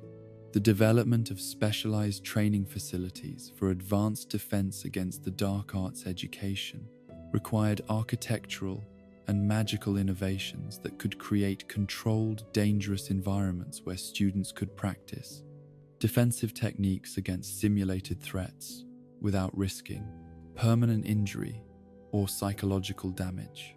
These facilities typically incorporated advanced illusion magic, carefully controlled dangerous creatures, and supervised exposure to weakened versions of dark spells that could provide realistic training experiences while maintaining appropriate safety margins. The international cooperation that developed around defense against the dark arts education reflected recognition that dark magical threats typically transcended national boundaries and required coordinated responses that drew upon the best defensive techniques and knowledge available from magical communities throughout the world. The establishment of exchange programs, joint training exercises, and shared research initiatives created educational opportunities that exposed students to diverse approaches to defensive magic, while building international networks of cooperation that could be activated during crisis situations. The influence of major dark wizard conflicts on defense against the dark arts education was profound and lasting, as each period of active, dark, magical threat generated new knowledge about enemy capabilities, while also revealing weaknesses in existing defensive training that required immediate attention and correction. The aftermath of each major conflict typically saw significant reforms in defensive education that reflected lessons learned through bitter experience about what preparation was necessary to survive encounters with sophisticated, dark, magical opponents. The Grindelwald era brought recognition that traditional, individual-focused defensive training was inadequate for confronting organized dark wizard movements that employed military tactics and coordinated magical assault technique. The educational reforms that emerged from this period emphasized group defensive tactics, communication under fire, and the psychological preparation necessary for extended campaigns against enemies who used terror and propaganda as primary weapons, rather than relying solely on direct magical confrontation. The rise of Voldemort created new challenges for defense against the dark arts education that reflected his innovations in dark, magical practice and his sophisticated understanding of how to exploit the psychological vulnerabilities of his opponents. The development of training programs that could prepare students to resist Imperius Curse influence, recognize and counter advanced forms of magical manipulation, and maintain psychological stability when confronted with Horcrux-level spiritual corruption, required educational approaches that pushed the boundaries of what was considered appropriate for academic instruction. The cursed defense against the dark arts position at Hogwarts became one of the most studied phenomena in magical education, as researchers attempted to understand how a single curse could affect an entire academic discipline for decades, while influencing the careers and lives of dozens of qualified instructors. The pattern of misfortune that befell defense teachers provided valuable insights into how sustained dark magical influence could affect educational institutions, while also demonstrating the persistence and sophistication of advanced curse work. The analysis of different teaching approaches employed by various defense against the dark arts instructors at Hogwarts revealed the diversity of methods that could be effective in preparing students for confrontations with dark magic, from Gilderoy Lockhart's emphasis on theatrical presentation and media manipulation, to Remus Lupin's focus on practical skill development and psychological preparation. Each instructor's methods reflected their personal background and philosophy about the most important elements of defensive education. The controversy surrounding Alastor Moody's teaching methods during his brief tenure at Hogwarts illustrated the ongoing debate about how much exposure to actual dark magic was appropriate for students who were still developing their proper moral and psychological foundations. His use of the unforgivable curses in classroom demonstrations was simultaneously valuable for providing students with realistic understanding of what they might face, and potentially traumatic for young people who were not psychologically prepared for such intense experiences. The development of specialized curriculum for students who had been identified as particularly vulnerable to dark magical influence required educational approaches that combined traditional defense against the dark arts instruction with therapeutic intervention designed to address the specific psychological factors that made certain individuals more susceptible to recruitment by dark wizards or corruption through exposure to forbidden knowledge. These programs often required collaboration between magical educators and mind healers who could provide the specialized expertise necessary for working with at-risk populations. The assessment methods developed for defense against the dark arts education presented unique challenges that reflected the practical nature of the subject and the difficulty of evaluating students' preparation for situations that could not be fully simulated in classroom settings. Traditional written examinations were supplemented with practical demonstrations, psychological evaluations, and scenario-based assessments that attempted to measure students' ability to apply their knowledge under stress while maintaining their moral integrity and psychological stability. The long-term effectiveness of defense against the dark arts education was measured not just through students' performance on academic assessments, but through their subsequent behavior when confronted with actual dark, magical threats, their resistance to recruitment by dark wizard organizations, and their ability to maintain psychological health when exposed to corrupting influences throughout their adult careers. These outcome measures required longitudinal studies that tracked graduates for decades to assess the lasting impact of their educational experiences. The psychological preparation that became increasingly emphasized in advanced defense against the dark arts training reflected growing understanding that technical knowledge and magical skill were insufficient for confronting enemies who understood how to exploit psychological vulnerabilities and emotional weaknesses to achieve their goals.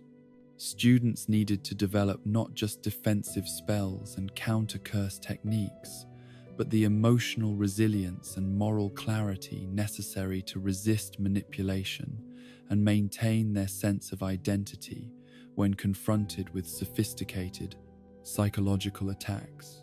The therapeutic elements that were integrated into defense against the dark arts instruction often focused on helping students process their own experiences with loss, trauma, or exposure to dark magical influences,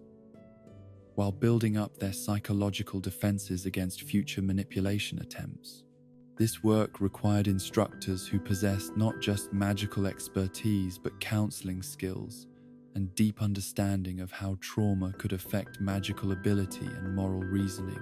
The development of support systems for students who showed signs of psychological distress during defense against the dark arts training became a crucial element of responsible educational practice,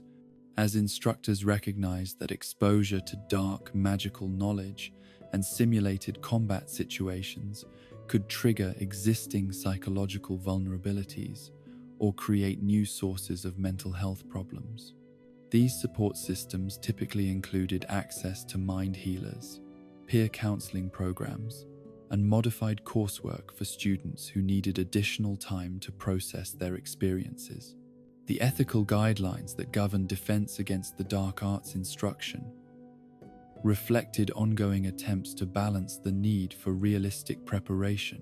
against the risk of psychological harm to students who were still developing their crawls, moral and emotional foundations. These guidelines typically prohibited certain types of direct exposure to dark magic while establishing clear protocols for supporting students who experienced distress during training exercises or academic instruction. The international standards that were developed for defense against the dark arts education reflected attempts to ensure consistent quality of instruction while accommodating different cultural approaches to magical education and varying threat levels in different geographical regions. These standards typically specified minimum competency requirements while allowing individual institutions flexibility in their specific educational methods and curriculum design. The career preparation that Defense Against the Dark Arts education provided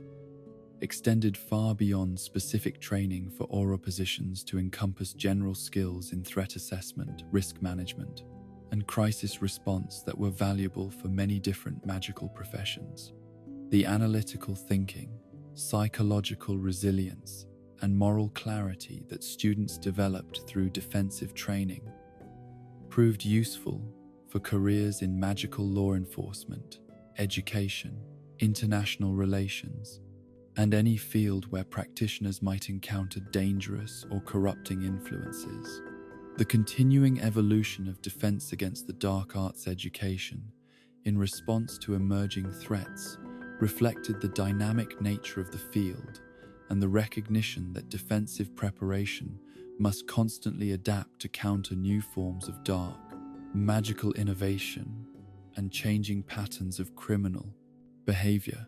The educational programs that emerged in the aftermath of each major dark wizard conflict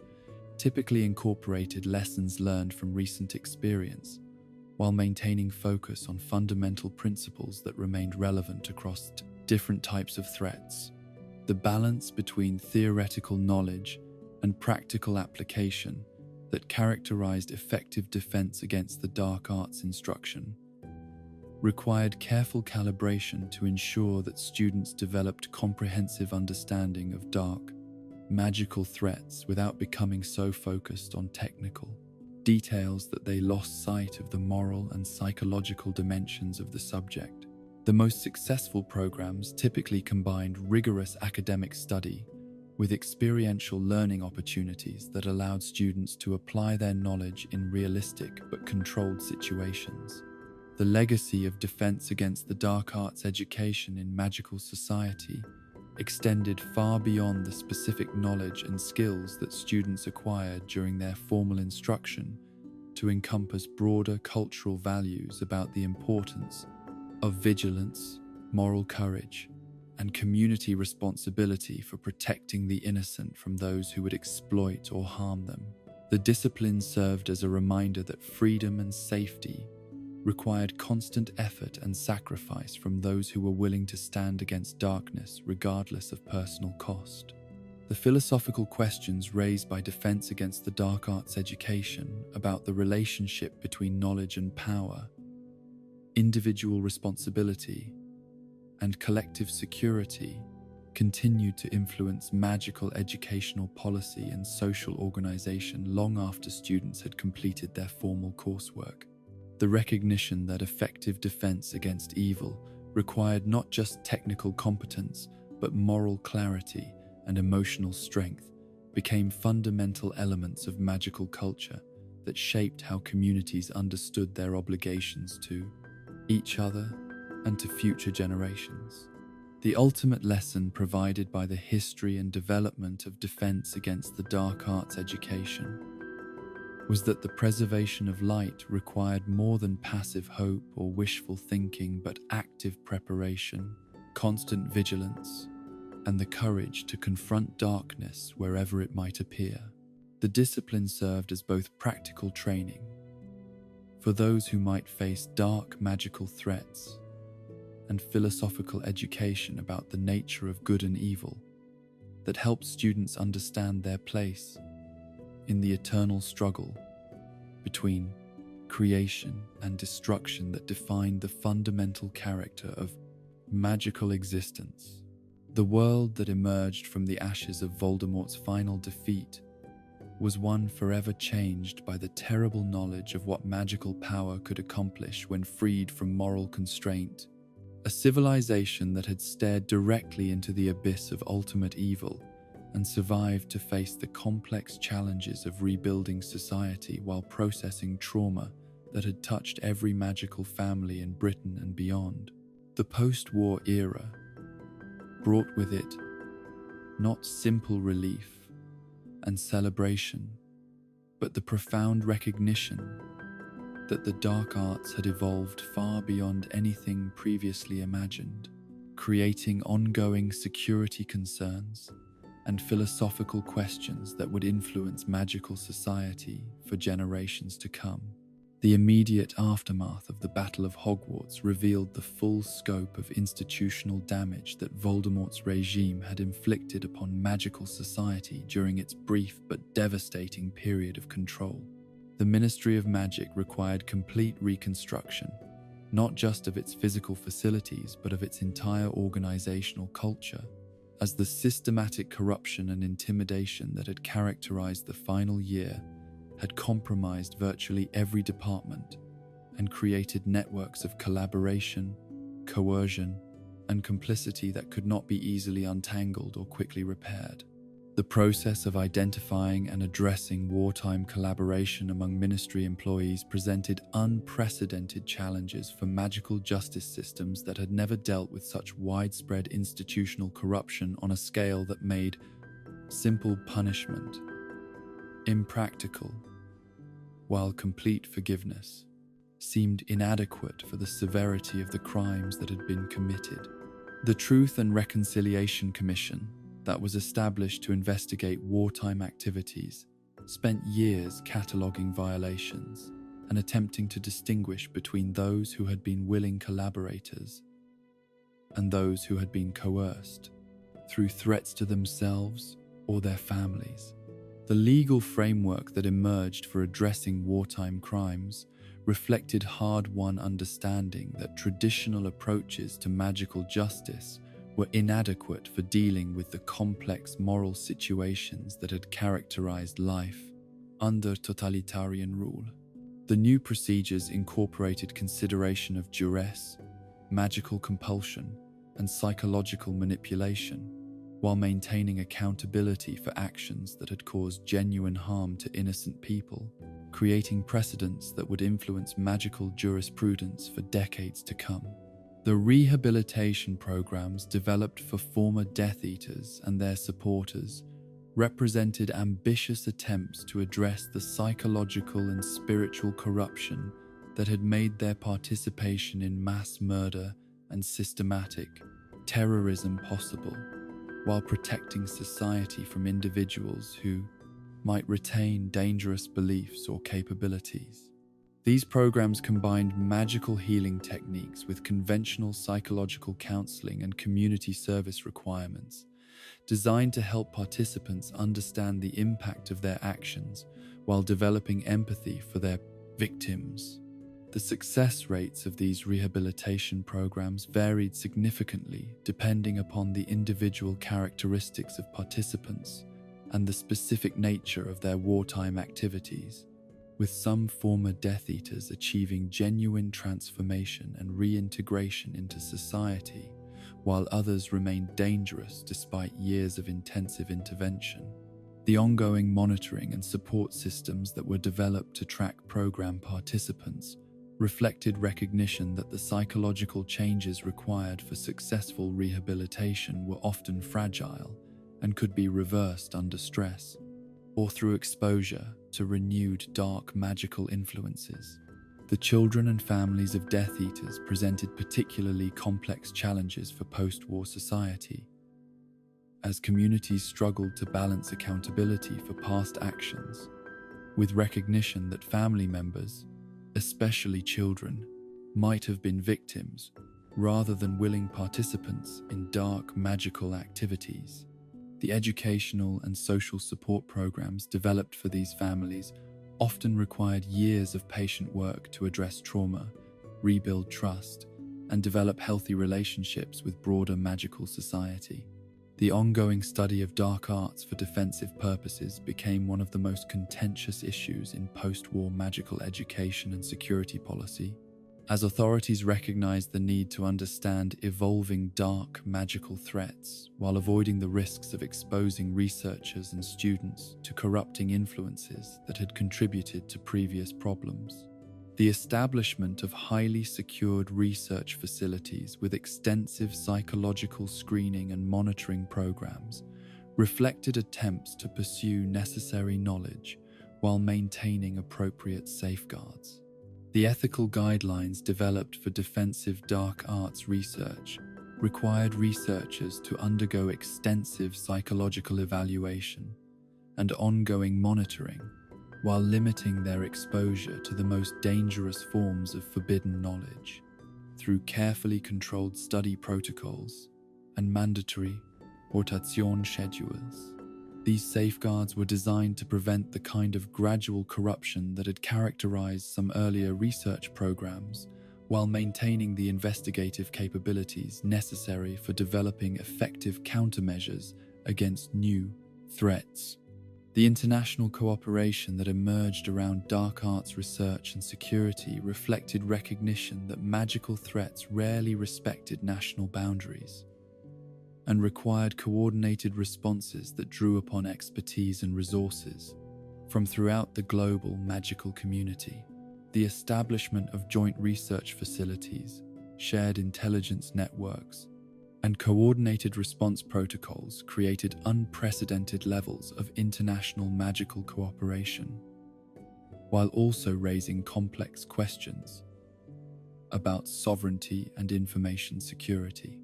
The technological innovations that emerged from defensive dark arts research included significant improvements in detection devices, protective enchantments, and communication systems that enhanced the capabilities available to magical law enforcement and security personnel. These innovations often built upon principles discovered through analysis of dark, magical techniques, creating ethical dilemmas about whether beneficial applications could justify study of harmful magic,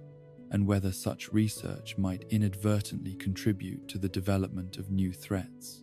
The philosophical debates about magical morality that emerged in the post-war era reflected deeper questions about the nature of good and evil that had been raised by confrontation with forms of malevolence that exceeded anything previously encountered in magical history.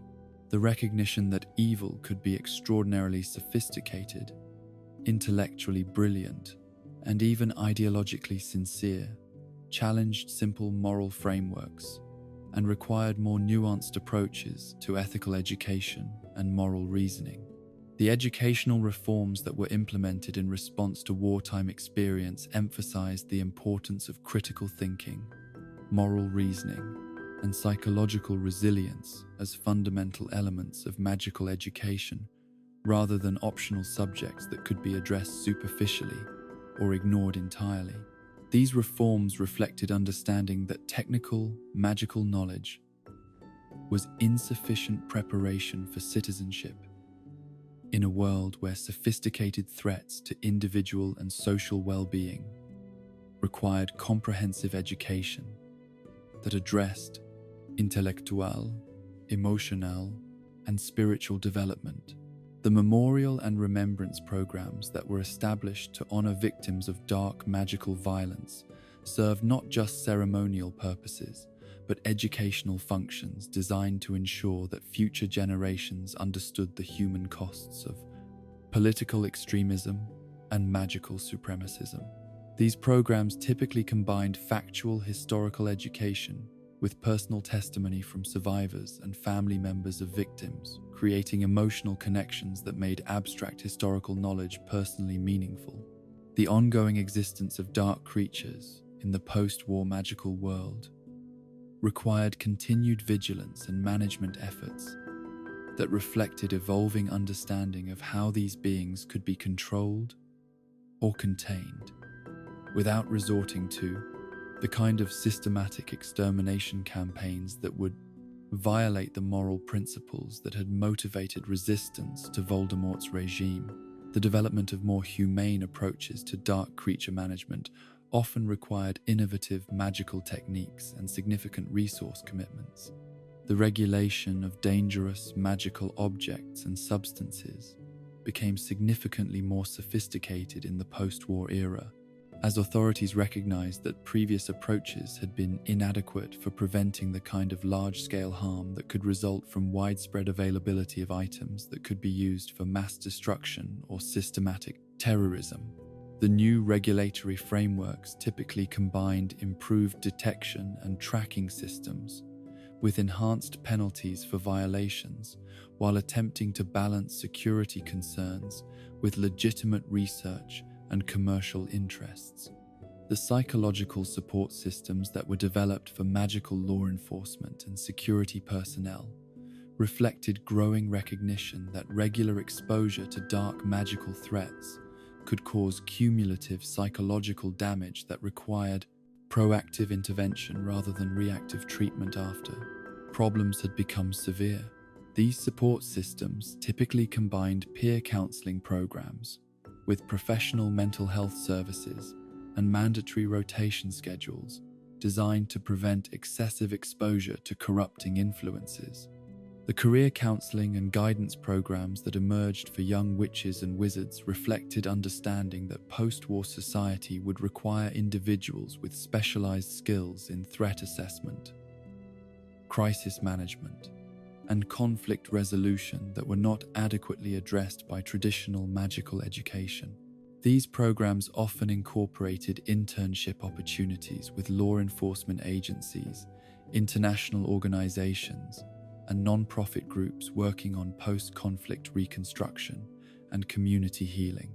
The research into magical trauma and its treatment became a major focus of post-war magical medicine, as healers recognized that conventional approaches to psychological and spiritual healing were often inadequate for addressing the complex forms of damage that could result from exposure to advanced dark magic. The treatment methods that emerged typically combined traditional healing techniques with innovations developed specifically for magical trauma, creating therapeutic approaches that addressed both the magical and psychological dimensions of such injuries. The cultural and artistic responses to the wartime experience reflected attempts by the magical community to process collective trauma while preserving memory of what had been lost and celebrating what had been preserved through resistance and sacrifice. These artistic works often explored themes of moral choice, individual responsibility, and the relationship between power and corruption that had been central to the wartime experience, while seeking to extract meaning and hope from events that had challenged fundamental assumptions about human nature and social organization. The documentation and preservation efforts that were undertaken to record wartime experiences reflected understanding that accurate historical memory was essential for preventing future similar tragedies, while honoring the sacrifices of those who had resisted evil at enormous personal cost. These efforts often required sensitive handling of testimony from individuals who had been severely traumatized, while ensuring that important information was preserved for future research and education. The international magical law developments that emerged from post-war reconstruction efforts included significant innovations in legal procedures for addressing mass atrocities, systematic discrimination, and other forms of large-scale criminal activity that had previously exceeded the capabilities of existing legal frameworks. These innovations often required unprecedented cooperation between different magical legal systems, while respecting cultural differences and national sovereignty concerns. The economic reconstruction efforts that were necessary to rebuild magical communities that had been devastated by wartime violence and disruption required innovative approaches to financing, resource allocation, and development planning that addressed both immediate humanitarian needs and long-term sustainability concerns. These efforts often revealed the extent to which magical and non-magical economies were interconnected in ways that required careful coordination to prevent broader social disruption. The political reforms that emerged from post-war reconstruction addressed fundamental weaknesses in magical governmental systems that had been exploited by dark wizard movements, while attempting to strengthen democratic institutions and protect individual rights. These reforms typically included enhanced oversight mechanisms, improved transparency requirements,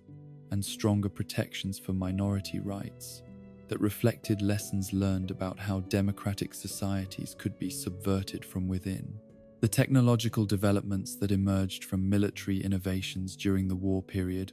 often had peaceful applications that could benefit broader magical society, but they also raised concerns about dual-use technologies that could be employed for harmful purposes by future dark wizard movements. The regulatory frameworks that emerged to address these concerns typically combined security restrictions with support for beneficial research and development. The generational changes that became apparent in post-war magical society reflected the profound impact that wartime experiences had on young witches and wizards who had come of age during the conflict, creating cohorts with fundamentally different perspectives on authority, social responsibility, and moral obligation than their predecessors. These generational differences often led to tensions within families and communities, while also driving social and political changes that reflected evolving values and priorities. The mental health awareness and support systems that expanded significantly in the post-war era reflected growing recognition that psychological well-being was essential for both individual flourishing and social stability in ways that had been underappreciated by previous generations. These systems often incorporated understanding of how magical abilities could be affected by psychological trauma while developing treatment approaches that addressed the unique challenges faced by magical individuals. The environmental and ecological concerns that gained prominence in post-war magical society reflected recognition that dark magical practices often caused lasting damage to natural magical ecosystems that could have consequences extending far beyond the immediate area of such activities. The cleanup and restoration efforts that were undertaken often required decades of patient work while advancing understanding of how magical and natural systems interacted. The educational exchange and cooperation programs that emerged from post-war reconstruction reflected understanding that preventing future dark wizard movements would require international cooperation and shared understanding of the replaced factors that contributed to political extremism and magical supremacism. These programs often brought together young people from different magical cultures while promoting values of tolerance, cooperation, and mutual understanding. The unsolved mysteries that remained from the wartime period continued to concern security authorities and researchers who recognized that incomplete understanding of dark magical techniques and organizations could leave society vulnerable to future threats that might employ methods or resources that had not been fully accounted for in post-war planning. The ongoing research efforts to address these mysteries often required careful balance between security needs and academic freedom. The lessons learned from post-war reconstruction about the relationship between individual choices and collective outcomes became fundamental elements of moral education and civic instruction that emphasized personal responsibility for maintaining democratic values and resisting authoritarian movements. These lessons often stressed the importance of early intervention and collective action in preventing small problems from growing into existential threats. The hope for the future that emerged from successful resistance to ultimate evil was tempered by realistic recognition that the capacity for both good and evil remained inherent in human nature, and that each generation would face its own choices about whether to preserve and extend the values that made civilized life possible, or to abandon them in pursuit of power, comfort, or ideological purity. The institutional safeguards and cultural practices that emerged from post-war reconstruction represented attempts to make it easier for future generations to choose wisely, while recognizing that such choices could never be guaranteed or mandated, but only encouraged and supported through education, example, and opportunity. The ultimate legacy of the post-Voldemort era was not the elimination of dark magic or the permanent defeat of evil, but rather the demonstration that ordinary people could choose to resist extraordinary malevolence when they understood what was at stake and possessed the moral courage necessary to act upon their convictions regardless of personal cost. This legacy lived on in institutions, practices, and cultural values that would influence magical society for generations, while serving as permanent reminder that the price of freedom was eternal vigilance, and that the preservation of light required constant effort from those who understood its value and were willing to protect it against all who would seek to extinguish it for their own dark purposes. Rest now, young wizard, as our journey through the shadows draws to its peaceful close. In the quiet darkness of this magical hour, let yourself be comforted by the knowledge that understanding darkness helps us better appreciate the light. The forbidden arts we have explored tonight remain forbidden not from fear, but from wisdom. Wisdom earned through centuries of those who paid terrible prices for power that corrupted more than it served. As you drift toward dreams, remember that true magic lies not in domination or control, but in protection, love,